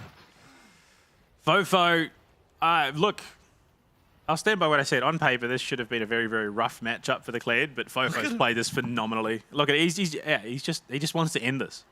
Doesn't care about minions. Realizes minions do not matter. Gonna go in. Chain, not even thrown out. Dyer trying to hold, but he gets hit once again, and Fofo takes a massive trade for himself. Gonna be able to back out. Barrier still available for Dyer, as well as Fofo. No Ignite admittedly, and oh boy. Oh, he tries to eat away, will not be able to get it, and that is the 1v1. Done and dusted. Fofo picks it up pretty clearly. Yeah, look, that was pretty brutal. All said and done. Fofo, look, for a mid laner to pick up Kled like that and just understand fundamentally your limitations, the guy has a deep understanding of the game. Deeper than I would have predicted going into a Kled versus Israel matchup. He just knew exactly what he needed to do. Dyer just hit with the traps constantly. That is an uncomfortable matchup for any ADC watching. Yeah. Yeah, pretty crazy how accurate he was. I'm like genuinely blown away that he did not miss a single one of his, what are they even called? Leashes? I don't know. The bear rope. Trap on a rope. Yeah. Bear trap on a rope, perhaps, yeah. Oh well, that's the 1v1 done. PSG, or not PSG anymore, sorry. Talon will have side selection. And the voices in my head, once again, they come to my rescue and tell me that they have decided on blue side not really to my surprise. They did that last series too. Yeah, I mean, not wasting no time either. It was a pretty quick, concise decision. Going into this matchup, I mean, I think that's definitely going to potentially put Team Secret on the back foot a little bit. The way in which that 1v1 was won by Talon potentially could shake the confidence a little bit, but a team of this caliber, of Team Secret Wales, look, hopefully it hasn't disjointed them that much that it's going to, cause them to crash out of the series. But Talon coming in on the front foot, we've seen what they can do on the front foot. They absolutely dominated last week. They're looking to do the exact same again today. Yeah, I think Talon have cause to be confident here. Yeah. Ultimately, I always wonder, if you get the mirror matchup for the 1v1 and you lose it, like you get top lane versus top lane, mid lane versus mid lane, and you lose it, would that not shake your confidence going into the actual game? Because you're like, okay, obviously it's not going to be champions that you actually play in the game, right? So you'll have more knowledge on whatever happens. But you're like, okay, we're the same role. We had choice of the champions, and I've just lost to him. Does that mean he's a better player than me? I mean, I think you said it perfectly in the first 1v1. It's an indicator of individual skill, but ultimately League of Legends is a team game. Yeah. So just because you lose the 1v1 doesn't necessarily translate into an immediate loss in the 5v5, because one person could be mechanically, individually far more skilled than the other. But if the other person plays much better in a team cohesive environment, you're playing better for your team, you're doing what you need to be, you're more in position than your opponent, yeah, that's ultimately going to translate that much more in a 5v5 format. Yeah. Oh well, so Talon blue side, what do I expect to see? I do hope for Victor. I think that champ's really, really strong. We kind of saw it from Jimmy, right? He was targeted the whole game, still did the most damage in the game by a reasonably sizable margin, despite being on the back foot for the majority of it. And then Fofo's first game as well is the other one that sticks out in my mind, where he is just so dominant throughout the entire lane phase. Obviously, yes, he's against an Akali, a melee mid laner, but never really feeling pressured to even lose a flash. Like, he lost flash, I think, one time that entire game, at least defensively one time that entire game, which suggests to me that Fofo is very good at the Victor, and the Victor is just a very good champion. Oh, absolutely, in the current state of the game. I mean, it was interesting seeing what Team Secret brought to bear. I mean, the Italy coming out in Game 1, the Mel fight coming out in Game 2. We saw the quintessential, Orianna ball delivery system, not just with the Mel fight, but you had the Wukong and the Poppy as well to pair with it. So, I mean, look, looking for that all-in sort of team fight, just looking to steamroll their opponents. I think Team Secret understands what the draft should be and how they should approach it. But I think the big problem is, again, that fearless draft. If we do make it to a Game 3, just how deep are the pockets of Team Secret? Because, I mean, if we're seeing Fofo pull out a Kled like that, you can only imagine how deep the draft pockets are for a team like Talon. Yeah. I mean, it's also just veteracy, right? Like, you've got Betty, who's played since, like, Season 5, Season 6. You've got Fofo, who's been around for years. The list goes on. Casa, probably the longest-standing player on Talon. I'm not even sure. I'd have to fact-check. But regardless, they've been playing for years and years. Team Secret are rookies. So you just got to think, how many metas has Casa played through? How many metas has Betty played through? Same for Fofo. The other side, okay, you started playing competitive in the amateur league in the VCS last year. You don't have that much experience with different metas, meaning you probably haven't had the exposure to so many different varieties of champions that will always, maybe less so in the best of threes, but especially later on when it comes best of fives, you're going to struggle the further down the draft it goes. I am so excited for the best of fives. Not because obviously it means more League of Legends to watch, but we get to see just how creative some of these drafts are going to get. Because I mean, you're going to get to a point where if we make it to a Game 5, not only are there just 20 champions that you cannot play, of course there's another 10 banned on top of that, and if we see champion pools targeted out, I mean, how deep do you go in the mid lane? How deep do you go in the top lane? Are we going to see... I mean, is there a world where we see the likes of Amundo coming out? Do we see Rammus making its way into the jungle just because everything has been taken up until that point? Yeah, I think I'm excited because of... Specifically, AD carry is fairly limited just by the amount of marksman champs there are. That you could get into a very real position where it's like, okay, almost every AD carry is just gone. Do we get a Vayne? Do we go that deep into the pool where Vayne comes out? But teams could just play that top. Right, that's like traditionally or more recently, Vayne is pretty much only played in the top lane. So one team plays at top, and then that's even removed, right? And then you've got things like Corki can be played mid. All of a sudden, it's like this marksman pool is getting narrowed down further narrowed down by the fact that both teams have the 5 bans on top of it, I think there's a possibility for some pretty interesting things to happen. But do we get the Twitch? I mean, like, how deep do we have to go? I mean, do you see the likes of a Nunu come out in the jungle? I mean, look, it's not the most amazing pick in the jungle at the moment, but you pair that with something like the side, all of a sudden you've got 2 trains steamrolling down mid lane out of nowhere, and the team fight that you thought was going to be a 5v3 is suddenly a 5v5. So, look, yeah, it definitely makes for some deeper thinking coming into the playoffs. You are going to have to be that much more switched on in a drafting position. And you're going to have to be that much more careful in how you stagger your drafts as well, because if you've got these key picks that you want to play, if you play them too early, lose that game, you're not going to have that available to you again. Yeah. Do we see cleared mid from Fofo? Oh. He's a bit of a beast on it. I wouldn't hate it. I mean, look, if it was a melee matchup, there's potential. I could imagine seeing it, but I think, again, you'd probably want to see that in the top side more than anything, just because that it gives you much more room to move. As I have to say, once that ultimate comes online, you do have that pivot between the top and bot lane. So it's not the worst idea. It's not the best idea, I'll give you that, but it's far from the worst. But yeah, I'm just excited to see. I mean, do we see some of those old classics coming back, do you reckon? Which ones? Which old classic would you... Do we see the Zed coming out in the mid lane? Do we see Shen popping up in the top lane? I mean, how deep do we go with these picks that really just don't see the light of day in a competitive environment? I mean, we've seen the Vlad today and the Yasuo. So a Shen or a Zed in the mid lane really don't seem like they could be that far out of the realms of possibility once we hit the best of 5. That would be cool, I admit. Oh, champion select music. I just need the graphic. No graphic yet. Okay, we're in. Virus Nocturne, Skarner taken out. Virus and Nocturne out by Talon. Ash, Skarner out by Team Secret Wales. I mean, again, Nocturne is seeing a huge amount of priority. I think just because of the global impact that he has makes a lot of sense. Skarner, not quite the same level of global impact, but the fact that you could just, cruise on through a wall and all of a sudden you're just suppressing people in the bot lane. It's so broken. It's just so strong, and he's so tanky. Yeah. No, I cannot believe this champ is just like Kane, except unkillable, plus is useful before level 9. He just moonwalks through a wall, grabs 3 people, calls it a day. Speaking of rocking up out of nowhere, if we get deep enough into the best of 5s, I want to see Hackerham coming out in the jungle. Ooh. I reckon that could be a lot of fun. That has not been a competitive and viable pick in a long time. Just lack of trying. Kalista going to be removed as that final ban. So these very strong lane bully 80 carries have, for the most part, been removed there.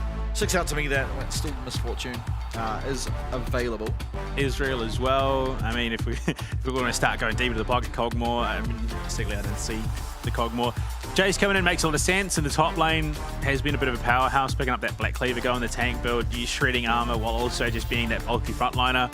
It's brilliant in terms of what it's offering for a team, not to mention that range threat with the acceleration gate. Misfortune is going to be picked up for Eddie here. And Aurora coming out, I would imagine, for Dire. Okay, taking inspiration from what we saw out of the Chiefs earlier today, if they are able to round it up, maybe show us how they think it's supposed to be done. But still, I mean, Talon just on opposite side of the map is so far clicking the same as what DFM did. Could have a mirrored game 1. Zinzao, it was Wukong. No? It was Pantheon. Oh yeah, actually, we were never gonna have a mirrored match 1, actually. There was no way Vlad Pantheon were coming out here. It is instead, of course, going to be the Zinzao and the Victor. Early game power out of the Zinzao, try and bridge the gap for Victor to get some of his upgrades, maybe even get a assist or 2 here and there. What is it? Empower him, speed him up on his quest for the glorious evolution. Evolution, yeah. I mean, Victor's been such a powerhouse. Rel Misfortune in the bot lane. I mean, Rel, again, solid pick at the moment. Just offers so much in terms of CC getting up in the face of your opponent's carries. I really do enjoy what Rel brings to the table in terms of lockdown. Second round of bans coming out, final 4. I mean, we see 80 carries open now, and Brom going to be targeted out. Again, you've got a Misfortune who's not the most mobile. Yeah, can run real fast, but doesn't have the dashes or anything to back it up. So, removing the Brom, removing that wall as well. I think that's a great opening for this Team Secret Wales roster. Yeah, I'll Talon get to have their response. top laners could be where you look towards. You already have your Jace. You're probably not feeling that scared for him. So they do, in turn, go for the jungle. So taking away a bit of the additional wombo that the Wukong does provide. What could be next? Obviously, we see that Israel was banned, taking that away from Betty. Very, very capable Israel player. So one more ban to come. I'm trying to think of wombo junglers. Sejuani, Zyra still available, Yeah, which have been picked heavily, but I mean Xin Zhao is potentially a little bit punishing into that Zyra, who early game could very much struggle against a very aggressive Xin Zhao. Yeah, it's a cusp but unlikely, but there is even the chance of a Jarvan, considering you do see the Victor in the mobile mid laner. Oh boy, Jarvan is always helping, not always at the best of times, but Jarvan is just trying his best.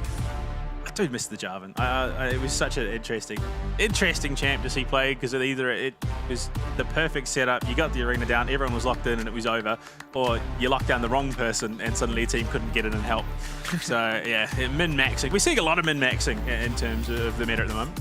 Yeah, and Bessa going to be that lock-in for the top lane here on Team Secret Wales, so Hero is going to be going up against Arja. I tend to favour the Jace for the most part. At least early game, especially where Ambessa's cooldowns, I think her Q was at like 9 seconds or something like that. It's a very long time between when you can take reliable trades. Jace, just with so much base damage and having access to more abilities, always feels pretty good. Jhin coming in for Betty. Yeah. I mean, look, I rate it. A lot of long-range threat, has a little bit of security, but the problem obviously then being Rel for Taki, as soon as it finds where that Jhin is, and whether it's in curtain call, whatever the case may be, if you can get onto that Jhin, get stuck in, suddenly it's having a miserable time. And the question is then, what do you pair with it down in the bot lane? Do you look to offer it a bit more security in terms of a frontliner? Nautilus, Poppy is a decent answer, especially into that Rel. We did talk about it last game. Yeah, it's brilliant in terms of shutting down that Rel's threat potential and just providing that room. Yeah, and Bessa as well. Just being able to provide that space for the Jhin to go to town, looking for that 4-shot cycle. Now though, top lane. Mid lane. No, actually the jungle is the final pick for Team Secret Wales. I mean, there's a lot still up in the pool. Yeah, Viego is going to be the choice. It's a champ that we've seen banned quite often. Decent into Xin. Into the rest of the team, though, will struggle to actually gain access, so really relying on the rest of his team to set him up for those resets to then participate fully in these team fights. And honestly, I think Talon as a team should be able to navigate around that. Some great resets, though, especially in terms of sticking power. If you get the Poppy, all of a sudden, you just can't escape this Viego, which is a pretty terrifying prospect at the best of times. I mean, Xin, you've got great engage.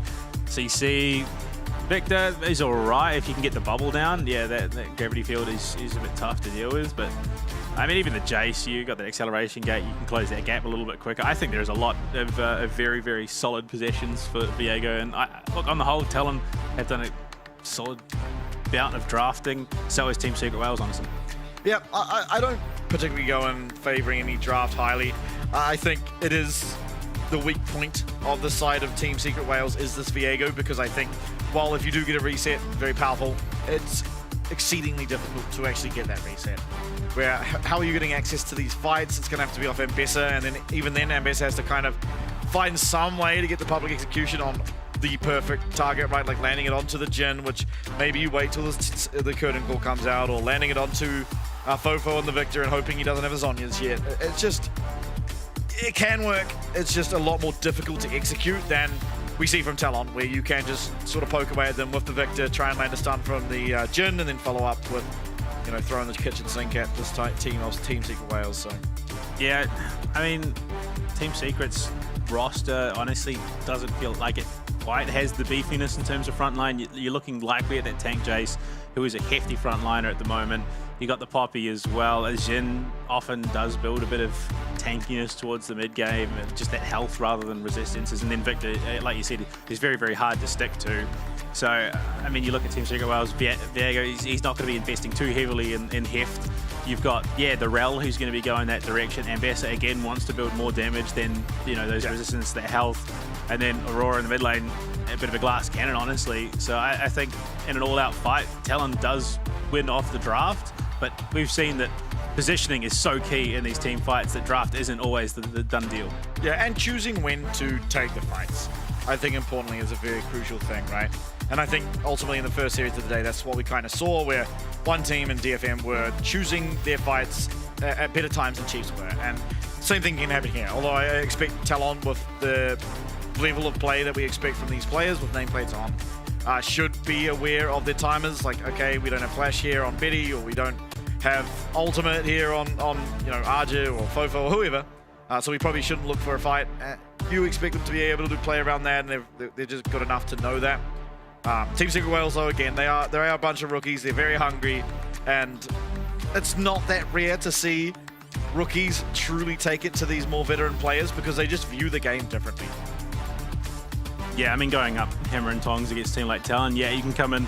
You could come in with full aggression, but a team that is experienced even a little bit should know how to deal with overt aggression. You can just slow the pace down a little bit, just not outwardly commit to these fights and just slow the play. And I think dictating pace is going to be a key part of this matchup. If Talon can dictate the pace of the game that they want, which is just a slow build, they can look for fights where they need to, just scale up that vector and just look to control the map that way. Yeah, they absolutely shut Team Secret out. But if Team Secret can find those openings for aggression, make that aggression work for them and find those picks where they create those openings, yeah, look, Team Secret might just pull off a bit of an upset. Yep. Head word, there is a ping issue as they do load into the rift. So we had one of those in game one, and it was resolved fairly quickly. Hopefully the same can occur here. We'll get into game number one here of our second series of the night between Talon and Team Secret Wales. And by the looks of things, we are so back. And we're looking at what we are seeing in terms of runes. I'm not seeing anything crazy out of the ordinary. All pretty standard stuff across the board. But you look at it, group up 5 in the bot lane. We did talk about the aggression coming out of this Team Secret roster. They're looking for a bit of an invade, looking to make a bit of a play. Yep, getting aggressive and possibly just looking to find these wards for the lane swap. I think ultimately, while the AD carries, you feel pretty okay in these matchups, Rel does want to avoid the Poppy as best she can, because again, you don't really have to do anything but on Poppy other than press your steadfast presence as soon as Crashdown is used or remount. Minions have spawned. They could find something here. They've got the outnumber. But no, Team Secret not going to force the issue, not going to overstep their mark, and the great call out of Talon. They're going to send the Xin over to that blue buff, start top side, not going to get caught out. And Team Secret, look, they get a bit of deep information. They are going to get those pings out as well, so they now know, have confirmed. I think the inkling was there that Team Secret were looking for that invade, but it does allow Fofo to go a little bit aggressive here. Arja on the Jace, and ultimately, wait, there's 2 wards there. Roll. Bit of miscommunication perhaps on the invade, but hopefully it won't matter too much for the side of Team Secret Wales. Anyway, Arja preparing in case there was an invade, actually starting in the mid lane bush. As soon as he does confirm both bot laners are on the bot side, he will just return to his lane, and he should be completely fine. Doesn't quite get the gold from the first 3 minions, but should have been in range for the XP, so real harm, no foul. Again, another matchup where we aren't seeing the lane swap early, and I don't think really either team benefits hugely. Maybe the Jace does a little bit better on the whole, but yeah, we're going to see junglers transition back. We did see the invade onto that red buff, and Viego is actually going to double buff here, Casa here, it seems. Yeah. Will be, actually just a really good read by his toe, who will be able to go bot. He takes the Raptors and takes the red buff, then back to his top side as Casa is going to have a rude awakening as he tries to play a regular split map, although maybe just looking for a top gank instead, as Hero very well out of position, and Casa will be trying to find his way in. Will be able to find a lot of damage, but Hero just with the mobility to get on out of there. Look, it would have been an easy kill there if Casa had 2 flashes. Unfortunately, that's not how the game works. But yeah, no, look, gets the flash out of here on the top lane. They can look to abuse that for a return gank. Unfortunately, it does mean that Casa will be playing off the back foot a little bit, missing out on his own red, and he might find an opening for a steal, but he might even look for a flash here in the mid lane too. They're going to go in and not find a flash, but manage to find a little bit of damage. He caused Fofo to miss that minion though. Yeah. That's toxic jungler behavior. No, I'm kidding. Look, it happens. Sometimes that's just the way the game goes. He's not missing out. He's still up with CS. He's lost out in a little bit of XP, but I don't think it's going to be the be-all and end-all. No, but I think importantly, the big winner, while yes, you could argue it's Arja. I think ultimately being his toe and being this far ahead simply because you were able to find an intelligent jungle pathing is a big deal, because you know you come towards these grub fights or a potential dragon fight. If you are level 6 while the opposing jungle's level 5, then it's a massive advantage that you gain for yourself. And as things are taking shape so far in this game, that appears to be what he's looking to do.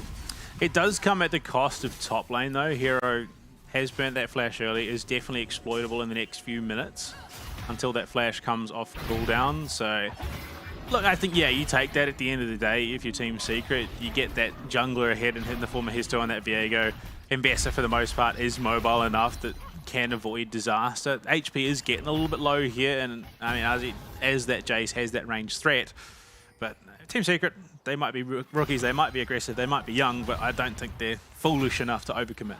No, and I think ultimately an important fact about sort of how these range versus melee matchups go these days is that typically, you know, you're on the back foot and sitting at your tower, but you're never really at threat of dying because you do just have second wind, you do just have the door and shield. So as long as you are playing safe and only coming up for those last hits, you never really feel that truly vulnerable, I should say. And again, yeah, you lost a flash, but Embessa just has 5 dashes, so should be relatively okay. Fofo plays that well in the mid lane. I mean, goes on the aggressive, knows to play positioning so that Histo can't close that gap and look to get stuns off. Will just be pushed away to his own Raptors for the moment. I mean, I think this game, the key victory, condition for Talon is both who controls that mid lane, gets control of the map, and allows the rest of the team to then catch up, especially Karso, who is playing it from a little bit behind. For sure. As he tries to make his way through his second jungle clear, but once again, it is just going to be now the CS gap closing a little bit, as it appears, but that is simply because Histo's jungle rotation is slightly slower. Because he did start the opposing team's jungle. As he does have the flash, they're going to look to go in. Ooh. Good look. It's going to be Arja now without flash. Definitely a lot less mobile than the Ambassador, as Histo as well as Taki both here. Carl's going to get flashed on, and he does not have flash available to himself. Woody trying to come, and will be able to get that headbutt, but it's not going to be the stun. First blood does go over as Taki picks it up, and the reset does come through. Worlds Collide does also, as Histo is going to be just strolling out of this on the most minuscule amount of health, and Team Secret Wales, they pick up 2. Woody trying to make his way out, as Histo will be turning back into that Viego form, and Void Grubs shall be the prize, as long as he doesn't die to it. These things do a little bit of damage. No, he should be completely fine now, and yeah, just 2-0 in favor of Team Secret Wales, as well as the Void Grubs being picked up. It's a very unfortunate passing there from Karso. Look, I don't really know if he had a better option available to him. Maybe, look, yeah, if he'd entered his own jungle a little bit earlier, there's probably a reality where he wouldn't have been caught out. But you look at it, timing there, spots them. Yeah, okay, so he spots both of them. I don't know why he heads into the river. That's a little bit concerning to me. You had the option. I suppose the support kind of baited him into thinking that it was a better position for him to be in, but the acceleration of the commitment there from Team Secret, they immediately flash in, they commit to the fight, and it's just that little bit too early for Talon to actually react in time. Yeah, absolutely, and this Team Secret Wales now leading by 1k gold here in game number 1, really taking it to Talon, who ultimately, as we said, and as I've said especially many times, the front runner for kind of the split one. But I mean, getting that early kill onto Eddie, who's already got the cull, who is already looking to accelerate as fast as possible, is pretty brilliant. I mean, it's exactly where you want that money to go. Not so much onto Taki, but those assists spread out pretty comfortably around. You also get the Void Grubs off the back of it. So this is what we were talking about coming into the pre-game. Team Secret want to play off the aggression. They want to create openings, and they've done just that. Yep. Now, it's really up to them to try and find ways to push that advantage, right? They have the advantage, that is clear. It's very easy to have the advantage, it not be extremely massive, and you give that advantage back over the opposing side. And so, especially as a combination of rookie players with some experience sprinkled in there, I want to see how they utilize, this misfortune and Ral particularly to now secure dragons and, second Void Grubs as they spawn. Woody looking to zone out a little bit. Taki going to have to go the long round. But you look at Betty's taken low. Skirmishes up in the top side. But I mean, Hero has weathered the storm. Has the boots up, ready to go, the steel plates. And isn't going to be as threatened by this Jace, especially given... I mean, look, yeah. going to be that standard sort of tank Fimbulwinter build, I would imagine. Look, there is a world where that could be transitioning into a more aggressive item set, but surely it's that Fimbulwinter. Yeah, I mean, it's all we've seen so far. I would expect it. Might be cool. I mean, he is against a bunch of squishy champs, and you know, the regular AD lethality Jace does still scale and do immense amounts of damage. However, just knowing RJ as a player and seeing how Jace has only gone tanky this split, I would expect that to be the case. Yeah. I mean, it's not a huge lead in terms of Team Secret. It's a 1,000 gold, which, I mean, at this stage of the game, can be a pretty significant difference. Mega RJ going to be clearing out those control wards. But Hero, I mean, confident enough that can play a little bit more aggressively with that Drakehound step, can look to close the gap, but things calming down a little bit across the rift at the moment. Yeah, absolutely. But still, Team Secret Wales, they did pick up First Blood. They picked up the Void Grubs. They're looking to pick up Dragon. That means they are one objective away from picking up the Feats of Strength, as well as just pretty solidly in the lead. I will say that as time goes on, it is Fofo who continually grows his lead bit by bit on the Victor. A champion that certainly, if is given gold and given the chance, will take over a game entirely by itself. Casa, though, I mean, it's only 500 gold behind, but for a jungler who's, I mean, you lost out on your blue buff early. No, your red buff, rather. It's not the be-all and end-all for a Xin Zhao, but being forced to a position where you're playing from behind is never comfortable as a jungler. Taki roaming as this support. They are going to be spotted. We'll clear out that ward as well. But this priority, this pressure around the mid lane, those grubs 15 seconds out from spawning, both teams are going to want to contest this because, I mean, it does make things that much harder. I mean, it's not, again, a huge hurdle for Talon to overcome those feats of strength in the later stages of the game, but it's definitely something you'd rather they didn't have. Yeah, and looking at items, I think both teams can feel somewhat okay, and you know, it should come down mostly to execution because there's no real sizable advantage. I will say that Arja doesn't have flash just yet. As Taki now coming in, it is one Void Grub at least secured for Talon so far. Talon also going to respond. Sorry, Team Secret Wales going to be using that teleport here on Ambessa to get back in. It's a nice keeper's verdict to at least for the front lane keep Taki out, but it's a spite even better here from his toe as he does manage to secure himself one of those Void Grubs. Betty now going to have to flash away. The bullet time, not the most amazing I've ever seen, and Arja trying to do damage. It's a nice route. Curtain Call now coming out. Can he find the shots? 1, 2, 3, and 4 will go wide as Arja is really in the thick of it. In will go Casa, and he does manage to find one. The Triumph comes through. Can we find any kills for Fofo? He has to flash away. The laser, the burn is not there, and what he's trying to do what he can, but it's Betty who goes down, and Team Secret Wales will once again prevail. Talon have stumbled, and unfortunately they've now fallen face flat onto the ground. Team Secret play off of the aggression, and you look at it, they get in. Their sole goal was to try and deny that last Void Grub, and you know what? Histo says, turn around, get me in there, I can do it. Smite is on point. All of a sudden, Casa decides to go, and not realizing that Dai was coming in from the wings. You see the collapse on bullet time might be off the mark, but you look at the sheer damage coming out of this roster. Curtain Call is more or less face tanked by Hero. Arji overcommits. Taki comes in from the side. They lock down one. Histo gets the reset. They just can't figure out where to focus his attention, and Talon just crumble under Team Secret's pressure.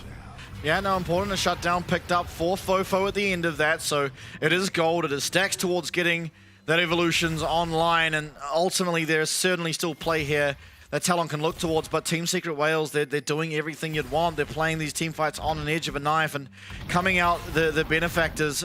Hero, he's got someone to navigate here as Castle, Woody, and Betty all steer him down under this tower. Steadfast Presence needs to come out, but Woody's not able to find the timing. It's a nice route coming out from Betty, but there's not the damage. Allowing for that route. Arja also just trying to get to his mid lane, trying to get to Fofo and help him. He'll be losing half his HP for it as Hero going aggressively onto Betty. That's a lot of damage done. Woody gonna have to try and do something, but he's locked up. Oh, wow. Casa not gonna be able to land. The wind meets lightning, and it's just Team Secret Wales coming out everywhere on top. That was brilliant. And in the mid lane, it doesn't stop. Yeah, Fofo getting taken out. He's locked down. He's heartbroken. He's slayed. And 1-2-1 now. He will be on the Victor. And this is the guy that you're really relying on. Meanwhile, no one bot lane. And looks like Team Secret Wales trying to take down their second tower. And an inner tower at that as Arsic coming. We'll be able to defend it for the time being, luckily. But that is just one stiff breeze away from going down. I believe the term is compound suffering. You know, tragedy tends to come in threes, and it really does there for Talon. I mean, that was brilliant out of Hero. Dives in, lines up the public execution perfectly to get back to safety, and by that stage, there was just no follow-up from Talon whatsoever. They locked down poor Fofo in the mid lane, who up until today was deathless in this tournament. He had a perfect KD. He's now dropped 2 deaths this game alone. And then from there, they go bot lane. They take the outer. They almost take the inner as well. Team Secret's aggression is being paid out in dividends. Yeah. Talon definitely on the back foot as Team Secret Wales come out swinging. And looks like they should really have the pieces to be able to take it. They have a very easy to execute team comp. They're playing very, very well. They're ultimately the bait. Even baiting. Fofo trying to get aggressive on the top side against Dire, but look at this. Luckily, no one from Talon stepping out of that bush, so will, for the time being at least, be safe, and Taki will be able to walk in, spot out this pink ward, and try to look to take it. Atakan coming up soon, Dragon spawning up soon as well. Fofo. Fofo does not have flash. Keeper's verdict is good, and Fofo able to stroll out of the between worlds. Importantly, Woody getting in there. That steadfast presence is going to be able to keep his mid laner alive, and luckily for Fofo, Woody able to be there, able to land that ultimate to keep him alive. I mean, when your tools are being committed, I mean, the Keeper's verdict, that's kind of what it was designed for. It's been used desperation play to try and save Fofo. That's less than ideal. Kasa, no, why is Kasa going in again? Going aggressive is going to be a route, and it looks like they're able to just one-shot his toe. That's a nice amount of damage. 4th shot will connect there onto Taki. Kasa not wanting to go in, very low, and could absolutely be taken out by Dire if he does get connected on by that Q, by that E. But ultimately, Talon find a pick that's more stacked towards that glorious evolution that Fofo is so desperately trying to get to. Yeah, that could have gone disastrously wrong. The bullet time just a little bit off the mark. I think it would have been, if it had a little bit more coverage, that would have been an easy turnaround, and Team Secret probably would have walked away out of that. Not just, you know, losing out on your jungler, but finding some success for themselves as well. So Talon take the opportunity to get something back for themselves, and they're just going to look to breathe and try and reset the rest of the map. Herald up in 8 seconds. And Dragon's up as well, and you can see Team Secret, they've reset off the back of that unfortunate play, looking to set up the vision. Woody now going on the hunt, but could find himself isolated as well. Yeah, is a notoriously hard champ to isolate the Poppy just by virtue of not really being able to jump on her.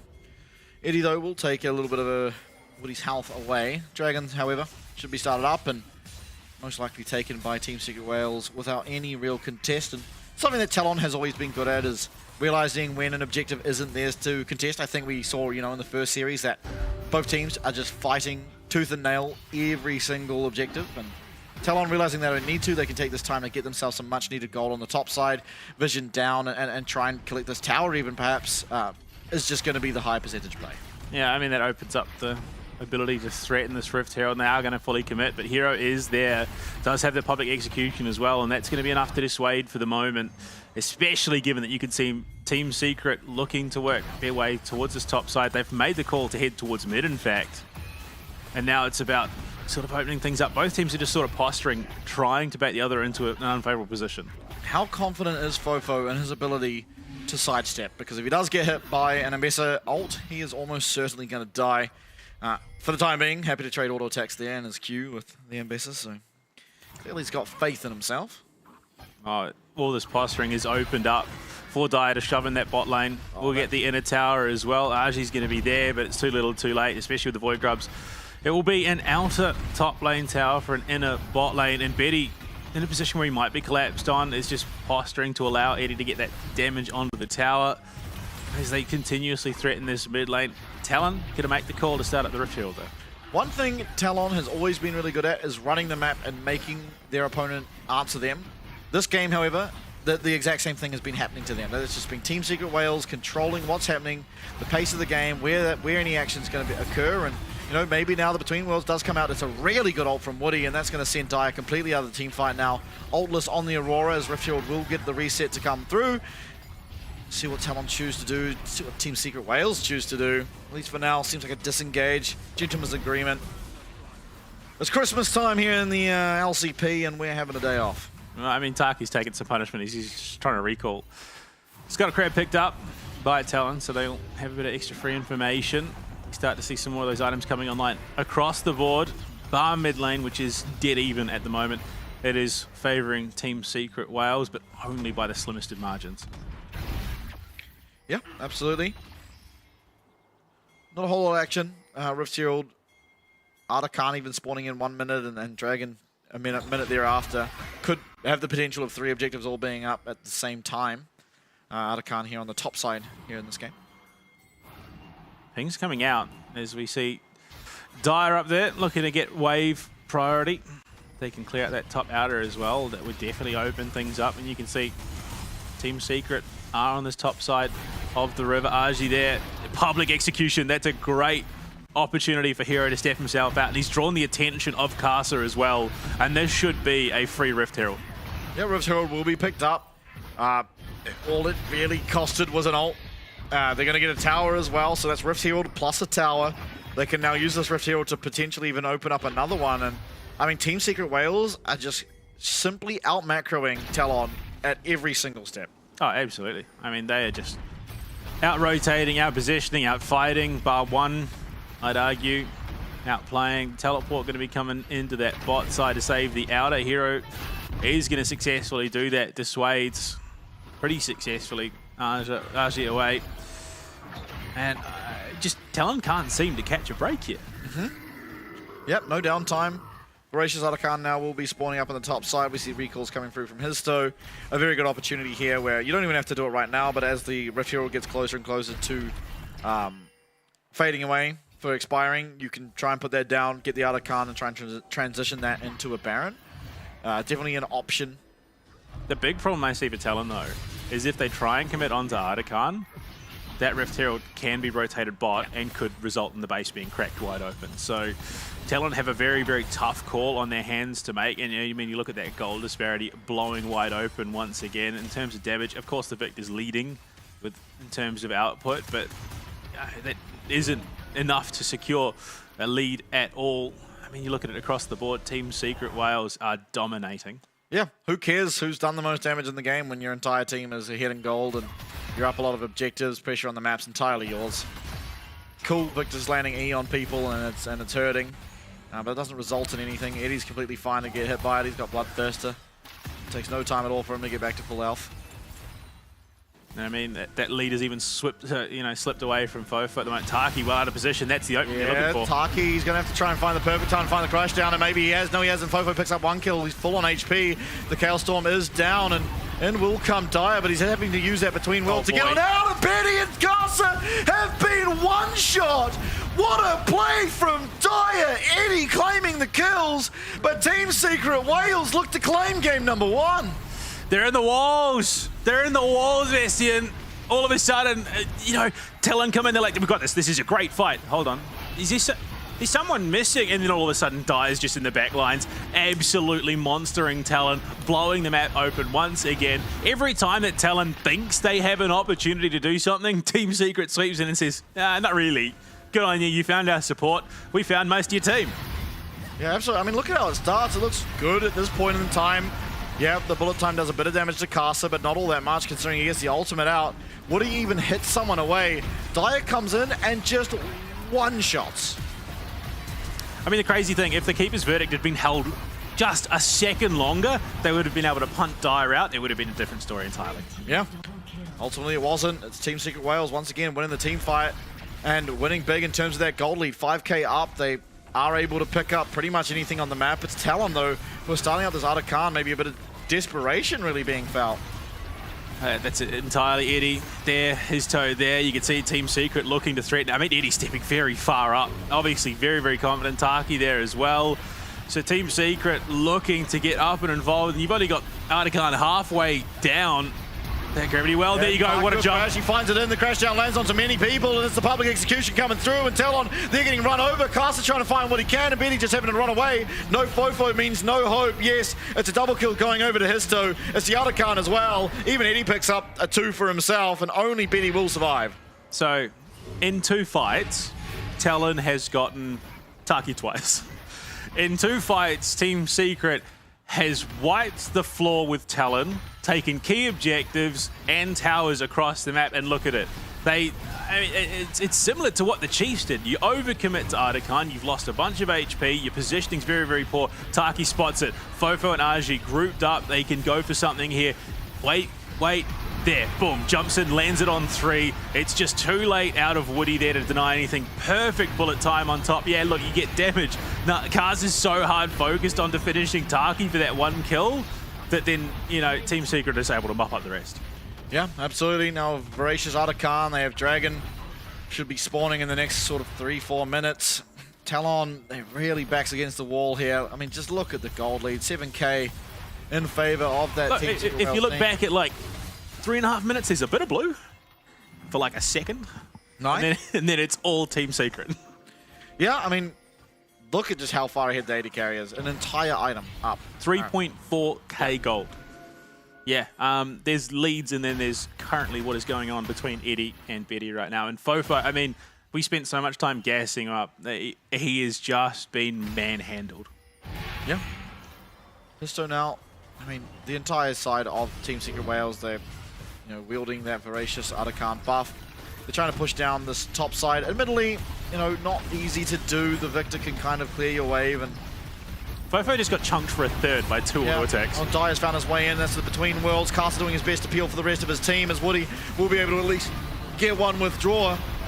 Crash down, Magnus Storm though coming through and landing onto RJ, but he's tanking it up. That's another withdrawal coming through.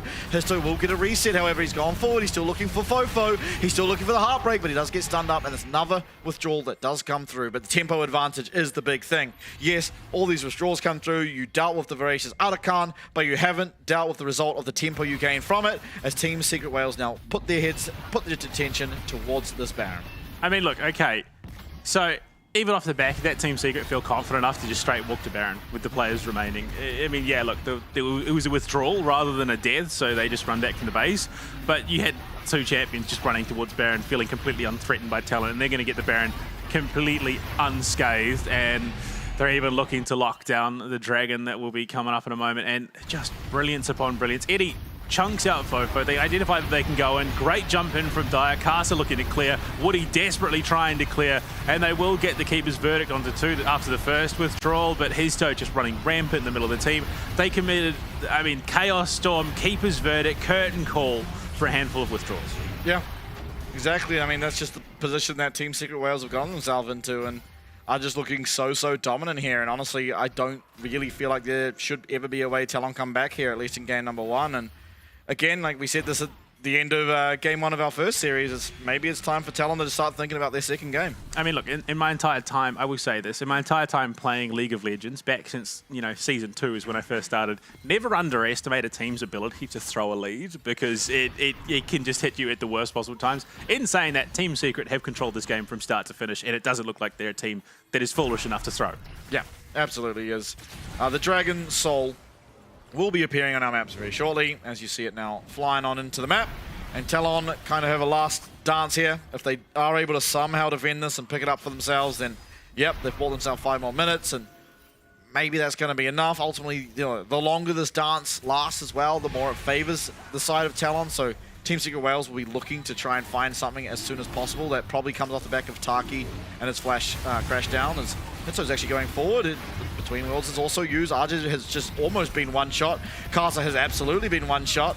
Everyone on the side of Talon running for their goddamn lives, as Team Secret Wales are just controlling the pace of the map entirely. Dyer almost single-handedly cut Talon's health pool in half, and they're just going to take the Dragon for free. Yep. Honestly, what I was thinking, they're just going to keep going. They're just going to keep looking for the fights. Fofo's now in trouble. Yeah, Fofo able to dodge out at least of the snare, as Hitso might actually be going down. It's a bit of damage found from Betty, and it will be enough with the Ignite coming through there from Woody. Is now it's going to be more. That's shutdowns. Oh god, oh it's happening. Shutdown after shutdown. Yes, they pick up the soul. Fofo and the rest of the boys will be able to find another. The flash stun. Dyer trying to find his way out. Will get the reset, but Betty is charging in. Oh my and lord. Betty and Archie might just go down. They're not able to find the snare, and Dyer will survive. I mean, the crazy thing was, looking at the positioning, I thought for a second, Team Secret, because, I mean, look, that would be the first Dragon for Talon, so not the end of the world by any stretch of the imagination. I thought for sure what was going to happen is Team Secret was just going to, sort of dance around the Dragon, bait out the fight, while Dyer teleported top and just cracked open the base because he had that ability. But no, look, it started very, very promisingly, but then Team Secret very much overcommitted, just flashing multiple members into that gravity well and all of them getting stunned. All you had was Histo fighting. Yeah, that was brilliant placement from Fofo to really cut off this Team Secret attack at the knees. Yeah, and I mean the power of Victor, especially at this stage where his ult is upgraded, you get one reset and all of a sudden the zone control that comes through from that Chaos Storm is just almost impossible to deal with. It still has to be said though, this right here, Dire, boom! All of Betty's health gone, all of Ozzy's health gone. Almost one ability wipes Betty down. Is able to survive, importantly. So staying up on the map, but with the barrier. Yeah. If not for that, there was very really a possibility where Betty went down. Yeah, I think he would die to Storm Surge, but yeah, barrier kept him alive. Flash will be available for him now. Importantly, Fofo doesn't have Flash, and while, you know, he's still not doing the amount of damage Dire is, or at least impactful damage, at least he is doing some damage, getting closer towards his Zhonya's Hourglass. Still not there yet, and so, you know, with 2 minutes until this next dragon spawns, trying times for Talon ahead. They're looking for Dire, not able to find him. A little bit too quick on the trigger there for Woody, and now all of a sudden they're in risk. Oh, wow. They do get the Keeper's Verdict out. He does cancel it though, so we'll be up in another 10 seconds. Yeah, that could have been disastrous if it was thrown. I think that's a key piece of utility to try and keep Talon in with a chance. And saying that, I mean, it's nearly a 10k gold deficit, so that chance is quickly dwindling, especially with the Dragon Soul and feats and everything that so far Team Secret has accumulated. Not many games have been won from this position in competitive League of Legends history. As we take a look at the damage out there on the bottom of your screens, it is Dire leading the charge, and that is pretty impressive considering it's much harder for him to land poke damage than it is Fofo on the Victor. Yeah, but when Dire hits it, he hits hard, like an absolute truck. So, yeah, Talon are going to have to be very, very careful, especially given this is still not a full build Aurora for Dire. He's still got room for more items. Oh, dear. Betty's going to have to flash away. Dire's still looking for him. A nice dodge out by Betty means that he will be surviving for the time being, and that is an ultimate now lost on Dire. And so while immediate power does go the side of Talon, being that ultimate for Flash, generally that's how it works. You know, 3 minutes time, 2 minutes time, there is a very, very real possibility that Betty is just going to get one shot. And talking about one shot, Casa had 100% HP. He's now sitting on the high end, 40%. All because of Dire, who, I mean, he's just such a problem for Talon at the moment. They're going to have to be increasingly more careful in how they approach team fights, because one missed position is going to result in your bot laner just being completely wiped off the map. So the later this game goes, the scarier and scarier it gets to be Betty right now. And Woody spotted, again, huge damage. Yeah, it does have the movement speed to get out, but as you said, takes a sizable chunk. Casa, importantly, because he's playing the jungle role, will hit his jungle camp and be back to full HP. I mean, the biggest problem is it does mean that Talon cannot really engage in any sort of poke, because if Dire's dishing out that much damage, if he connects onto 1-2 members, Talon can no longer fight. And with this Baron starting up as quickly as it is... Yeah, two-man. This is a two-man. Talon have no idea. Casa's going to go in. They're actually looking for the fight. Baron can be finished off, and all that Team Secret Wales need to do is finish it off and run away, and they have done just that. Between Worlds coming out, Casa does get the ultimate off, but what damage can be found? Arza jumping in there, but the bullet time's massive. Still, they don't find a kill. Reset comes through. That's a Chaos Storm that's growing. That's a second. Yes, you gave over the Baron, but somehow Talon are picking up the pieces. 1 minute 15 until the Elder. Death timers are up, but the Baron, importantly, was secured there by Team Secret Wales. And they make the call, the correct call, in my opinion, to back off, save that Baron buff, because it makes taking or contesting even this Elder that much harder, because you can, a hero's got the teleport, can head to a side lane and just really look to punish. Bounty claimed. But Talon, I suppose you take those opportunities where you can, and I think that purely comes down to this team fight. How long Casa is able to survive and soak damage. RG in the side lanes, Dire looking for something. That Keeper's Verdict going to send him well out into the realms where he cannot impact. And yeah, Woody single-handedly made that opportunity for Talon. If Dire had been there, completely different story again. Yeah, an important opportunity, but an opportunity nonetheless. And you know, slowly but surely, somehow this gold gap is somewhat closing, and still the Baron is a negative power play for the time being. They do have 1 minute 45 left on that, and an Elder Dragon is spawning. Casa no flash. Important to note, Woody as well, keep his verdict if he finds it onto his toe. that it can be very impactful. Hitso with flash as well as the ult means that it doesn't feel all that likely. You can just buffer the Poppy ultimate with your own. Fofo now being looked at. See if he can land some poke before this team fight. Can be very, very impactful if he does. Taki there taking a chunk on the side, you see it. Fofo certainly hurting if he's able to find the angle for the damage, but Elder Dragon, this could be make or break. If Team Secret Wales do get this, I expect the game just to be over. Talon getting very low, the Between Worlds used, but the Curtain Call comes out and Dire here's the flash away and a shutdown. Betty somehow weaves it. It's going to be one answered back though as Cast is taken out. Archer's getting very low, does have to flash the wall, and Hero's going to go down. Fofo's going to find the kill. A snare will not connect as Eddie's running away, and Histo still trying to contest for this Elder Dragon. There's no jungler for the side of Talon as they try desperately to defend. It's going to have to be a 3v4, but very low health bars. Eddie still full HP, Histo near on, and slowly but surely Taki will be able to return to this fight. Fofo with teleport available, not choosing to use it. Archer does not have the same luxury, but he's found a way around. He's found a way onto Eddie. No, he hasn't. The snare does connect though. Fofo, can he find the damage? When he finds the way in, down will go the misfortune. Hitso does have to flash away, but look at the damage and the slows from Victor. It's not going to be enough, however. Has Betty kept this Elder going? No, he hasn't. Reset should come through. Betty playing thread the needle, lands the shot between every single member of Team Secret Wales to finish off Dire, who is a linchpin to this roster. If not for that fact, Team Secret would have been able to boot and rally, but you can see it right here. The overcommitment, the overplaying of your hand. Dire jumps in, finds himself in trouble, takes so much damage after being rooted. Curtain Call comes in, takes the first shot, jumps back, and somehow Betty curves it around the entire roster of Team Secret to land that finisher. Hero couldn't disrupt him. Hero goes down trying to play his life. The one saving grace for Team Secret is they keep that Elder in play.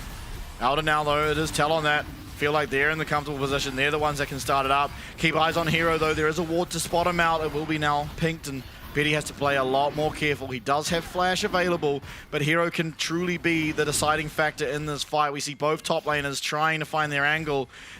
Eddie has to find a way through. They are most likely going to be able to. The movement speed that Strut does offer being a big deciding factor in how he gets back to this Elder. 5v5. Team Secret Wales on the bottom side of the river. It's Talon on the top. This is pivotal. Dire is the linchpin here for Team Secret. If he can stay alive to deal damage, this is surely their Elder. If not, if Talon can isolate Dire and finish him off quickly and succinctly, this is theirs, and they're going to get some good damage on Histo. Looking to close that gap, 3.5. KHP! The steal off! Casa gets the dragon! That's going to be one execute! Betty now with the ult, the Curtain Call's not going to connect, but now it's somehow Talon, they were down 10k gold, pick up the Elder Dragon, and they're on the front foot, charging down mid. Ambitious to say the least out of Histo, but he's off the mark, unfortunately, and that is an opening that Talon should never have been afforded. They use it. They claim bounty after bounty. They have closed a 10k gold deficit to just 4k, and it's shrinking by the moment.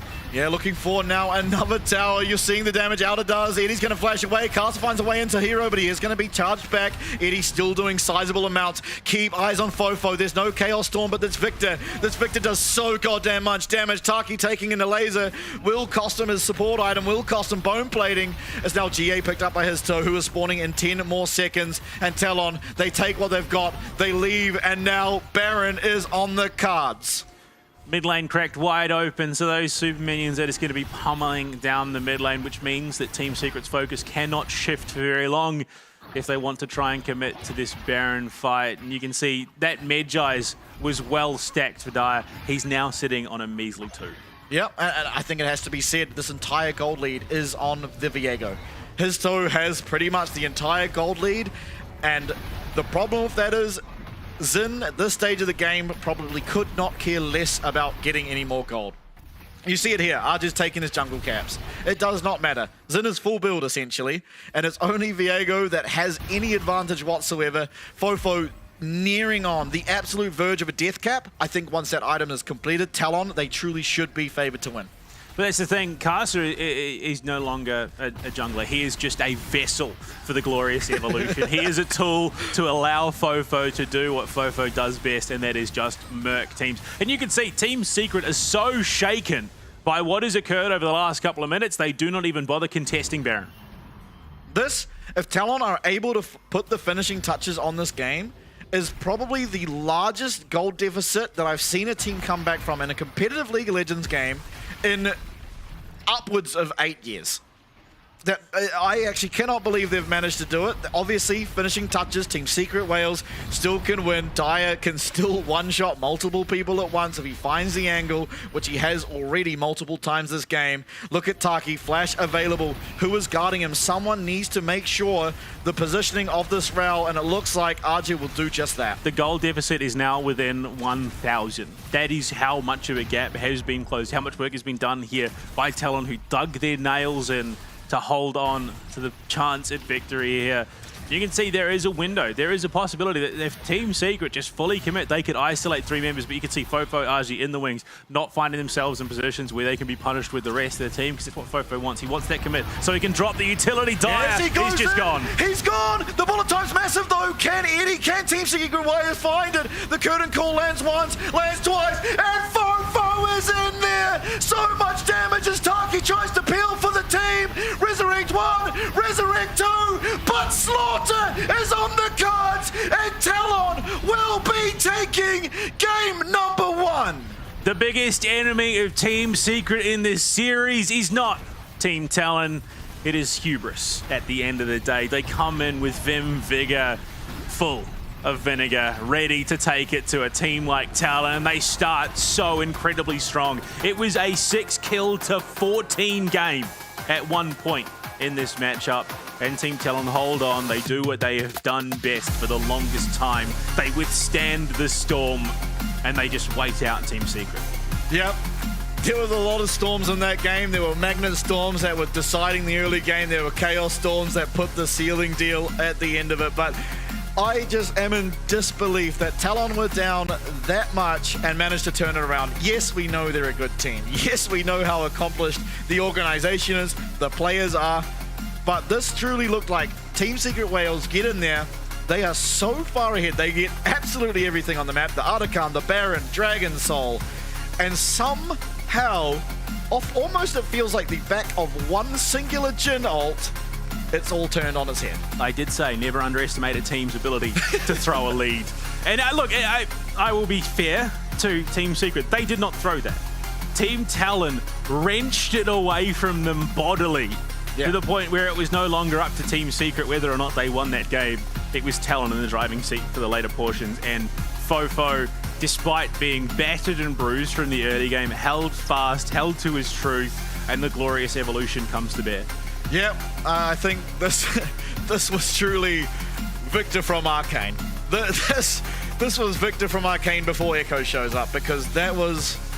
I mean, they were just so far behind. And look at the damage. While admittedly, some of that damage is fake, especially the sort of early game portion, as soon as it came to the later stages, 11.439. For the better part of 38 minutes, Team Secret held that gold lead. They won out in objectives, they got the feats of strength, they got Dragon Soul, they got Void Grubs, the majority of. They were winning until Talon said, no, not anymore. They said, this is our game. And Team Secret just could not withstand. At this point, Talon are out. They're not just looking to win the competition, they're looking to prove that their name is synonymous with Asia Pacific esports. Yeah. So far, at least, I mean, they're doing it all. They're able to stomp, they're able to get stomped, and then still somehow win the game. But still, Team Secret Wales showing a lot of promise. See if they can capitalize on their early success in game number 2.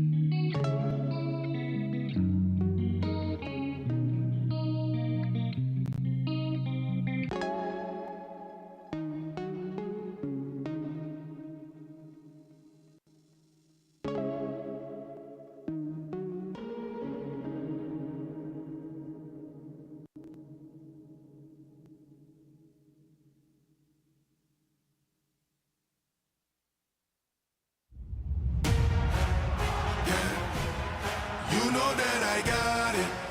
Yeah. You know that I got it.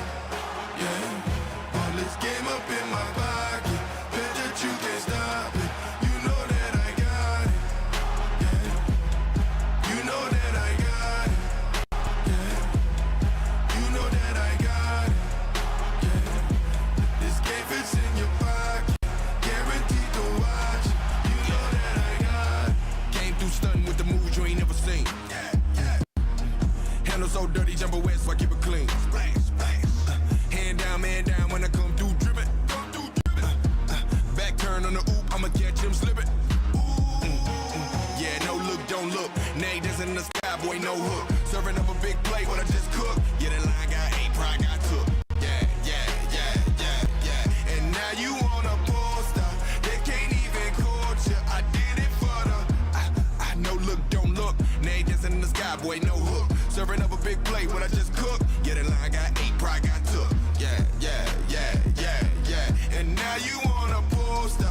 They can't even court you. I did it for the culture. Yeah. You know that I got it. Yeah. You know that I got it. Yeah. All this game up in my pocket. Bet that you can't stop it. You know that I got it. I want it all. Fight to the finish. And don't make you fall. Go back to beginning. You never seen this. Game is the meanest. You watch on your phone now. Can't wait till they stream this. And they watch it over and over. Over and over. Reporters can't approach ya. Your teammates wanna roast ya. I did it for the culture. You know that I yeah, you know that I got it. Yeah. Reporters can't approach ya. Your teammates wanna roast ya. Did it for the culture.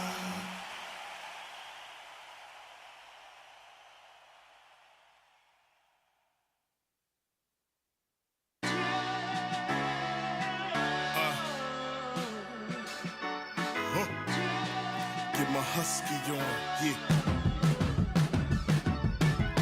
I'm going hard until Martin Luther is proud of me.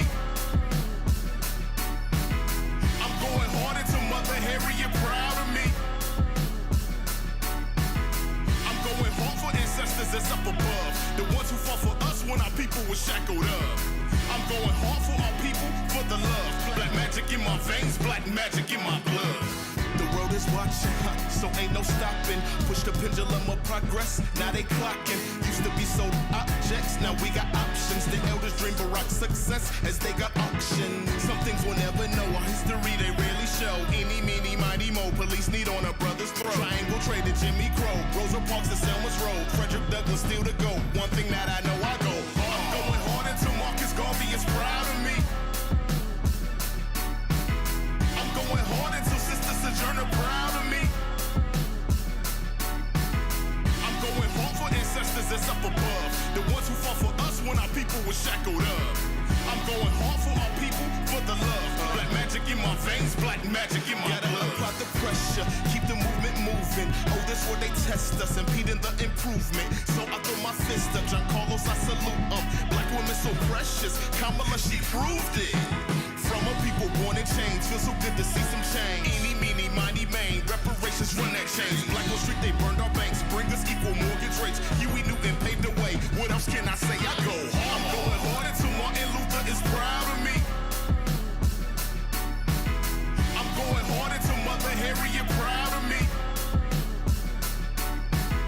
I'm going hard for ancestors that's up above, the ones who fought for us when our people were shackled up. I'm going hard for our people, for the love. Black magic in my veins, black magic in my blood.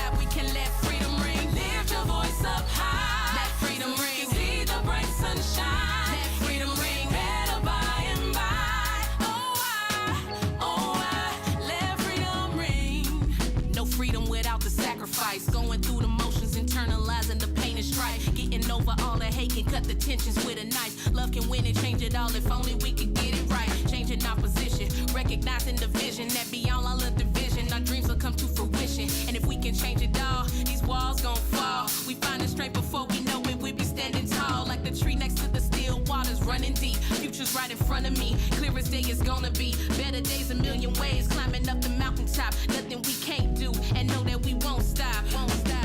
One thing about it, yeah, it's two things for sure. We're no stranger to the struggle, from mistakes we can grow.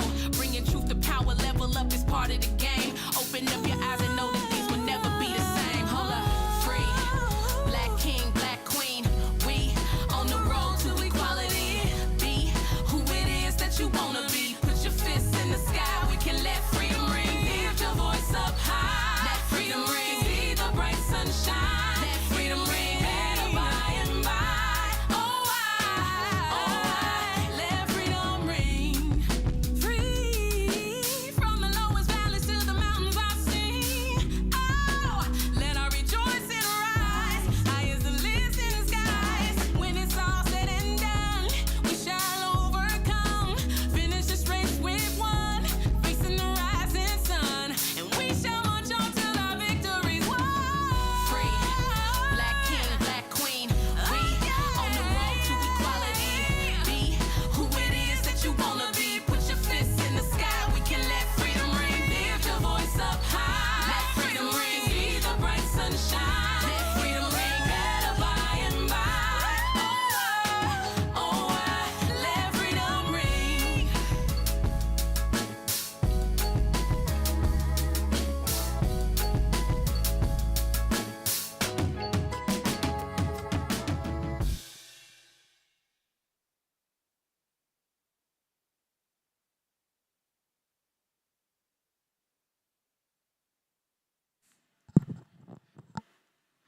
Welcome back, everybody. Game number 2 of an immaculate series. Just a gobsmacking series. I almost feel like there's no words that I could possibly use to do justice to what I just witnessed.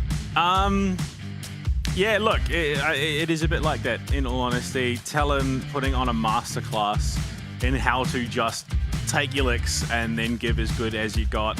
They weathered this storm in a pretty significant way. I mean, Dyer was just hitting like a freight train. And then just, they just, every opportunity they took. And I mean, like, I have to commend Team Secret Wales. You look at the players on the cam.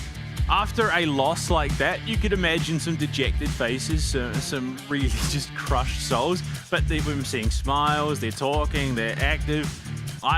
Look, I think they understand that they had that.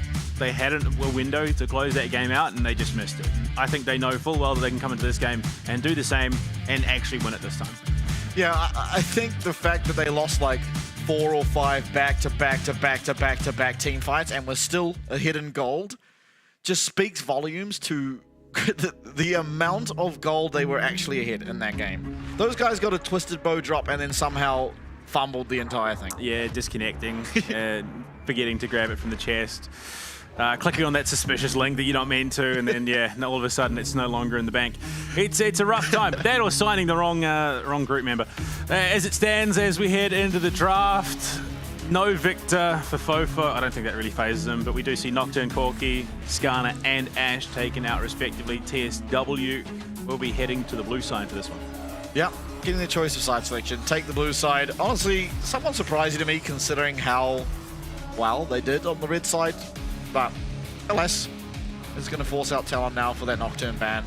Corki also removed, as you said, and Callista's the final ban here for Team Secret Wales. So one ban to come through, and then we'll get to see our first picks. Now Varus and Ash. Oh, Ash actually banned. Varus does somewhat strike me as a obvious ban. Hard to think. I mean, look, to be fair, both ADCs played very well. I'll give them that. But it didn't feel like they were necessarily the factor that decided that game. I think, yeah, look, that magnificent curtain call that ended Dyer's life by the Dragon Pit definitely contributed, but I'd attribute it more to the way Woody played that. We were talking about it in the break. Just phenomenal keeper's verdicts. Hero, going to be picking up the Ezreal. I would be surprised if we didn't see it paired with something like the Braum, unless it's, you know, taken away by Talon or, TSW don't think it's worthy of a first phase and it gets banned out, because Israel Brom at the moment is just very good. Yeah, we'll have to see. I mean, you expect to, with almost 100% certainty, see Woody on an engaged support, so maybe you're holding out to make sure of that, because, I mean, we have seen him play the Nico Kate. Cassante, though, for Arja, a tried and tested pick of his, and, I mean, if you are a top laner and you do not know how to play Cassante, I don't know how you're a top laner. I reckon he could work as a support, honestly. Look, you should not take my opinion for that. I'm just here to talk about video games. I did play a lot of support Syndra back in the day. I was very, very fond of it, just because you could pull off some dumb stuff. But yeah, look, Cassandre top lane, Kai'Sa coming in as well. Does also play reasonably well with the Brom, but I think limited in terms of range, which we have talked about. Those shorter range ADCs really struggling in the meta at the moment. And Leona, look, it's not quite the Brom Israel, but Leona Israel is still just as scary. Yeah, I think this opens up to a very possible Woody Nautilus. Strikes me as something. It's just also the best pairing in terms of support champs with Kai'Sa. Sets up so easily for that Void Seeker damage. One of my, if not my favorite champions in the game. I think it would be my 2 favorite champions in League of Legends so far being picked up by the side of Talon. So, shaping up for a good team, I'd say. Orianna coming back in once again. We saw Dyer play it last week. It was paired with the Wukong Malphite to round out the comp, but Azir, I think, is a brilliant response to what is likely going to be a heavy, engaged remainder of the draft for TSW. Yeah, you need someone to go in. Admittedly, Azir doesn't like laning against Orianna all that much, but as long as you can survive the early game, pick up that CS, you come into the mid game. Again, similar to the Victor that we saw earlier, the Azir Victor. You get level 6 and Orianna has to be very careful of any attempts at engage. I mean, I think it's also likely this way, this top jungle combo, because obviously you're going to be looking for that ball delivery system, and they do ban out the Vi to find one of those very effective vessels for the ball delivery, but you're looking at a champion that is likely going to dive on the face of your team. Emperor's Divide then dissuades that, and if you could time it correctly, all of a sudden that command shockwave is just completely nullified. Yeah, wouldn't hate to see a Wukong ban as well, another champ that's pretty easily able to find a backline, go invisible over a wall, or even just go invisible, find a flash with a ball on you, and Bob's your uncle. But would you rather ban out a Wukong or a Malphite? Because we did see it paired with the Malphite last week, and I'd argue that Malphite is probably a little bit more of an assured ball delivery system than a Wukong. There are ways to deal with it. I would agree. I just think Malphite as a champion, probably not worth the ban, honestly, but yeah, he's also a bit one-dimensional, is the problem you find with Malphite. If he doesn't find the successful ultimate, he kind of is just a stone, right? He's just a big boulder that's not really offering all that much. He can slow some attack speed if he gets melee range of you, but not likely to if you've missed your ult. So, well, Wukong does get the ban. We see the Nautilus banned out in response from TSW, so trying to whittle away at what Woody will have available to him. And we did talk about those engaged supports. Pantheon as well coming out, which, I mean, look, it's seen a rise in popularity for good reason. It has, apparently. I blame the LCK. They played it the other night. Oh, there you go. To pretty great effect. So it doesn't surprise me. Lee Sin. Oh, Castle Lee Sin. Now, this should be very good. However, there have been occasions where Castle's picked this champion and has looked a little bit like a blind monk. So hopefully we get good Kasa, because if we do, it is such a privilege to watch. I mean, honestly, you've got ball delivery system draft at a TSW, and then you've got just everyone who can possibly return it. I mean, you've got the Lee Sin kick, you've got the Emperor's Divide. Sejuani was what I was thinking would likely come through for his two. Another, I mean, not the most effective tool for that ball delivery system, but great control out of the jungle. The Nah. I mean, I don't hate it, but I feel like there's possibly more that you could offer in the top lane. Look, it does offer that all-around brawl, a decent amount of beef and a decent amount of lockdown, but we've seen how poorly Nah can go when your momentum is off. Yeah, absolutely. And ultimately, the good thing about Nah is that it does do well in the isolated 1v1 against the Cassante. So you should have a pretty good time here for Hero, get to the items and do well. But another return to sender as the Alistair's locked in. Yeah, so you've got this entire draft, well, not the entire draft, you've got a draft where Dyer his entire gimmick is obviously ball delivery system, boom, shockwave out. You've then got response Emperor's Divide, you've got the Dragon's Kick, you've got the headbutt. You've just got 3 separate ways of just dealing with that ball carrier. Yeah, Pathmaker as well for Cassandra. Yeah, true. I mean, just it suddenly becomes that much harder to close the gap, and which I think is why the Sejuani was picked up, because you've got that secondary fallback in terms of the Glacial Prison, in terms of locking down multiple members. So yeah, I think great adaptation on the fly from TSW, but after that first game, Talon have proved they're the kings of adaptation. Yeah, mid-game, while your Nexus is under siege, apparently, if you're either side of Talon. There we are, the bot lane of Talon Esports, of course. Betty and Woody looking very successful. Counterparts here for Team Secret Wales. I mean, it's just, I don't know what to expect. I'm a level with you here, Blue Panda. I have no idea what to expect anymore. Look, I rate it. They came out of the gate swinging in game 1. They really, I'll be honest, I think they made a bit of a statement coming up against Talon in the way they did. Unfortunately, yeah, they lost, but they were very nearly, I mean, it's almost, you know, drawing blood from the God King at this situation. They showed that the God King can bleed. Talon are not infallible. Yeah, they're darn good, and they can come back from a significant deficit, but they were under the pump for the majority of that game. Yeah, I think, yeah, I mean, their macro play was just phenomenal in the early stages of that game. And yeah, you know, it's kind of the experience maybe coming into play. You know, these players, again, a lot of them are rookies. They haven't had even nearly as much experience as Talon when you get to that 30-minute mark, that 35-minute mark, on how to then play the game. The early stage of the game, you play that every single scrim. Every single scrim, pretty much, you get to play the first 14 minutes of the game, and then someone FFs. I'm a little bit concerned at how reclined Fofo is. I don't know if that's a good thing or a bad thing for Team Secret. Locked in, mate. Yeah, look, comfortable, I think it'd probably be the way to describe it. I think Fofo just wants to get this one done, but Team Secret, if they come in with that same level of intensity, Talon might struggle, because, I mean, facing up against something like that is incredibly draining. Not to mention the fact that they battled back to a victory.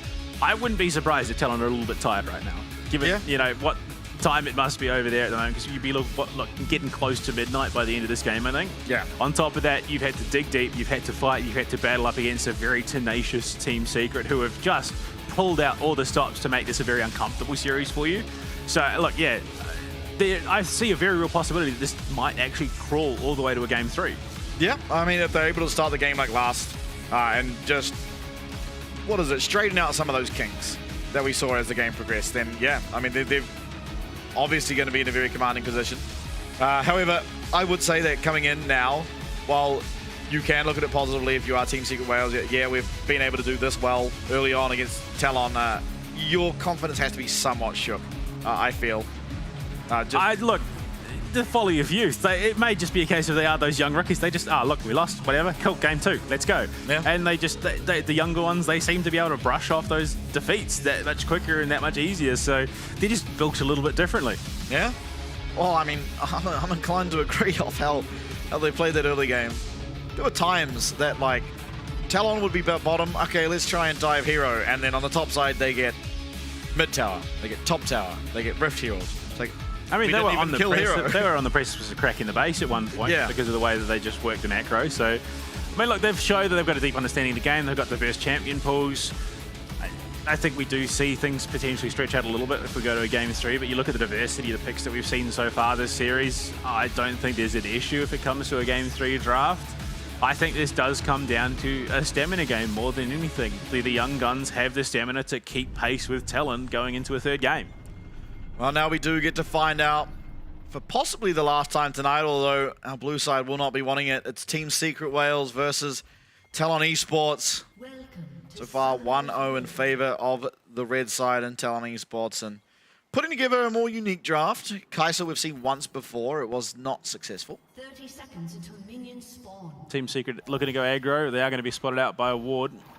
Brilliant read from Talon, who look to do for go for a switch of their own. Now we did see his toe triple buff at the start of the game, get both reds and his own blue, putting Caster in a pretty rough spot. I don't see that happening.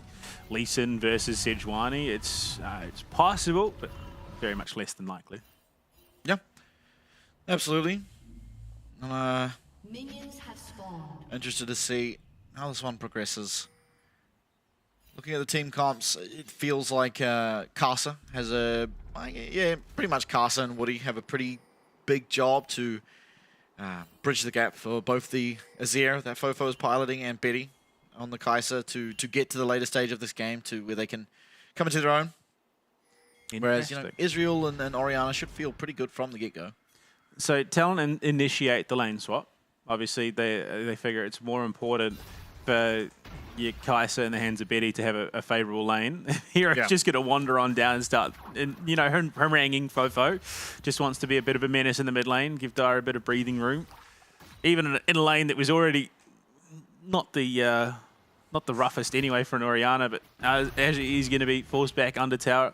So we're starting to see Team Secret up that aggression earlier, still than last game. Yeah, I think importantly there for Arja, though, is that he doesn't really care about losing his house. He just has so much sustain and built into his kit. And teleport now coming through for Hero. He's going to take a bit of damage, but not all that much. Bone plating, importantly, was proc. So if there was an attempt at a tower dive, maybe it would be successful. And they're looking to do it just solo. Hero getting very, very low. Woody going to be able to get out in one stack of the passive. There is the attempt that they can just look for the re-engage, although level 2 is now proc for Hero. But he does find a little bit more damage. But with no jungler here, should be completely fine. Yeah, I mean, it's a dicey call. I mean, yeah, you got good pressure into the mid lane. You then take damage, which is then compounded by even more damage in the top side. It does allow for the res... I was going to say it was a reswap, but no. It is, in fact, just going to be Taki coming in to provide that assistance. Hero doesn't even go for the back in the end, knowing full well that it would cost him a decent amount of HP on that tower. Luckily, Taki, with that support item, is going to be able to help regen a little bit of health, and Eddie can just be left to it against RG. I think that does work in Talon's favour, though. Yeah. Yeah, I mean, ultimately, the lane is slowly pushing back out to Betty, and so long as they don't start crashing it, it will continue to do so. And Casa, you see here on your map, starting up as Krugs, will be in the top side, while on the opposite is true for his toe. Both junglers, of course, pathing towards their strong side, which does make sense. But a lot more vulnerable than the K'Sante. Yeah, especially with the amount of damage taken early on. Hero has a significant job of trying to get that HP back up. The recall, just faked out there by Woody, who is going to stick around. I don't think it was ever going to be committed to. I think Woody's always going to be more valuable here in the top side. I think it's just a bit of a bait to try and get Team Secret to overcommit, especially with that supportive Casa in the top side. Casa will, in fact, finish that recall, and it is just going to be a bit of a wet noodle fight. Hero looking for that back now. Taki's going to hold the lane for him, and Eddie, in fact, will go up to the top lane to join his support. Yeah, and I think now the side of Talon should be aware of what is likely to happen, and will now push this wave in, get it to crash, and you see Argentina on the bot side doing much the same. They are able to initiate their own lane swap, and they seem to be channeling for those recalls now. Again, this will just favor the side of Talon. You see already that RJ is finding himself at a CS advantage, despite being left alone against an AD carry. It's going to be him that's up in XP. Meanwhile, Hero is going to be the one struggling.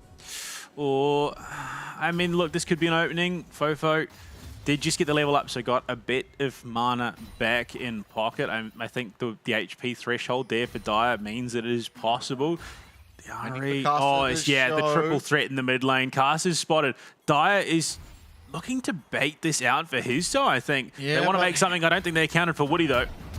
Oh, Woody's going to be able to find it. The flash prediction, and Dire's getting very, very low. Flash forward from Casa. One more auto attack will do it. He finds it. Safeguard not available and will be taken out in response. But first blood, importantly, was picked up there by the side of Talon. Flash forward now for his toe. He looks for one more. The flash is around for Taki. It is going to be secured. That's 2 kills going over now to his toe. Importantly, I think Talon, it was just the Sejuani. And then Taki just walks right up into the face of Fofo. Come on, let's go. Bring it, mate. But yeah, look, brilliant turnaround. The bait and switch a little bit off the mark, but I don't know if they necessarily thought that Woody was there, but Dire sort of figured out. Great flash, great response flash from Woody into the pulverize. Dire holds on for as long as he can, makes it so that Casa just keeps tanking up those tower shots. The Arctic Assault follow-up, and his toe recognizes that Taki's there in the back pocket, can go for the engage, gets the stun. Taki with the Zenith Blade on top. I mean, it wasn't clean from Team Secret. It was never going to be, and that a brilliant gank out of Talon, but they capitalized on those opportunities, and a great turnaround for the 2-for-1. Yeah. Now they find themselves at a slight lead. The 2 assists on the Orianna being the main one here in the mid lane. The flash forward Actually, not the flash forward, but the Emperor's Divide does go wide as Dai is able to bait it out, and that's a flash away now for Fofo, as mid lane sums now will be matched. I'm not sure how he was able to go wide on that, considering the Summoner spell advantage. Dai not having the flash for that, just whiffed by Fofo. Big damage coming out though. Hero caught. Yeah, Hero dead. He did not expect to be completely one-shot like that. Overconfidence, over ego. Little Nah, not nearly as tanky as Big Nah, unfortunately. Yep. No, Talon will be able to pick up some gold from that. It did go over to Woody on the Alistair, unfortunately for them, but still, we'll take that nonetheless as Carson now ticks over to level 6. We'll have access to the Dragon's Rage Kick. I mean, opens up his toe for the Void Grubs. They weren't on the Dragon, so, I mean, there is potential for Team Secret, especially with that Glacial Prison on, to now pivot down, take that Dragon. Dai does not realize that he's on a ward. He's very much spotted. He's trying to get a little bit of chip damage on the Fofo, and Karsa, great has gank. ult, Dai doesn't. Is he able to find his way in? The safeguard? No, Dai are playing to a safe side. Ooh, Sonic Wave somehow connecting, but Karsa will just be skirting on out of there. Oriana, speedy girl. Yep. W is just so good in being able to get away from those dicey situations, and just drawing that attention away means that Team Secret can look to pressure in this bot lane. You've got the roaming Taki just setting up vision control for that Dragon. They could take away that would be everything. Given that, I mean, First Blood went the way of Talon, so they do have that opportunity to contest for a feat, but Void Grub's picked up by Team Secret. Yep. Absolutely. See Taki now showing some attention towards this mid lane. Fofo has to be very careful. Just going to be able to get out. Command Dissonance not quite applying enough of a slow for Taki to feel comfortable getting in there. Fofo will be having the Emperor's Divide up very shortly for him, but still for the time being has to be extremely careful of that Command Shockwave. Yeah, unfortunately Taki well away from 6 there. If he'd been a little bit closer, might have been able to soak some XP and then, you know, go on with the Solar Flare, but no, not to be. Fofo walking up, not anticipating the return potential. Does have the Soldier up just in case a dash is needed, but I think you can kind of read into the play. Great jump over the wall. Histo finding it. Emperor's Divide not going to be enough, and Dai able to pick himself up. His first of the game, and answer back now as Histo finds the angle, finds the timing, and able to find Fofo. Familiar situation here for the top laners. 30 minion difference.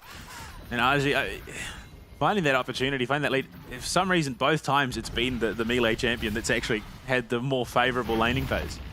Yeah, this time Arja on the Kazante. Last time it was by Panther on the Scion. We saw how that game ended up resulting, but still I think for the time being, you can be very, very happy if you are on the side of Team Secret Wales, because Fofo kind of was that driving force behind the damage, at least, of last game, and finds himself currently at a hefty deficit in terms of gold, CS, and ultimately experience as well.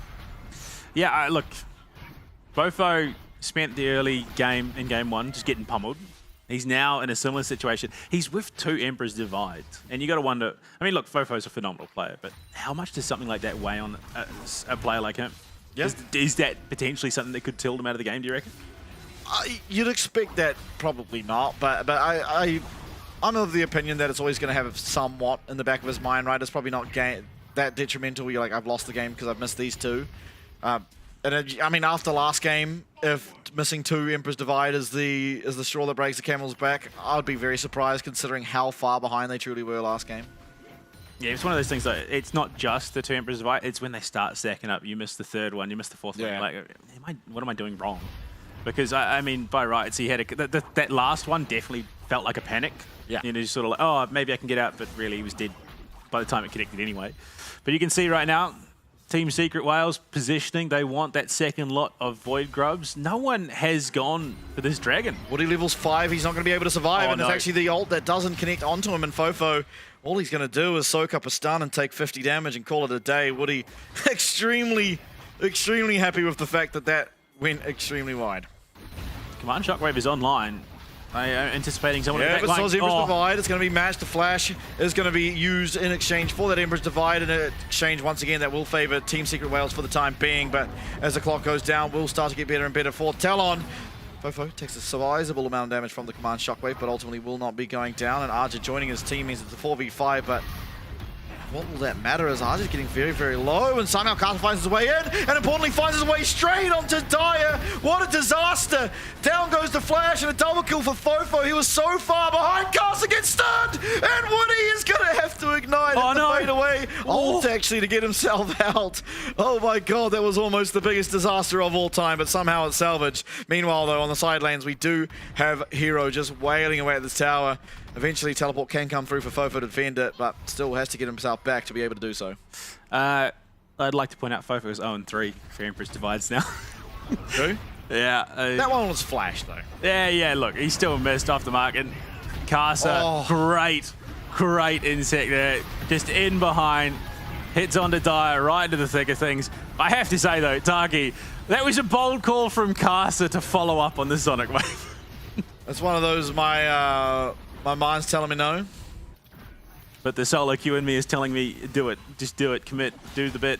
Histo, I mean, he's going to go for the Void Grubs. Dragon's still up if they want to fade back. So I suppose even if they just take the one, which is the game plan, they can then fall back. Woody isolated, but does have the Blast Cat to jump away. This following two, going to go the way of Talon. I think that's okay for Team Secret. They haven't conceded.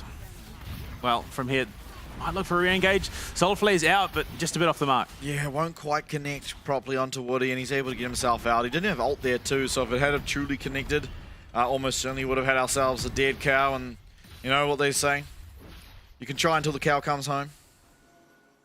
Well, the cow is looking pretty well at home, given that he's 2 kills deep at the moment. He's made up 40% of his team kills. Great Glacial Prison, though. Ready with the cleanse, does have flash available to himself, surely willing to use it if he needs to do so, and True Shot Barrage will just go wide. Ultimately will survive that instance, loses only the cleanse on Betty, and I believe that's the first this game. He's probably feeling pretty okay about it ultimately. How often do you expect to be hit by a wild Solar Flare or a Glacial Prison? Yeah, timing, we talked about it, timing's been such a big issue so far today, and that Solar Flare that was thrown out on Woody in the river, if it had been in the back pocket there, would have almost assuredly meant a double kill, I think, if it landed correctly. So, Talon just counting their blessings, able to keep that gap. Kasa finally going to head down to this Dragon. It will be the first of the game. Take it at 13 minutes and 20 seconds. 9-kill game. Do you reckon that we've done enough for the Ruinous at the moment? Or I don't think the threshold's been hit there. No, I don't. I wish, but no, I don't believe so. But ultimately, I mean, we have 30 seconds for a massive fight to break out, and maybe Woody and Histo trying to get that to happen. Heartsteel proc going to land there onto Woody, and Aftershock will be used in retaliation. But I don't think enough has happened. Look, I have to say, it must be an interesting job being like the groundskeeper for Summoner's Rift. Do you reckon it was like an intentional thing, like Ada Khan was brought in to make the game, like, you know, the Rift more interesting, or it was like, you know, sort of a Hagrid situation where like, oh, he just showed up one day? Yeah, who knows? But what I do know is there is a kidnapping going on top, and it's Taki being taken for a ride. This is a possible 2v1 for RJ. Q3 will connect, but he'll decide against going on any further. Almost wonder if he could have perhaps looked for the one-shot onto Dyer there. Cassante, a bit of a menacing champion. Either way, will not be able to find it, and ultimately does just draw a lot of pressure up to this top side now. Possibly Dive looking here for Taki, although does take a lot of... Oh, I mean, I don't know what to say other than this was a bit of an int. Arja as well, he's just going to survive. He does flash away. Honestly, probably could still stay at tower if he so chose to, but it's questionable. I mean, it was close. Yeah, you lost your Ignite, you lost your Orianna ult, you got that flash off Cassante, but he also just picked up a kill for fun. Yeah, look, respect the attempt, but I mean, at the moment, this is a 0.75 item Orianna. We'll get the tower out of it, I suppose. For a support, yeah, look, I think that trade ultimately does work out in favor of TSW, but only by a slim margin, if I'm being perfectly honest. Yeah, but it was also bot tower picked up by Talon at the same time, so they're just trading across the map and also winning on the top side, or going at least even. But either way, I mean, let's take a look at the replay. RJ did just play this very well. Yeah, okay, so I think it was a panic. It hit the queue because, I mean, Taki thought that he was going to be caught out anyway, and then ultimately it just meant that he did get caught out anyway throughout the Solar Flare, so self-fulfilling prophecy, it feels like. At the end of the day. Yeah, almost. But, I mean, the cracks that we saw that ultimately led to the downfall of TSW, we are seeing more evidently this time around. Yeah, I think Talon ultimately have cleaned it up a lot. You know, not going for weird fights that they don't need to, and just generally being more willing to concede one area of the map to then gain progress on the other end of the map, and it has been working better for them, as well as just RJ. He's been weak-sided this whole time and still finding himself at a fairly substantial advantage. I'm still just so questioning this Nah at the moment. We've seen so much priority around tank top laners. Even the bruiser ones we're seeing build more on the tanky side of things. Nah's going for a Triforce here. You're just not going to offer the same in a fight that this Cassante is. It's so free. They get the Rift Herald. Talon are now in a position where they could really just run away with this game. Yep, definitely could. I mean, it's not going to be the easiest. This Rift Herald will certainly help as long as it does break this tower, which it should. The Triforce, once it is completed, will mean that RJ pretty much can't interact with the Nah, unless he somehow gets a little further ahead, and then it will take till the Black Cleaver. But it does just mean that his 1v1 power on the Nah is more evident, I suppose. And that's kind of what you need, because if you're having a Nah that can only group and team fight, then it's going to be a pretty hard game to win, simply because he can only ever fight when his Mega Nah's up, really. I mean, it is completed. Betty. Okay, here we go. Oh no! I mean, he's not going to get the kill, but that's a lot of damage. Yeah, look, I don't know. I think the read... Oh, Dyer used ult on the wave. Yeah. Yeah. I think there was just too much panic there. Dyer thought that there was follow-up coming from Betty, but it was a decent way out. But I suppose better safe than sorry in that situation. The last thing you want to be doing is funneling gold into the pocket of Betty, who, let's be honest, is now 2 items deep anyway. So gold is very much there. Whereas, I mean, yes, Eddie is closing in on finishing his second item. It's very much an uphill battle at this stage for TSW, but they're not out of it by any stretch.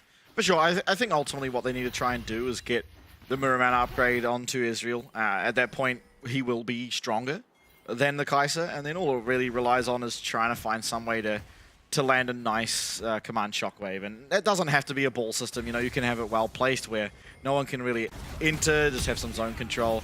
As I say that, a lot of damage being done to die down the spot side. It's going to have to flash away from that Q3 here from Arja, but also will land a pretty nice shockwave. But with the Dragon's Rage kick, he's now stuck up against the wall. He doesn't have flash, he doesn't have any way out. Will be going down, although Histo trying to make him live, and Betty eventually will be able to come in with that Killer Instinct. And Killer Instinct it is for the entire side of Talon as Hero goes way back. There's Fofo landing his eventual ultimate, but it is just a clean wipe.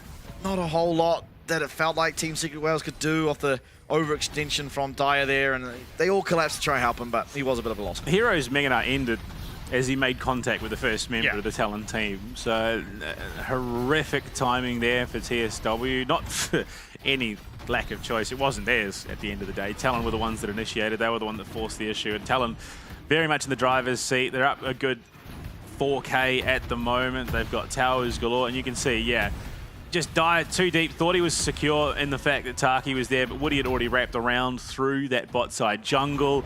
And all of a sudden, command shockwave out to try and find some safety, but Casa has the gap closer. It's just too little, too late in response from TSW. They just don't acknowledge the fact that there could be a threat onto their mid lane on the bot side. It's just those weaknesses, those opportunities that are being so much more exploited in the side of Talon. They are just taking every opportunity and blowing it wide open.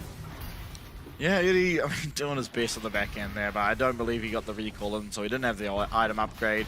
Didn't have that strength you feel as the Israel once you do pick up that second item, and I mean, at the moment, just Talon kind of running away with it. Now, you know, we can't call it. I learned last game, you cannot call the game until it's at least a 12k deficit. Even then, I think the biggest one, we looked it up, 23k gold deficit. To be fair, that was 13 odd years ago. Yeah, and that was also back when Baron didn't buff your minions, and so Froggen picked Anivia and sat at his inhibitor towers and cleared for the entire game. Yeah, vastly different state of the game back then. Back in the good old days when APE was still a thing. Yeah. I mean, it's still a thing now, but all it does is make you a little bit more healthy. Fofo gonna have to flash away here, and what he's actually using Hitbutt on the Arakan. Oh. We'll actually try to pop the ult, but we'll actually just be taken down by that Arakan, and the Israel ult. So now Woody, it looks like he's actually kept his ult, but problem for the Talon now that this Arakan has started up. Teleport now coming through from Arja. They are still very, very strong, and Casa is certainly finding his way into this back line. Eddie and Dyer especially, who does not have flash, have a world of trouble coming for them. Dyer, how are you going to navigate this, friend? And Casa finds his way in. It's a double knock-up. There's 4v4, all things said and done, as Hero does not have the teleport. RJ trying to find his way onto Eddie. Casa does manage to just live, and Dyer has done so as well. The Q will connect. Casa ever so accurate, ever so great at the Lee Sin. What a performance by him. Arakan now for Talon. They don't need their support. Everyone there. It's a 4v4. Nah can't appear, and Talon, you're looking strong. I mean, it's the Lion, the Witch, and where the hell was Hero? I mean, he was halfway across the map still running because he had no TP. I mean, in this situation, I just look at it. So, Arakan is up. You've got the majority of your members down on the bot side. You know full well that Talon are looking for these opportunities. Hero's just crossing red pit right now, and his team's dead. At that point, he makes the call. This is a waste of time. I'm going home. He has been involved in one kill. It was his own. He died once. He has not been involved in anything else. Yeah, unfortunate state of affairs. I mean, he was obviously targeted down very, very heavily early, but it is just situations like that, right, where you have a 4v5 advantage and your team starts the Arakan. It's only an advantage if you're actually there, because ultimately Woody's dead, but your top lane is missing. I think, you know, just by looking at gold totals of those two different roles, you'd much rather have your top laner there and their support there. I think it makes it a little bit more even for you. However, that was not the case. Arakan now will be picked up. Voracious once again. Still yet to have the Ruinous. And Shockwave will come down to clear out the minion wave, but Talon will just be able to wait for the next one. Hero again, he's making strides in the bot lane. Betty flashing forward, he's 1v2, he does cleanse. He actually dodges out of the Mystic Shot. He's just 1v2 and he's won. Taki now trying to keep Petty at least stuck there for the Sejuani. Oh my god, he almost did it. Taki lives on 1 HP, and this is the second time this game actually that Woody walks up, hits the ignite, the fade away. He will be withdrawing. No kill will be found here for the side of Team Secret Wales. As we look at the top side, it's Fofo, Arja, and Casa just marching down. The minions will be coming. The inhib will be soon to fall. And Talon are showing just how you can push an advantage. I want to say the sad thing is, but it's now the depressing thing is, so even though they were forced out 2 withdraws, it's still not even kills that counts towards Hero at the moment. They're going to get another one. So he's still 0-1 and 0 despite having contributed to those last 3 withdraws. Yeah, it's such a rough situation to be in at this top lane. And they're just going to look to commit. Yeah, still withdrawals available. Here goes the... Oh my god, I've never seen that before. But Casa and RJ both take a trip down through the wall. Dyer has managed to survive for the time being. The Pathmaker, though, doing a lot of damage. And his toe will just live. No, the burn from Red Smite. Actually, not even that. Possibly Red Buff ends up securing the kill there as Histo will go down. Withdrawals still available here on Casa and on Arja, who are still positioning aggressively. At least Casa coming around to join his team will lose out just due to the time. Inhib tower number 2 being looked at here in the mid lane. Forward will go Taki with the flash, turning up Casa. Safeguard to get him out. Teleport coming in as RJ looks to rejoin his team. Not that much damage really being done, and look at Fofo just constantly wailing away with these Sand Soldiers. So the first time that we see Hero in position with Mega Gnar to do anything in a fight, and he just runs back to Fountain. This Gnar has just been a huge miss. Oh my god, Woody finds a 3-man! That's how you do it, in will go Taki. Archer's 1v3, but no one's doing any damage. Gnar gonna use his ult just to get everyone out to safety, but Casa's not so sure. Safeguard 1 HP. Dyer will secure himself a kill. That's the second of the game for him. But same on the topic of seconds, that's a second inhib. And Talon, they look to recall and look to put their stamp on game number 2. 24.5 minutes for Hero's first kill contribution in the form of assist. Like, this Gnar pick has just fallen so flat. Like, I don't want to be too critical because I can understand what the game plan was, but it has just done nothing for this Team Secret roster. You can see, look, he's about to get Mega Gnar up, but the rest of the team is already essentially dead. You've got 3 players on below 200 HP. He gets Mega Gnar, could have made a play, but the rest of the team was so low that it probably wouldn't have been followed up on. Yeah, it has been a huge miss. They're going to be able to pick themselves up a dragon. Not that Talon should feel all that problematic about it. RJ going to find his way onto Hero. Ooh, the Pathmaker will not connect. Yeah, I think ultimately, like, it's very hard to pick the Gnar at the moment simply because lane swaps exist. If you're going to pick the Gnar, you're going to really want it to be in that lane up against K'Sante. Because again, Triforce comparative to Iceborne Gauntlet, there's no conversation there. The Iceborne Gauntlet is, off the top of my head, 800 gold cheaper. And so when you're getting less gold because you are 2v1, it's just going to feel so much better to be K'Sante in that situation. He also just does more with less, so... Unfortunately, gets lane swapped on and it starts to look a little bit weak. I mean, just very weak at this stage of the game. But does have 2 items online now. If he's able to find a nice Gnar ult, maybe there's a chance that they can look for some play. Obviously, the combination of that plus the command shockwave could be enough to find some angle, but it certainly isn't the same as having a Victor like last game. The window for success here for Team Secret is just so small. It's about laying all those abilities and making sure that you connect as much on the Team Talon as possible. And we've seen that from the last game. They aren't going to fall for that. They're going to spread, make sure that their key assets are in a position where if one's jumped on, the rest can still actually effectively team fight. So I think Team Secret, they're their own worst enemy coming into game 2. The draft was just, it's too pigeonholed. They were too reliant on and getting all those abilities in the right place at the right time. They don't have the security of a guaranteed delivery system. And yeah, this might be the first opportunity with that Mega now coming up that they could actually look to make a play. Yeah, very hard though, no flash and so much denial coming through from the Alistar, from the Azir, and even Lee Sin if they choose to do it. Has his Mega Gnar, 3 inhibs down now, looking to end the game here are Talon. They have the Baron buff and minions coming in from all sides. In will go the Glacial Prism, but it's onto Woody, doesn't even pop his ult, feels completely fine, and you're seeing Void Seeker after Void Seeker slowly coming in. RJ, all 3 lanes now converging onto these last 2 remaining Nexus towers. Talon still full on HP. Low mana, yes, on Fofo, but he gets stunned up. He might go down. No, the Zhonya's even comes out. Nexus towers are being looked at. Fofo will make his escape. He has teleport to join the fray once again. Yes, Woody's going low. He does manage to land the Pulverize just onto Taki. And Betty trying to find the damage onto Hero. Hero does manage to land a really nice ultimate, but it's just too little too late. Look at the damage coming through. Cast is trying to make montage plays. So is Woody. And it's just going to be them with ice cream on their face. And Fofo, though, he did get low. He's back with the teleport. Talon, they look shaky in game number 1, but dominant here in game number 2. And in only 28 minutes, they will claim their second series of the split. I mean, it's so rough. The best opportunity you have for the Gnar to get an ult off, and it only connects onto 1 for the stun. It was just, yeah. It was a very flat second game from Team Secret, who started game 1 strong. They played the macro well, they played the micro well. It was just a game of stamina. They didn't have the longevity in game 1.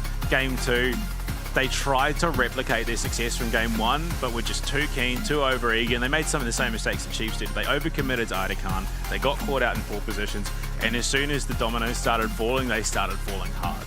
Yeah. You know, I think honestly, their very early game once again looked better. They yes, gave over first blood to Kasa, but managed to get 2 kills for it. And Fofo was down like 30 CS or something similar to that against Dire's Orianna there. They were genuinely looking pretty good. The difference was, of course, Gnar up in his 2v2, which essentially was with the Leona coming to join him, was still down like 800 gold just naturally to RJ on the K'Sante. And that, to me, is just by virtue of the Israel can never, ever, ever, ever, ever dream of just 1v1 solo killing the K'Sante. Ultimately, even if he's low, you know, you've got the E to dodge out of abilities, you got the W to deny damage, and he's just got so much sustain, through the Doran shield and second win, and also just K'Sante's base health per 5. It's just so much easier for K'Sante to lane in those conditions than a Gnar, because a Gnar is very, very reliant on winning lane, or at least going even with the opposing top laner, trying to get to your first item at the same time they do, because your Triforce, theoretically, is a lot stronger than whatever other first item can come through. It's also, he's such a timing-reliant champion, because you need to be able to find those opportunities with the Mega Gnar, so you can pop the ult and all the rest of it. Look, I did talk about it in the draft. Honestly, I think I would have preferred the Malphite, because it would have given more reliable lockdown. It would have been a beefy front line, which is exactly what they needed. And that ball delivery system would have been all but a guarantee. And you can see, look, the one success they had is they outclassed the Void Grubs. For the rest of the stats across the map, Talon dominated, they played to their win conditions, and they played hard. Yeah, just a well-played game by Talon. I think, though, like, looking at this, anyone looks at these two teams and thinks, okay, Talon's going to 2-0. It did happen. But by God, was that not the narrative of what actually occurred in this series? Now, if anyone looks at the score, okay, yeah, nothing to see here. But I think Team Secret Wales can come out of this and honestly hold their heads high, because that game one was truly a phenomenal performance for the first 25-30 minutes. A couple mistakes, and a team like Talon is able to capitalize, and they truly did. But again, I mean, definitely the slickest, what should I say, early game. The slickest macro play for the first 25-30 minutes that we've seen so far, I believe. Yeah, I mean, for the first 25 minutes of that game, they were the better team against Talon, but like I said, game two, it just felt incredibly flat. Like, I can respect what they were trying to do with Heroes Narpic, but it never found traction in a meaningful spot in the game. Yep, take a look at some of the replays. I mean, by the end of this game, Casa was just going for montage plays.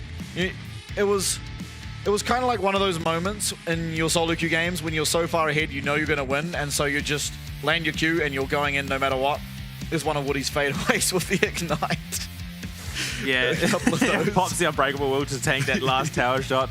And I mean, everything post, like I think it was 5-10 minutes, was just reactionary from Team Secret. They really couldn't make any decisive plays off the front foot. Even the 2 kills they got off the back of the first blood was reactive play, and I mean, that was just quintessential of what that game was for Hero. He got there too little too late. It was the end of Mega Knight, and even if he had wanted to get involved, he was zoned out, courtesy of the Kazande. I never noticed that Arakan is just rolling through bot lane. Yeah, he's just on Fofo's shoulder. What's going on, guys? I've never been this far south. Okay, no, I'm just going to go home. It's a bit weird. I don't like it. Turns out Atakan's a bit of an introvert. Yeah. Casa, I mean, what a performance. I mean, we're just seeing like a Casa highlight reel. I mean, this was actually phenomenal too. Eddie actually getting off the Arcane Shift I didn't see in the heat of the moment, but good reaction times out of him. So, I mean, it's hard to name an MVP. I think you probably give it to Casa because he was the flashiest.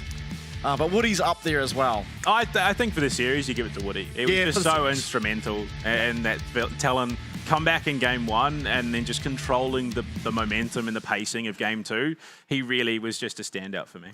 Yeah, no, I agree for the series, definitely to Woody. Game two was the harder one. Oh, Casa. I definitely give it to Casa. Yeah, he found some pretty immaculate leases. Aside from dying to the support under the tier 1 mid lane tower, we'll forgive that, I think. Yeah, that's all right. It happens. I think that, again, it was just one of those moments. You're so far ahead. Oh, we can't lose this. I'm pressing Q, fellas. And they got the That's kill. what Team Secret thought in game one. What, 11,000 gold lead. They were up 15-6 in kills. Oh, yeah, I did say it was, never underestimate a team's ability to lose a lead, because they did, unfortunately. For sure. I mean, that's while we were in the break between game 1 and 2 as well. As you see, obviously, today's results, it was Chiefs going down 1-2 to DFM, and then, as we just watched, Team Secret Wales going down 0-2 to Talon.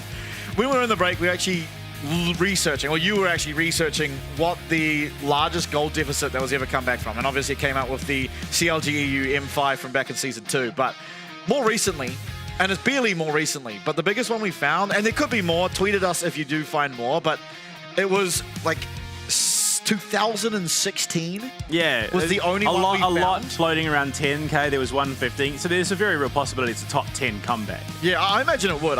It's pretty rare that anyone ever comes back from that amount. And now you see with that win there in the series, it is going to be Talon that secure themselves in that first spot, at least for the time being. Of course, they do have another series to play this week, and we also have games tomorrow that will include CTBC Flying Oyster. So lots to see. Watch the space, as these things could all just change. Oh, very much so. I mean, people putting SHG a little bit higher than they are at the moment, sitting in 8th place. Chiefs, I mean, look, if I'm being honest, they were in conversation towards that bottom 4. I think I've expected a little bit more of them, personally, being from OS, but there is still room for this to change quite drastically in the overall leaderboard. Absolutely. And talking about change, we have a change of teams tomorrow. It's going to be Vikings up against SoftBank Hawks, and then we have GARM up against CFO. Very, very exciting games, in my opinion, because this is kind of like the rock, paper, scissors, right? Where we saw GARM bet SoftBank, who didn't beat Vikings, sorry, but how did it go? I know Vikings bet GARM, who bet SoftBank.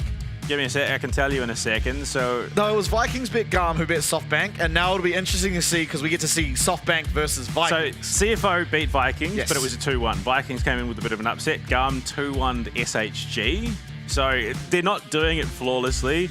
GARM did lose, yes, 2-0 to Vikings, and then CFO just absolutely slammed the door on SHG's toes with a 2-0. So look, there is, if Vikings can pull out a decent game tomorrow, yeah, look, there is a lot of teams in contention for that, sort of third, fourth, fifth spot at the moment. Yeah, absolutely. And I think that's the exciting thing because ultimately, I don't think we've seen any of the teams at their full strength just yet. Maybe you could argue Talon were today when they're 11k gold behind because you have to be really, really locked in to be able to come back from that no matter Is how it much. strength or is it resilience? I would argue it's more resilience than it is outright strength. Sure, but I also think like you have to be strong enough as players to even be capable of bringing a game like that back. Anyway, we're just arguing ceramics at this point.